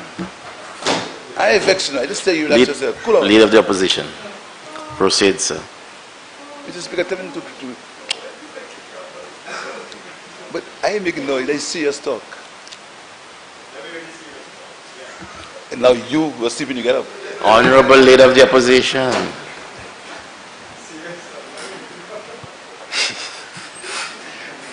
Yes. Now, you see, Mr. Speaker, when the government statutarizes the DCA, Mr. Speaker, does not further dilute the power of cabinet? Because, you see, the people that you will put in the DCA will most likely be your people. So you're making it easier to buy land. That's what you say you want to do. And you're making it easier to give approval to do things that may be in contrary to the environment. Maybe, I said. And you know your history with the National Trust. That is why, Mr. Speaker, we are speaking about the philosophical underpinning behind that bill, Mr. Speaker. The Prime Minister said that the bill was to remove the power from cabinet. But in section 24, he says the bill is to limit the power of cabinet, or to get cabinet away from issuing alien and holding license. But in section 24, he is giving cabinet the power to waive the license fee. Why? If you want to limit cabinet power, as you see, why must cabinet have the power to waive the fee? There ought to be a criteria set, and let the CIP board that you've delegated the powers to, let the CIP board do it. Why? But you're amending the law. The Prime Minister also said that the aliens used to sell the land through an IBC Act. The question now, Mr. Speaker, under IBC Act, because of the recent legislation or the proposed legislation by the EU, etc., won't IBCs soon become a thing of the past? And IBCs soon going to become a thing of the past because you want to end ring fencing and etc. So IBCs soon going to be a thing of the past. So why? I really don't understand. I don't understand, Mr. Speaker. I really don't understand. But, Mr. Speaker, what I'm saying to you is that we have a right to protect our land and protect the patrimony of our people. I'm warning that there are hundreds of St. Lucians who want to buy land in St. Lucia, who cannot buy land, some of them because land is not available, some of them because land is too expensive. We cannot be giving out acres and acres of land in the name of present development.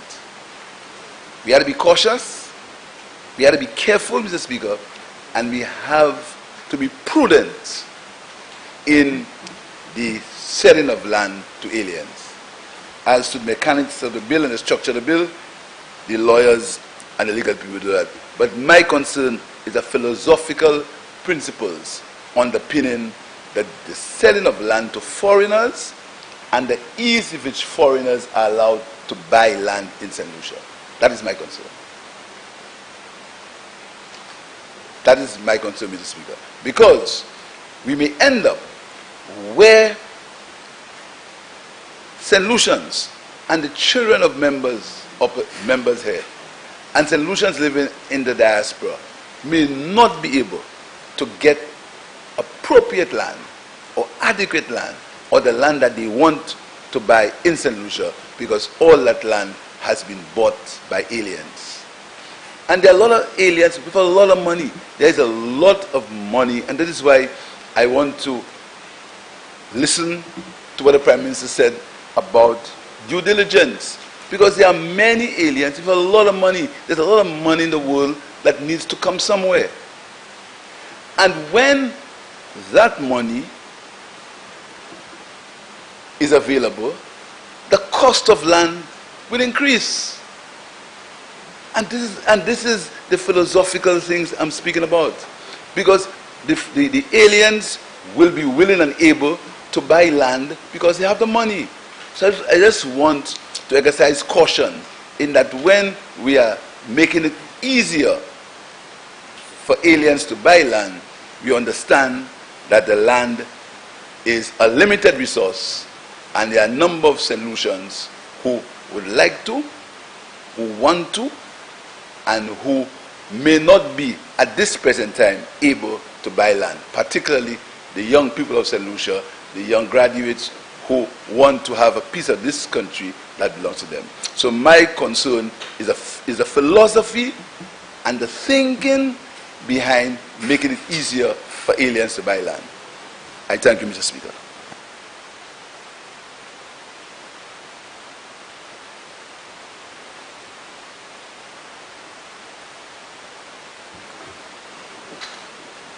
Member for Vieux-Fort South. Mr. Speaker, I want to thank you. Mr. Speaker, I guess whatever comments this side makes would really be of no value just for the historical record, because in the past when suggestions have been made, they are routinely disregarded, and earlier this evening we were told, certainly I was told, that whenever suggestions are made, we make them with insincerity. We are insincere about these suggestions. So I don't hold much hope at all that the voices you have heard on this side will be listened to on what is a very provocative piece of legislation. Mr. Speaker, I also said in an earlier contribution that sometimes if you get an impression that there's an accompanying schizophrenia when dealing with policies and legislation, etc. And if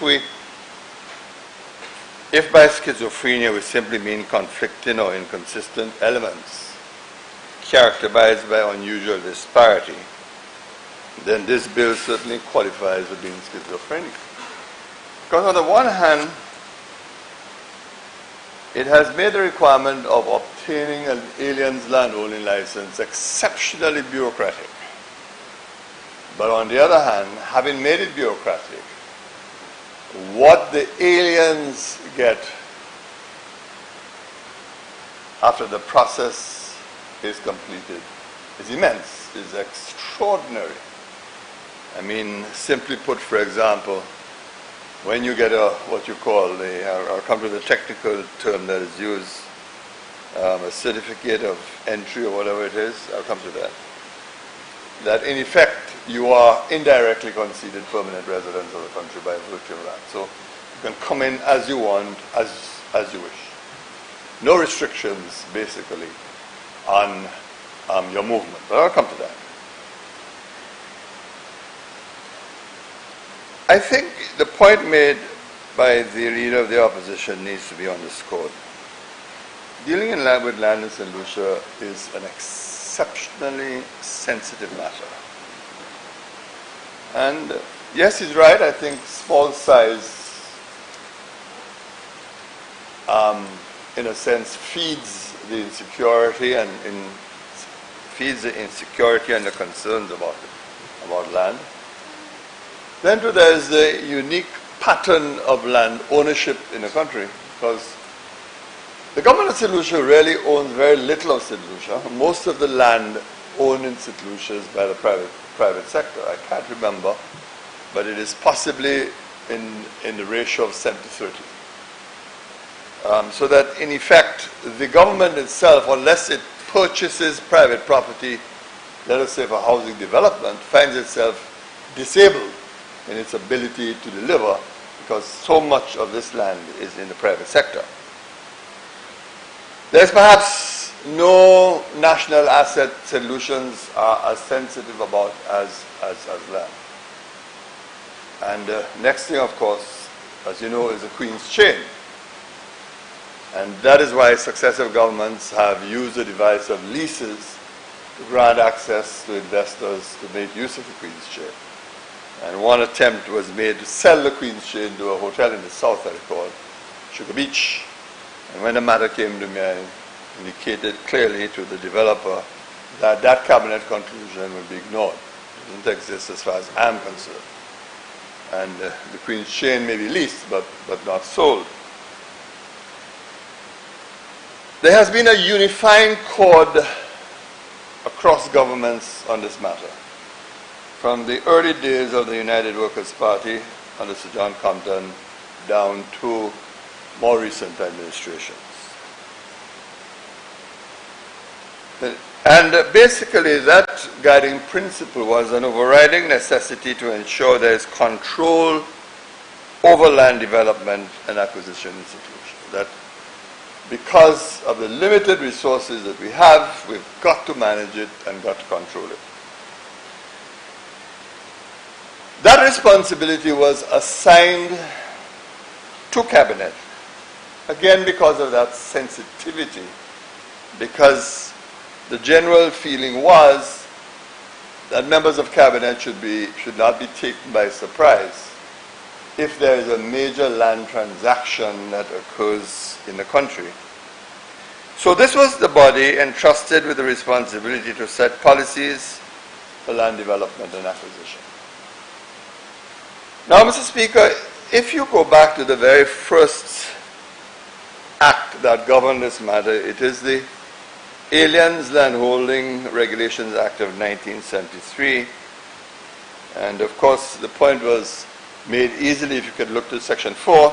The Cabinet may, if it deem fit, from time to time grant to any alien a license to hold land as owner or tenant for any estate or interest, either subject to any conditions or not, etc., etc. That position was maintained in subsequent legislation. In 1999, for example, when some revision was done and a new act introduced, same principle. An alien may apply in the prescribed form to Cabinet for a license to hold land, a debenture, or a mortgage on land.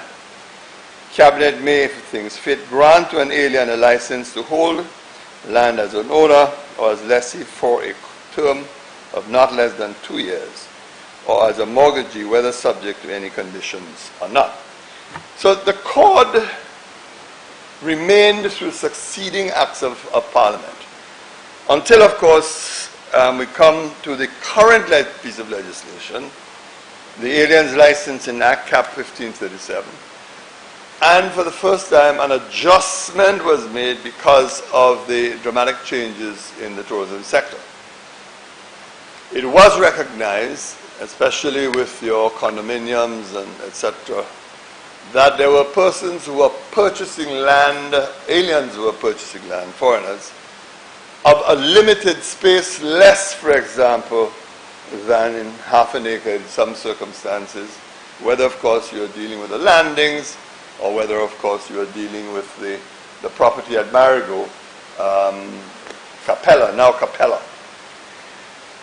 And it says an alien may apply in the prescribed form to Cabinet for a license to hold land. Cabinet may, if it thinks fit, grant an alien license to hold land as owner or as lessee for a term of not less than 2 years, whether subject to any conditions or not. And then it said, despite subsection 2, the minister may, where the land concerned is not more than half an acre, grant an alien a license to hold land, whether subject to certain conditions or not, but the minister shall not, under this subsection, grant more than one license to the same alien. So that if that alien bought one property and proceeded to buy a second property, then that application had to go to the entire cabinet to be considered because of the fact that he was increasing his land ownership in the country, possibly to the detriment of seclusion. So that was the unifying code, that it was such a sensitive matter that the cabinet of ministers needed to have a say on what was happening to the patrimony of St. Lucian's. That was really the crux of it. Now, Mr. Speaker, I have gone through that history just to emphasize that we have now made a dramatic change, and we are placing a powerful authority and responsibility into a subcommittee of the CIP board to make decisions about land and who should invest or qualify for land. Mr. Speaker, like my colleague from Castries South, I don't understand why a responsibility like that should be located in the CIP. Not only because of the reputation of the CIP and the current board, because it is not a reputation to be respected, but also that there are persons who want to purchase lands who have nothing to do with CIP, who don't necessarily want to be associated with a CIP. There are persons who, for example, might just want, they see a nice bungalow that they want to use for vacation purposes, may want to purchase, And as far as they are concerned, they just want to purchase the little holiday home and that's it.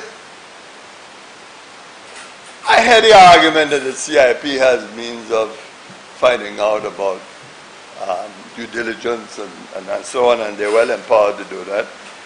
But of course, suffice it to say that in any event, there are well-established agencies who can also perform that role, as has happened in the past. So the question is, why locate that huge and contentious power and authority in the hands of a CIP committee? As I said, not everyone who wish to purchase a house or condominium wishes to purchase citizenship in this country. But what I find particularly alarming is this now very bureaucratic approach. Now we are supposed to try to see if we can become more business friendly or whatever. So now it's a two-stage process. First, you apply for a certificate, clause 3A of eligibility. And of course you can look at clause 3A and clause 7. Clause 3A says,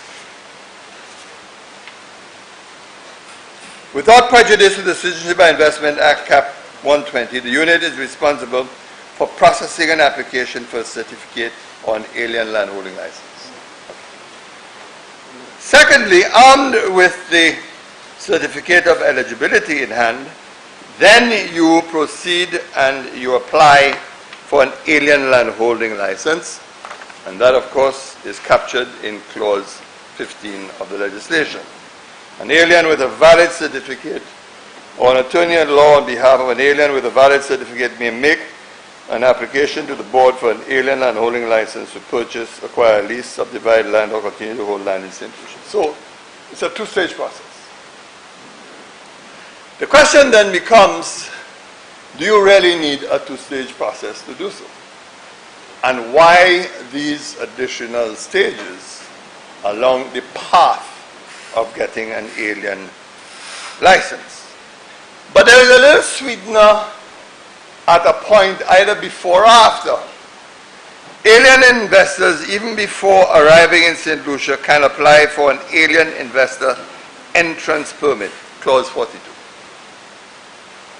So, even before they arrive, they can apply for this alien investor entrance permit, clause 42, and of course, in applying under clause 42, they then get the benefit of obtaining a letter of support from the unit to explain that they are a bona fide investor. And of course, what the Act does is to place that application in the hands of the Chief Immigration Officer, but everybody knows that when the Chief Immigration Officer gets a letter from the CIP unit that that fellow is a bona fide investor, that the chances are he's going to get it. Now, Mr. Speaker, it is clear that once he gets it, and even though if he gets it for the duration of whatever license that he has, the reality is that it almost translates to a form of permanent residence because you can go in and out as you want. We have to be very careful here in St. Lucia that we don't develop social garrisons. We have to be very careful.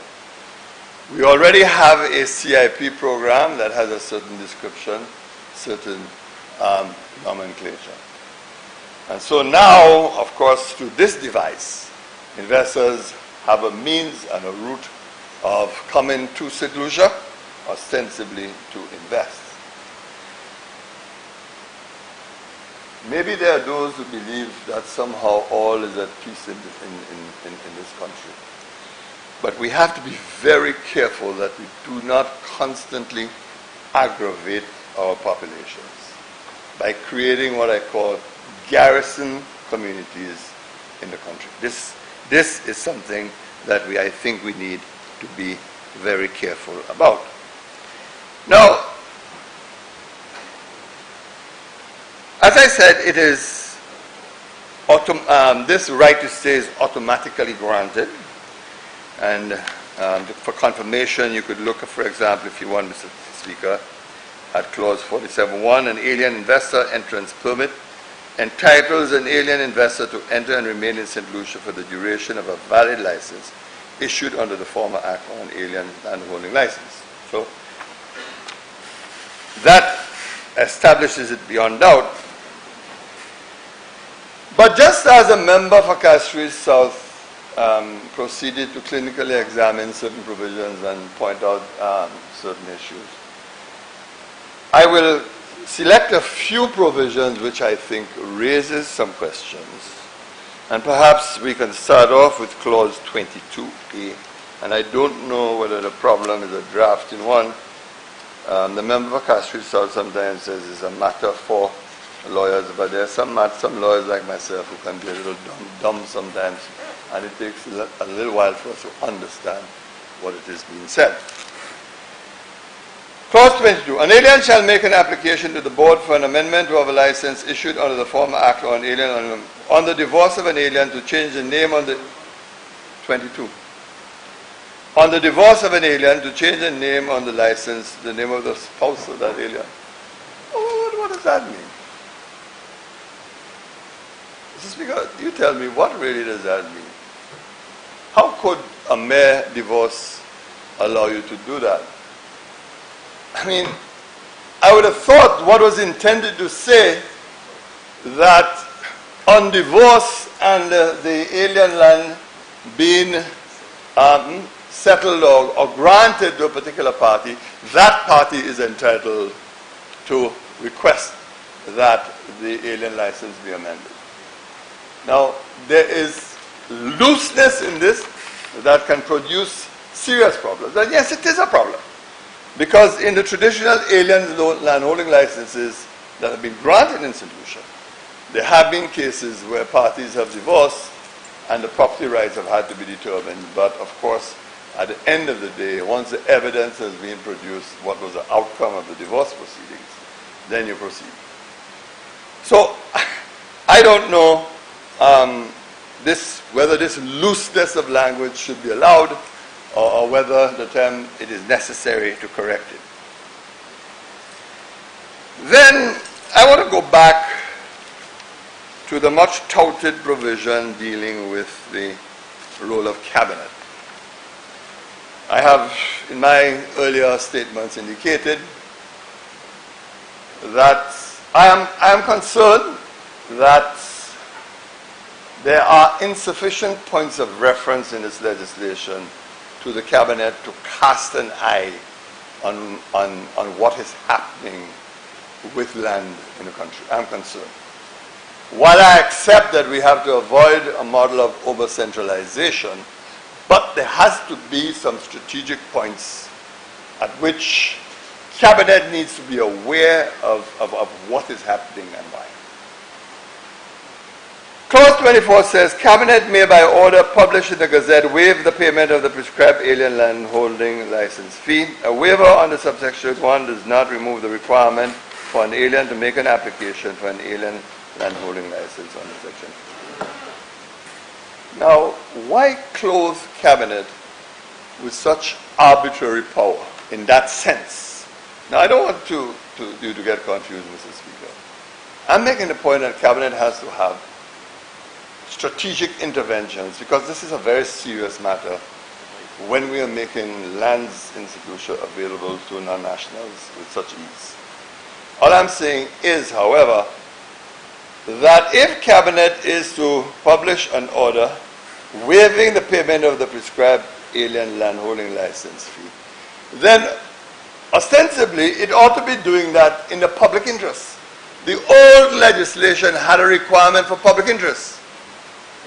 So really, this should be saying, Cabinet may by order published in the Gazette waive the payment of the prescribed fee, alien landholding license fee, provided that it is in the public interest to do so. And public interests can, of course, include a multiplicity of scenarios, including that the land in question is vital and necessary for investment purposes, as in the past. Of course, Clause 25 does not unless cure the problem. It does not cure the problem in its entirety, Mr. Speaker. And in fact, it does not speak directly to the public interest point, although, of course, some requirements may be imposed.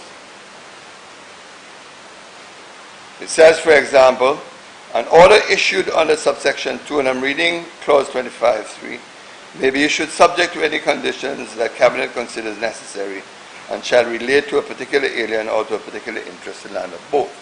Nothing wrong with that, provided that the overriding requirement of the public interest is maintained.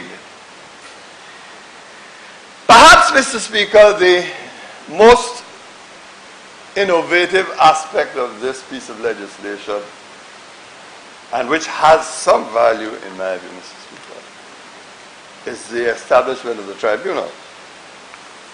Because in the past, very clearly, the matter lay in the domain of the Cabinet and the Attorney General's chambers, that is to say, in respect of forfeiture and the rest of it. But I'm a little puzzled. I don't have the anxieties of my good friend from Castries South regarding the membership of the tribunal. I think it is safer in the hands of the Chief Justice making recommendations in that regard. The problem, however, is clause 26.1. This is what it says. There is established a tribunal to hear a matter referred to it by the board under section 21.2. Now, when you go to 21.2, Speaker, it says, the board shall, on being notified under subsection 1, refer the matter to the tribunal for its determination. Then 21.1 says, where the Physical Planning Development Division and the Development Control Authority have reason to believe that an alien or alien investor has breached the conditions of a license issued under the former Act on Alien Land Holding License, the Physical Planning and Development Division and the Development Control Authority shall give written notice to the board of a breach of a condition of that license. That's what 21.1 says. But, Mr. Speaker, if the tribunal is set up to hear matters only under 21.2, the question is, why not section 23 subsection 2 of the Act? Why set up a tribunal solely for that purpose? I mean, surely a tribunal should have more responsibility than that. If you look at section 23, Mr. Speaker, look at it for yourself. 23? Yes. The board may revoke a license issued under the former Act on Alien Land Holding License, and it says for breaches of a number of things, some of them familiar. D, provides false information, is considered to be a national security risk, is involved in an activity that is likely to cause dispute to St. Lucia, and there are many of them around these days. And then there is the criminal conviction thing, and then it goes under 2. Where a license issued under the former Act on Alien Land Holding License is revoked under subsection 1, the board shall give written notice within 7 days to the alien investor of the revocation.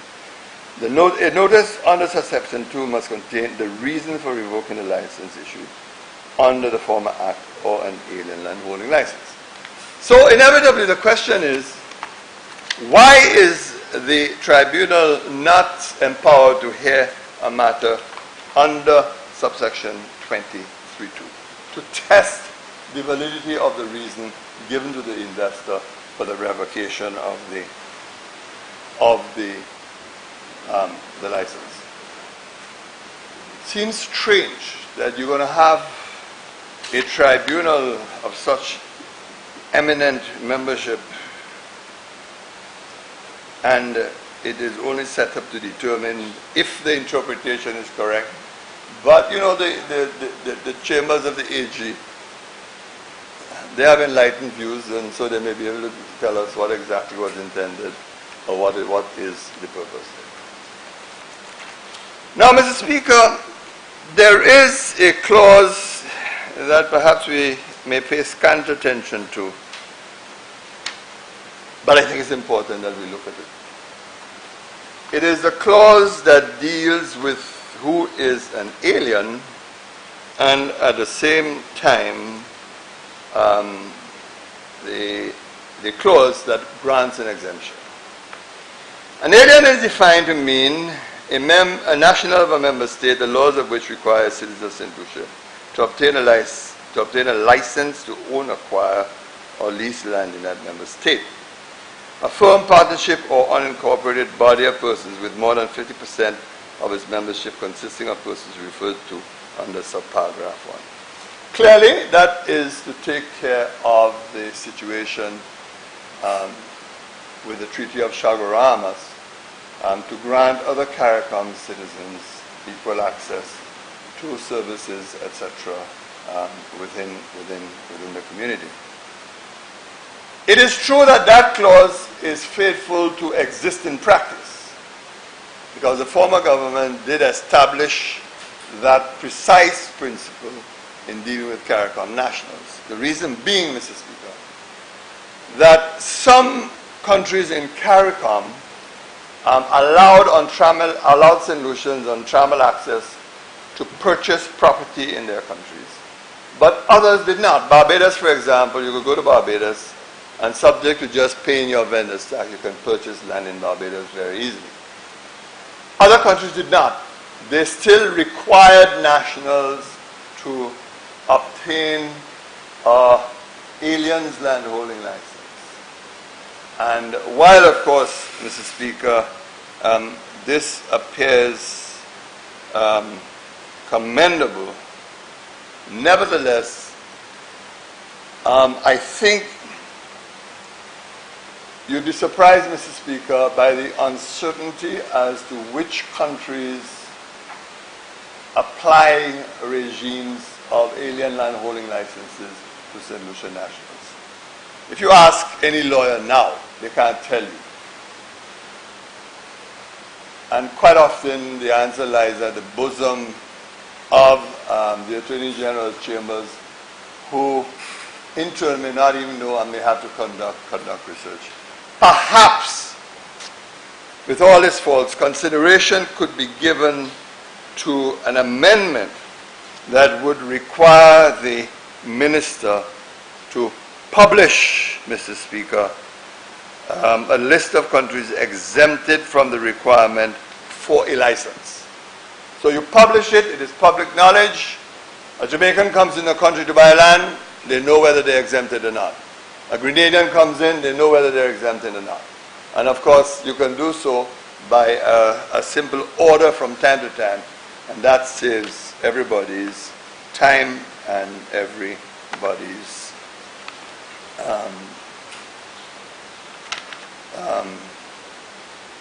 energy, Mr. Speaker, to deal with this matter.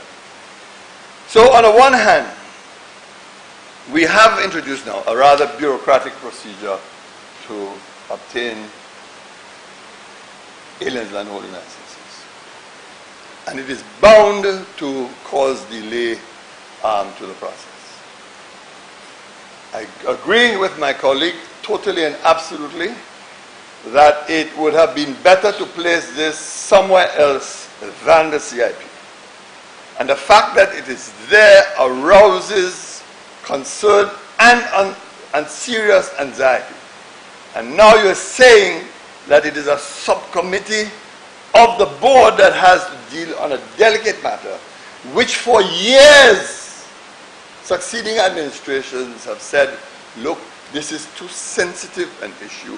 We need to know what is going on. For example,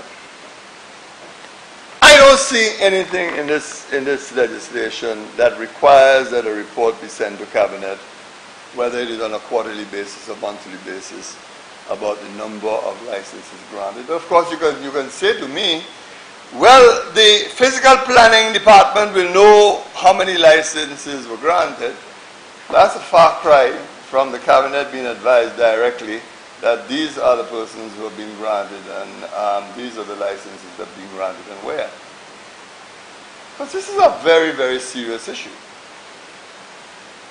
And I spoke earlier of the need for strategic points of intervention to protect the interests of Cabinet and by extension the country.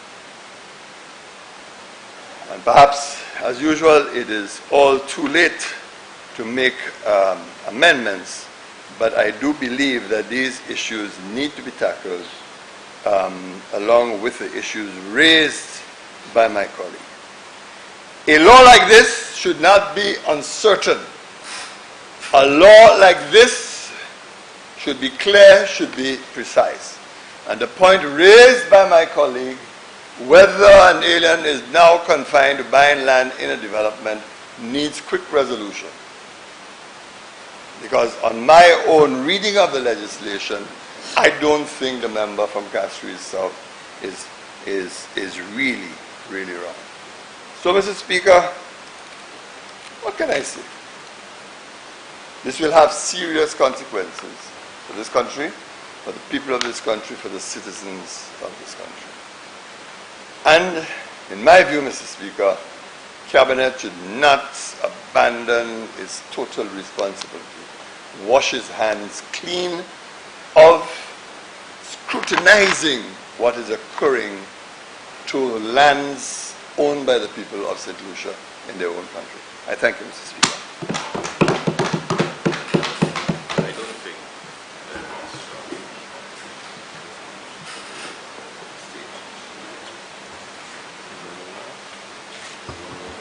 Member for Castries Office. Mr. Speaker, in following the discussion and the debate on this bill with the amendments to the Alien Land Holding License, the queries being raised, Mr. Speaker, and the matters being addressed in the legislation, because all of us in government share the view that there must be the guarded part of how much of the land is sold to aliens. But, Mr. Speaker, the present system that we have, how many persons are really denied the right to buy land in St. Lucia once they meet the due diligence requirements that are set? So, as to the issue of the agency, now, here's how I gather what is being said. That the CIP can decide that you can become a citizen of St. Lucia and they can be trusted with that responsibility to make the recommendation for this person to the minister. Yes, but when the recommendation comes whether the person is accepted or denied. The recommendations for CIP to become a citizen is signed off by the minister, but all of the things is done by the CIP board. So to tell me that that entity with that responsibility, because, Mr. Speaker, sometimes I get conflicting signals from members opposite. One time, Cabinet is overly involved. Cabinet is too involved. This time, Cabinet is not involved enough. Mr. Speaker, in the past, Cabinet have made decisions for exemptions. I mean, I have something here in my hand. And it is not with the intention of taking away anything that is said by the members opposite, because I believe that these are legitimate concerns. But when you get carte blanche decisions for waiver of alien landholding license, which is one of the matters being addressed. So in this it says, exemption and waiver of alien landholding license and stamp duties of the development company, its subsidiaries, and any and all of its venture partners for all real estate purchases and first-time buyers. Now, that is a letter that was issued to a Robert Ainsworth of Equator Lands Limited. But here's the point that I'm making. So the same cabinet that is charged with that responsibility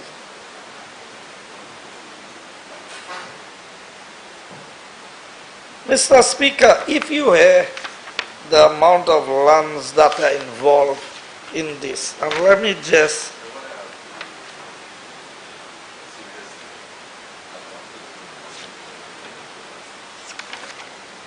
I am just making the point of the waiver. So when you made your speech, what time was it?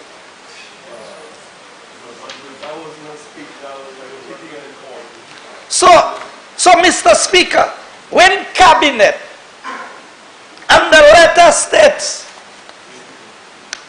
that it was granted, you know, Mr. Speaker, I wanted to find, it has the Trumasse lands. How?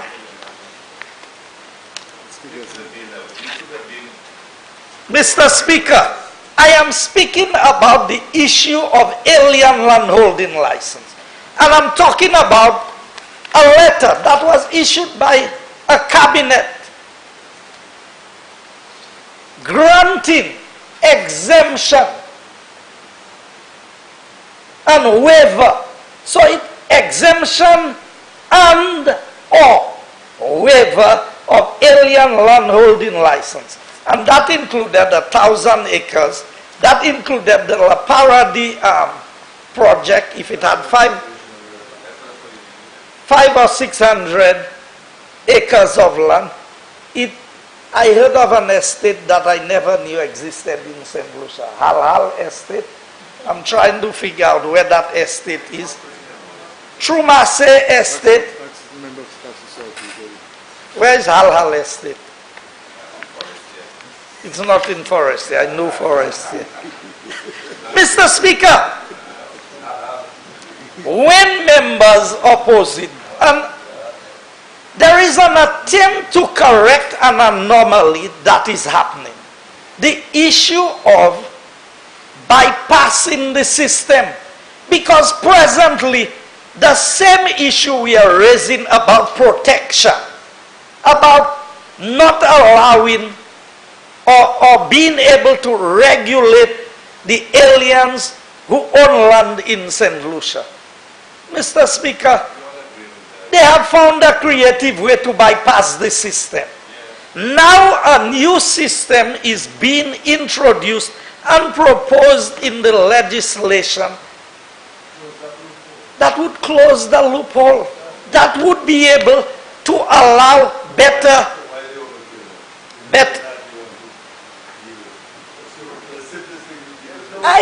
It's no overkill.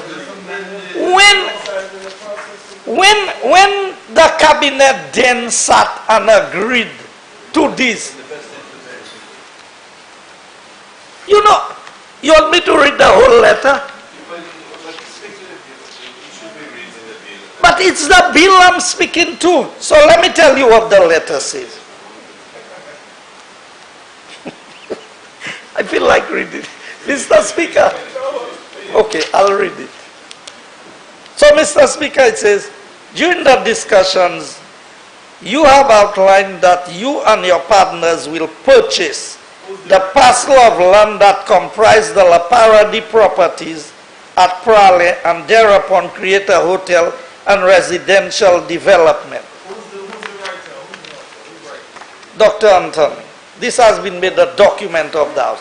You would also acquire or lease or purchase lands primarily in the south of the island, measuring approximately 1,000 acres for a manufacturing plant.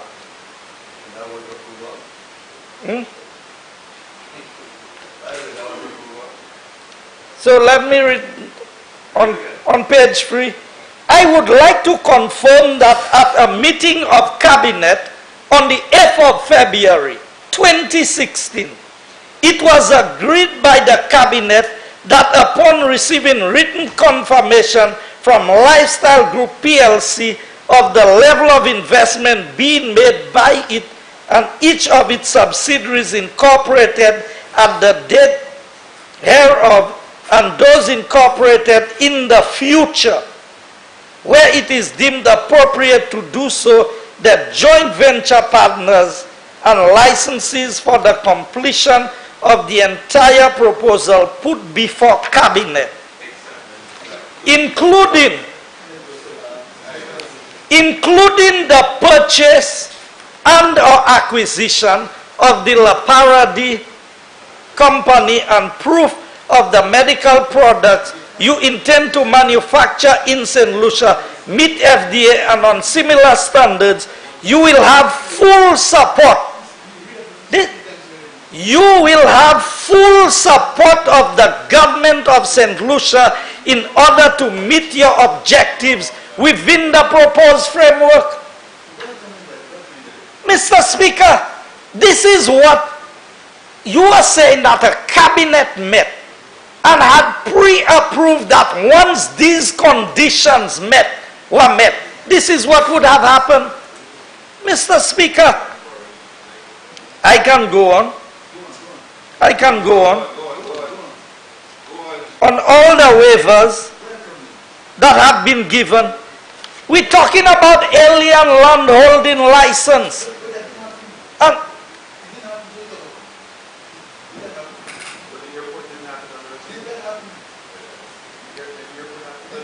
Mr. Speaker, all exemptions.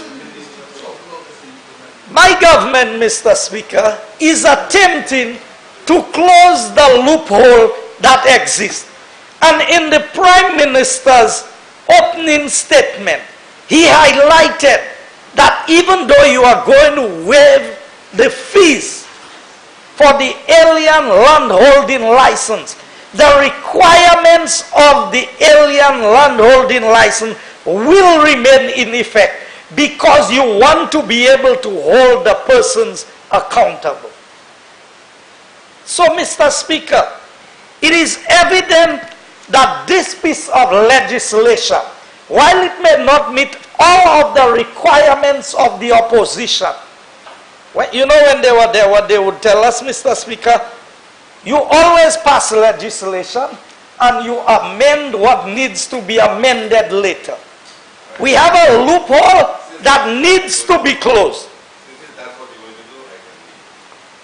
Mr. Speaker, that's not why you live in. You know why you live in. Mr. Speaker, it is clear to me that this piece of legislation is intended to accomplish a particular task in closing that loophole and being able to allow the government to collect its rightful revenue from alien land holding license. And Mr. Speaker, they can leave because if alien land holding license means everything that they say, I want to ask them, how did Bopanel, a British-based company, come to own 51% of the land at the River Dore development project without an alien land holding license? And the matter could have gone to court and cost the government of St. Lucia in excess of $6 million that we had to pay. Because you see, Mr. Speaker, members opposite always conveniently try to use the House to show that there's ulterior motive on this side for what we do. But it is clear, and it is properly brought to the House for proper discussion and debate. And the level of consultation on this piece of legislation is evident that all the concerned parties were engaged.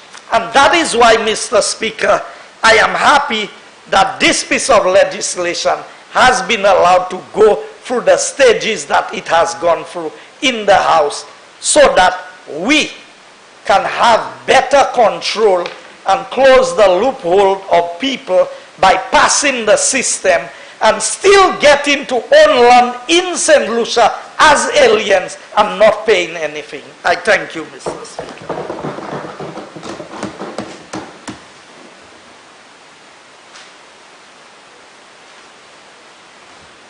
Honorable Prime Minister. Thank you very much, Mr. Speaker. Mr. Speaker, I listened very intently with some of the comments that were made by members of the opposite side, and there are some amendments that we're going to make, hopefully when we go into the committee stage. But generally, Mr. Speaker, I want to speak specifically because it's an issue that is of concern for us and was heavily debated in Cabinet when we were looking at this bill. And that is the protection of St. Lucians, particularly when it comes to access to land, and even more importantly, the affordability of land. And I think that there is a tremendous amount of expectations by the public that the alien landlord's license was supposed to do those things. But in fact, what we saw is because of the onerous process. So when the member from Vieux Fort South in particular talked about bureaucracy, it was difficult to hold myself back, because the current system we have takes anywhere between 9 months and a year. Goes in back and forth to the Attorney General's office 3-4 times to act like school children, vetting Cabinet conclusions to make sure the documents are saying what they're supposed to state.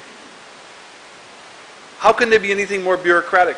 As I indicated, Mr. Speaker, my first job when I was at Windjammer Landing was to deal with alien licenses. There was over 37 desks that this document went to. And you have to ask the question at the end of the day, what we were attempting to do, was it being achieved? So the two things with regards to security, going to get fingerprints and police records, which in many cases doesn't even exist anymore. That's antiquated. Much better systems to be able to vet people and even do a better job and a more thorough job than vetting it. When I hear people talking about the reputation of CIP today, what standard was set by the other side that allowed Ernest Hilaire to be the chairman of CIP? A person that was involved in the Jafali affair, an individual that everybody knew that was going to be running for government, for office. In fact, he's in the House. That's proof that we were right. But the fact is that the Act calls for the appointment of professional people and prescribed people. In fact, that all the attempts in the alien landlord's license were being bypassed. And it was being bypassed for years, and the former government knew it, that was being bypassed. Not only the due diligence process, the approval of lands that foreigners were owning, and even the revenue. So the bureaucratic process that the members on the other side were making reference to, I want for there to be clarity. There is a certificate that you apply for. That certificate is your security background check. So if you know that you're going to be buying land in St. Lucia as an alien, and you want to help fast track the system, you can go ahead and get your background check done. That is the certificate. And you can either do it the same time that you're getting the alien license, or you can do it prior to getting the alien licenses. That's what the intent is. That that your background check is already done. The ability to allow aliens who've purchased land in here to come in and out of the country, they were doing it anyway, but just in a very awkward way. They would have to go down to immigration in order to request an extension and take a line and go through a very bureaucratic process. Or an easier way was just go to Martinique for the day and come back and get another 6 weeks. Either way allowed the person to come back and stay here for another 6 weeks. But how could it be that you're allowing them to come into St. Lucia, you approve them through a security check, and you don't want them to allow them to stay? They can't work. All they're doing is staying in the home that they bought. So I don't believe in any way we're attempting to weaken the system. We're trying to strengthen the system. The last thing I really want to share, Mr. Speaker, because it's a concern, and that is with regards to the price of land going up, because somehow foreigners are going to come here and purchase land. Well, we saw there was an unlimited ability for foreigners to do that, Mr. Speaker, through the IBC Act. So that process had been tested. And exactly what they said, in fact, the Citizenship by Investment program that they approved allows hundreds of people to be able to buy land in St. Lucia without alien licenses. All of the people who are becoming citizens through CIP in Dominica and Antigua and Grenada and St. Kitts, all can now come and purchase land in St. Lucia as citizens of the OECS. That's why we kept on saying is St. Lucia not being part of the CIP program was kind of crazy, because we were allowing other people in other OECS countries to benefit as if they were citizens. The last thing I want to say, Mr. Speaker, is that the development of land is what causes land prices to go up. When you build roads, when you put street lights, when you have bus transportation, when you put sewage systems, when you put water, you put electricity. That's how prices go up. So here we have a situation, and that's all that we've exempted here in this process, is a tourism development project. Landings, Windjammer, Sugar Beach, there's a litany of them that already have approval. We already have approval. And so the CIP simply approves them from a security perspective. Every other piece of land outside of approved development area must require planning, physical planning, to give its comment. And that physical planning's policy is approved by Cabinet. That's the authority they have to work under. And we're trying to reduce that bureaucratic process to make it happen. So, Mr. Speaker, when we go to the committee level, if you don't mind, I have my Attorney General's office here who can work with us, and in picking up some of the recommendations that members on the opposite side had made, that we would make that. The last piece I want to say, Mr. Speaker, there is a regulatory part to this bill, which will be completed on Friday and will be coming to the House through an SI? By order. And a lot of the details that they were asking actually would be in the regulations. So on that, I thank you, Mr. Speaker, and I thank the opposition for their contribution.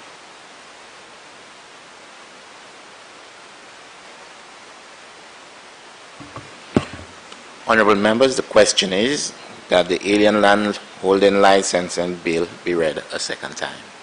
I now put the question. As many as are of that opinion, say aye. As many as of a contrary opinion, say no. I think the ayes have it. The ayes have it. An act to make provision for an alien to purchase, acquire, or lease land in St. Lucia, and for an alien investor to enter and remain in St. Lucia, and for related matters.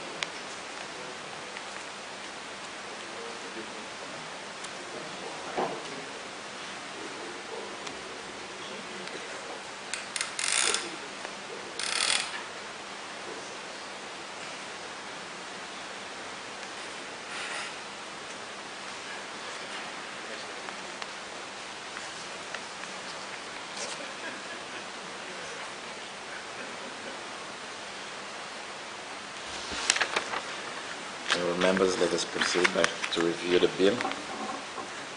Clause 2. Interpretation. Clause 2 stands part of the bill. Part 1, clauses 3 to 6. Administration. Part 1, clauses 3 to 6 stands part of the bill.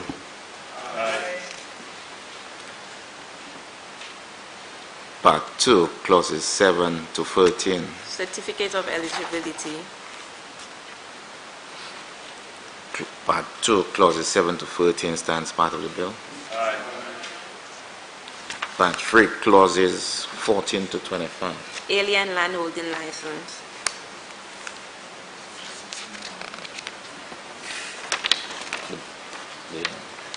Take it out.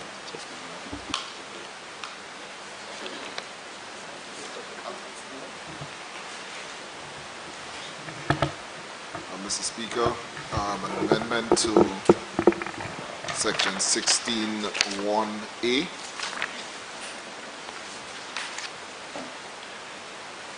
In its current form, it reads, the land to be purchased comprises of 1 acre or less, or lease of land is for a term of not less than 2 years. As amended, it would read, the land to be purchased comprises of 1 acre or less, or a lease of land is for a term of less than 2 years. Remove not.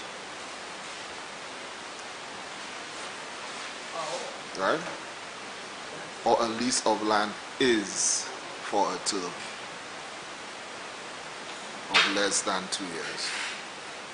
Okay? And 16(2),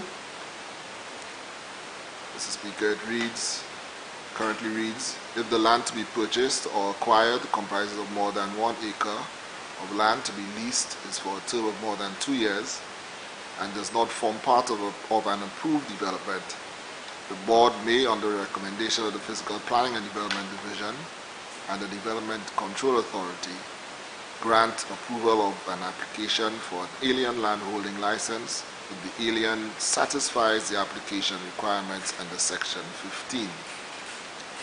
Section 16(2) would now read, in a case other than that provided under subsection 1, the board may, on the recommendation of the Physical Planning and Development Division and the Development Control Authority, grant approval of an application for an alien landholding license if the alien satisfies the application requirements under Section 15. I'm taking it you're deleting the now subsection 2 and you including a new subsection. Correct. That's what you just read. So I read the current form and the amended. Okay?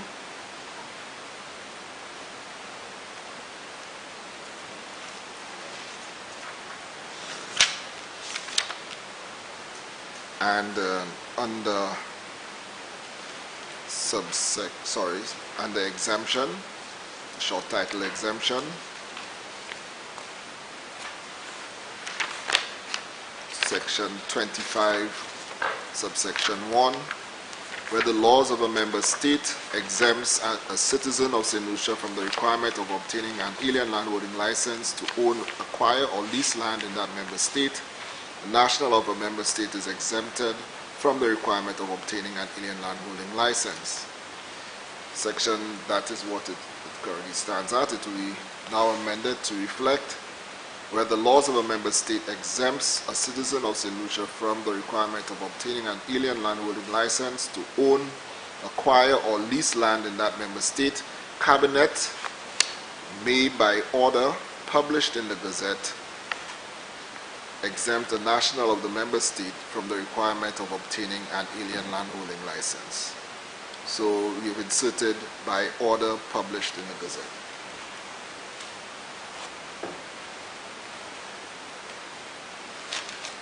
That's the sum total of it. Thank you, Mr. Speaker.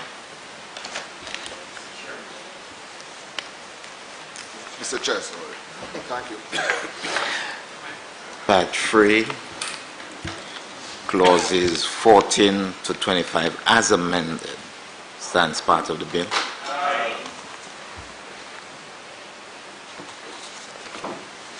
Part 4, clauses 26 to 42.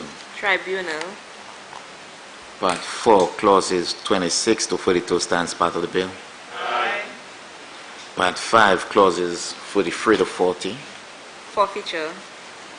Part 5, clauses 43 to 40 stands part of the bill. Part 6, clauses 41 to 49.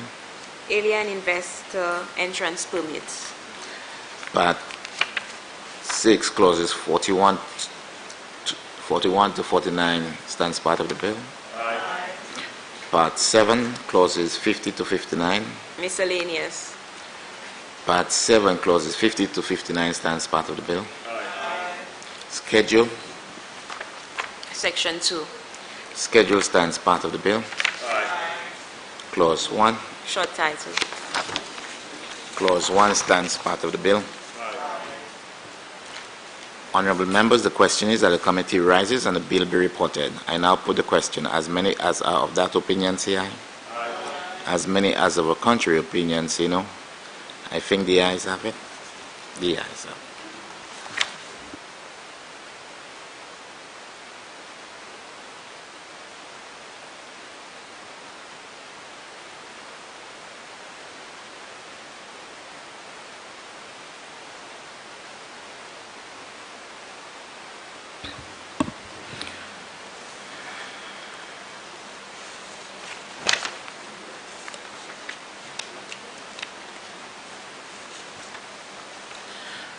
Honorable members, I beg to report that the alien land holding licensing bill went through committee stage with amendments to part 3. Honorable Prime Minister. Mr. Speaker, I move that the report of the committee be adopted and the bill be read a third time and passed. Honorable members, the question is that the report of the committee be adopted and that the alien land holding licensing bill be read a third time and passed. As amended.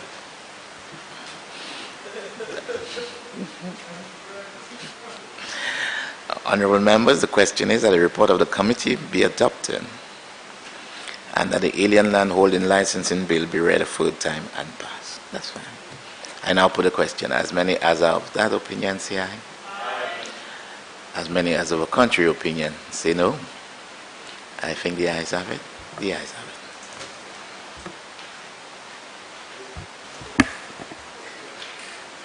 it. Be it enacted by the Queen's Most Excellent Majesty, by and with the advice and consent of the House of Assembly and the Senate of St. Lucia, and by the authority of the same as follows. This Act may be cited as the Alien Landholding License Act 2020. Honorable Prime Minister. Mr. Speaker, first of all, I want to thank yourself and certainly the staff of Parliament for a very long day and for their professionalism and attention. It did not go unnoticed. I also want to thank the staff of the Attorney General's Office and the Ministry of Commerce who stayed with us here very late tonight to be able to finish this bill. Sorry, this morning. Thank you. And on that point, Mr. Speaker, I move that the House stand adjourned sine die. For sure, the Government Information Service, who've been with us through the whole day. And again, these are small things, but I have to say to all of you that it does not go unnoticed, and it's certainly not appreciated. It was very much appreciated what you do. Mr. Speaker, I move. Honorable Prime Minister, before you take your seat, just like to clarify whether or not decisions have been taken. Information reaching me that, or you indicated during one of your presentation, I think on the resolution, or your statement, that you were considering delaying the presentation of the estimate of budget. Delaying of the estimates. Yes. So we are, Mr. Speaker, based on what is taking place economically in the world today, and certainly with the upcoming meetings we're going to have with the IMF, the CDB, and also with the ECCB, we felt it best at this point to have pushed back the estimates in order to give us time to be able to get a more accurate picture. All I would like to know is whether or not a concrete decision has been taken or not as yet. Yeah, the decision has been taken to push it back. We are contemplating 3 dates in April, and I'll hopefully be able to provide that to you before the end of next week, Mr. Speaker. Honorable members, the question is that the House do stand adjourned sine die. I now put the question. As many as are of that opinion say aye. As many as of a contrary opinion say no. I think the ayes have it. The ayes have it. This House do stand adjourned sine die.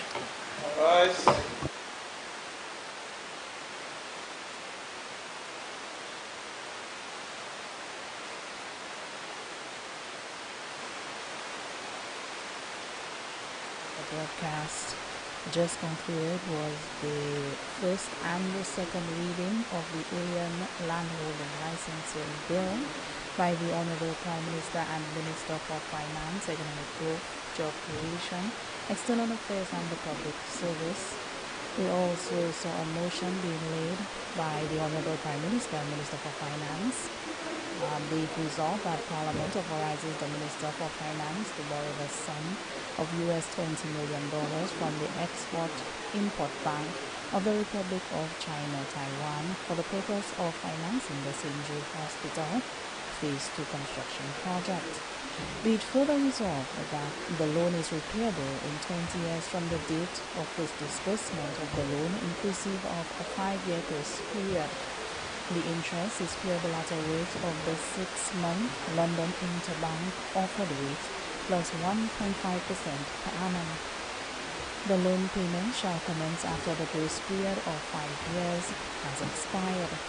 The principal on the outstanding amount shall be repaid in 30 consecutive equal or as nearly equal as possible semi-annual installments.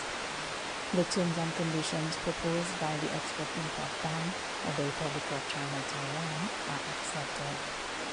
Once again, thank you so much for staying with the broadcast. We have the sitting of Senate scheduled for Thursday, 12th March 2020. Please tune in to NTN and all the government Facebook page or YouTube channel for that broadcast. Do have a wonderful evening.